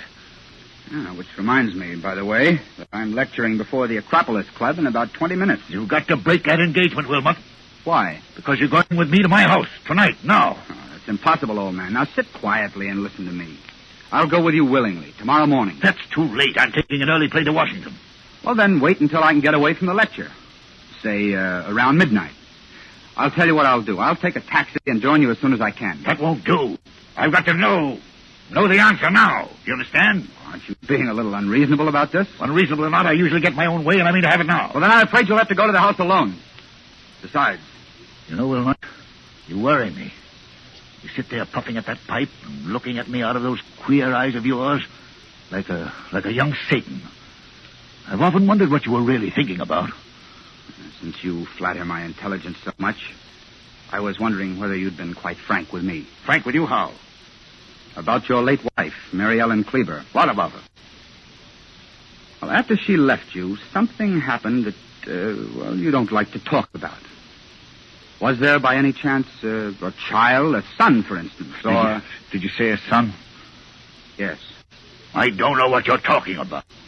Well, then let's agree not to understand each other, shall we? Now, are you coming with me or aren't you? I tell you, man, I'll get there as soon as I can. All I can think about is the wet red clay in that cemetery, and the dismal graves in the rain, and what her face might look like if she raised the veil, and what am I going to see in that house? What am I going to see in that house?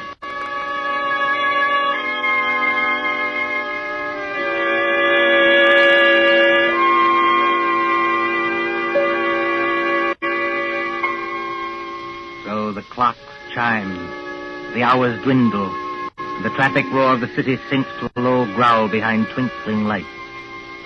It is midnight, when a taxi moves along a certain street towards a certain house out of a bygone age. Lightless, black against the stars, surrounded by iron railings and with a path bordered by fir trees leading to the front door. Look, too, at the face of Mr. Patrick Wilmot when that taxi draws near. All right, driver. This is the place. Come in and wait for you, sir? No, you needn't wait. Keep the change. Thank you, sir. Good night.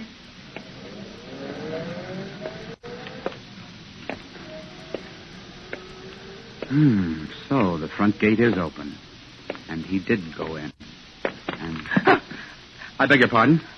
I didn't mean to bump into you. Mr. Wilmot. You know who I am. Oh, yes. I've seen you several times at our office. I'm Molly Carroll, Mr. Templeton's secretary.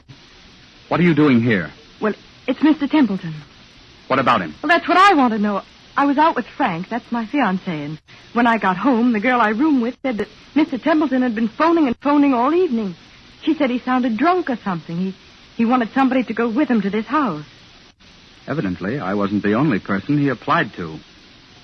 Shall we go in? But yes, but the whole house is dark. Suppose he isn't there. He's there, all right. You don't know men like Bert Templeton. But I'll push the gate wider.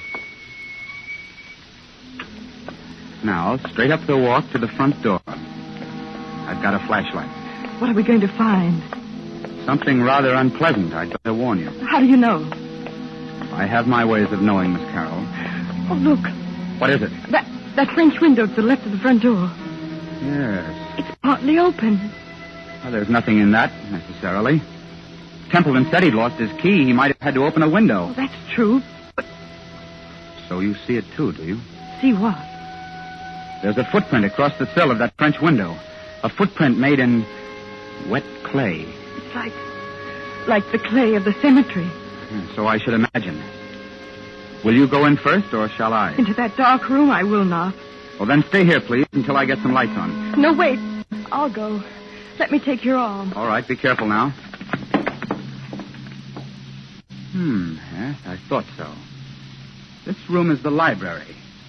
And there are more footprints of somebody or something walking in. They lead... Who's there? Who's there? It's only me, sir. Mrs. Bloom, the housekeeper. Then what's the idea of standing in a dark room in the middle of the night with what sounds like... It's only a music box, sir. I left it behind along with some other things and came back to get them. I've got my own key. I thought I heard a noise in here. But why aren't there any lights? The electricity's cut off, sir. It was cut off today. I see. If Templeton is here, or was here, he must have had some kind of light. If I turn this flashlight on the desk, maybe... Be quiet, Miss Carroll. What is it, sir? I'm as blind as a bat without my glasses. It's Mr. Templeton. He's lying on the floor beside the desk. Oh, he isn't... No, he isn't dead. His face is the color of putty. I think he's had some kind of stroke. We'd better not take any chances. Mrs. Bloom? Yes, sir. Get outside to the nearest telephone and call for an ambulance. Tell him it's an emergency case. You're Mr. Wilmot, aren't you? But what happened to him? Ask a dead woman. I beg your pardon. Never mind. Hurry. Of course I'll hurry, Mr. Wilmot. What are we going to do? Well, let's have a look around. Templeton seems to have been working at his papers by the light of a couple of candles, which somebody's blown out. We'll relight them. There's the desk. There's all the papers scattered round him. Mr. Wilmot, please. What happened to him? I'll tell you. As he sat there in the dim light of two candles, a ghostly figure appeared at that French window. It wore a long, old-fashioned skirt and a heavy black veil to hide the face. It walked toward Templeton, tracking graveyard clay. It stretched its arms to him like this. Keep away from me, please. Templeton couldn't stand it. He collapsed. And now, before the old housekeeper returns, would you care to hear how the whole trick was worked? Trick? What trick? Have you heard about the ghost voice that talked on a disconnected telephone? Oh, yes. He said something about it this morning, but I thought he wasn't himself. He wasn't, but he heard it. Remember Mrs. Bloom's story about the telephone man? Yes. They don't send a man round to yank the whole apparatus off the wall, put it on the desk, and say he'll be back for it next day. This man from the telephone company was an imposter.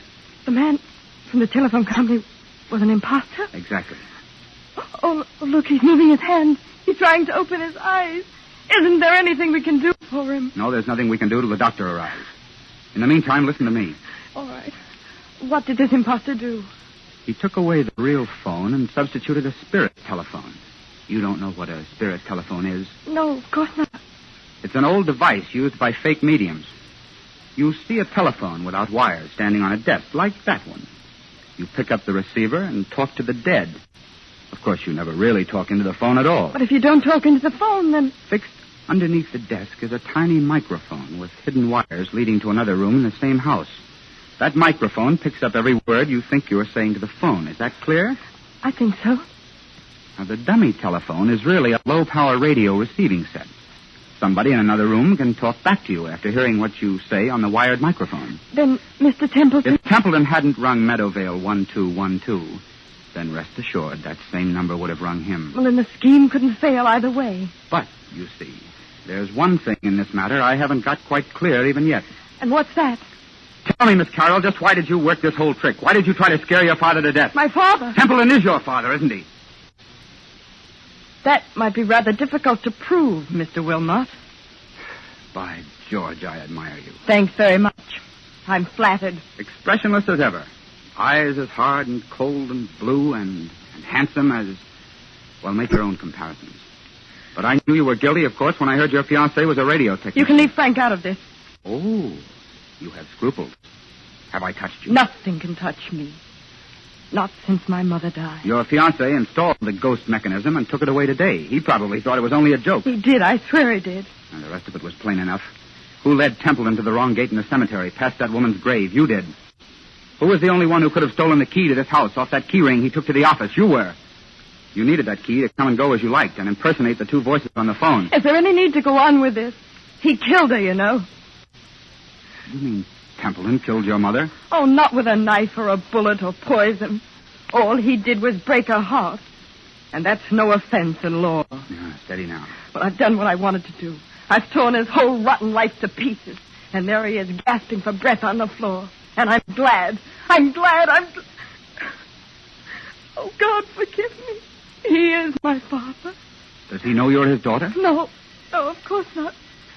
When I went to work for him as a secretary, he hadn't even seen me since I was a child. But I got near him. I worked for years to get near him. No, I wish I hadn't. Now, dear, you've got to pull yourself together. Why? Who cares? That's the ambulance coming and maybe the police. What do I care? Tell the police what you like. My dear girl, you don't think I'll tell them anything. I'm merely an onlooker. An amateur Satan who doesn't believe in ghost voices. Mary Ellen. What's that? Templeton, his eyes are open. He's trying to get up. Mary Ellen. It's as though he could see something that we can't What's see. that he's got in his hand? It's a revolver. He had one at the club. He's putting it against his chest. I'll stop him. Look out! Look out! Oh, he did love her after all. And now he's tried to join her.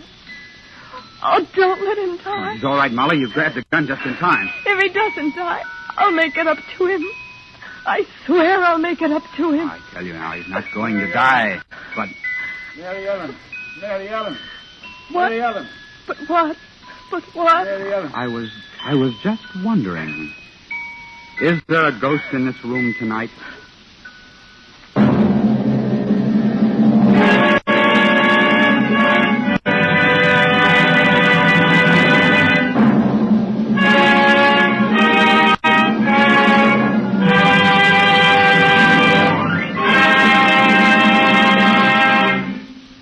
And so closes The Dead Sleep Lightly, starring Walter Hampden, Susan Hayward, and Lee Bowman. Tonight's tale of suspense. This is your narrator, the man in black, who conveys to you Columbia's invitation to spend this half hour in suspense with us again next Tuesday. Miss Hayward appeared through the courtesy of Paramount Pictures, and Mr. Bowman appeared through the courtesy of Metro-Goldwyn-Mayer Studios.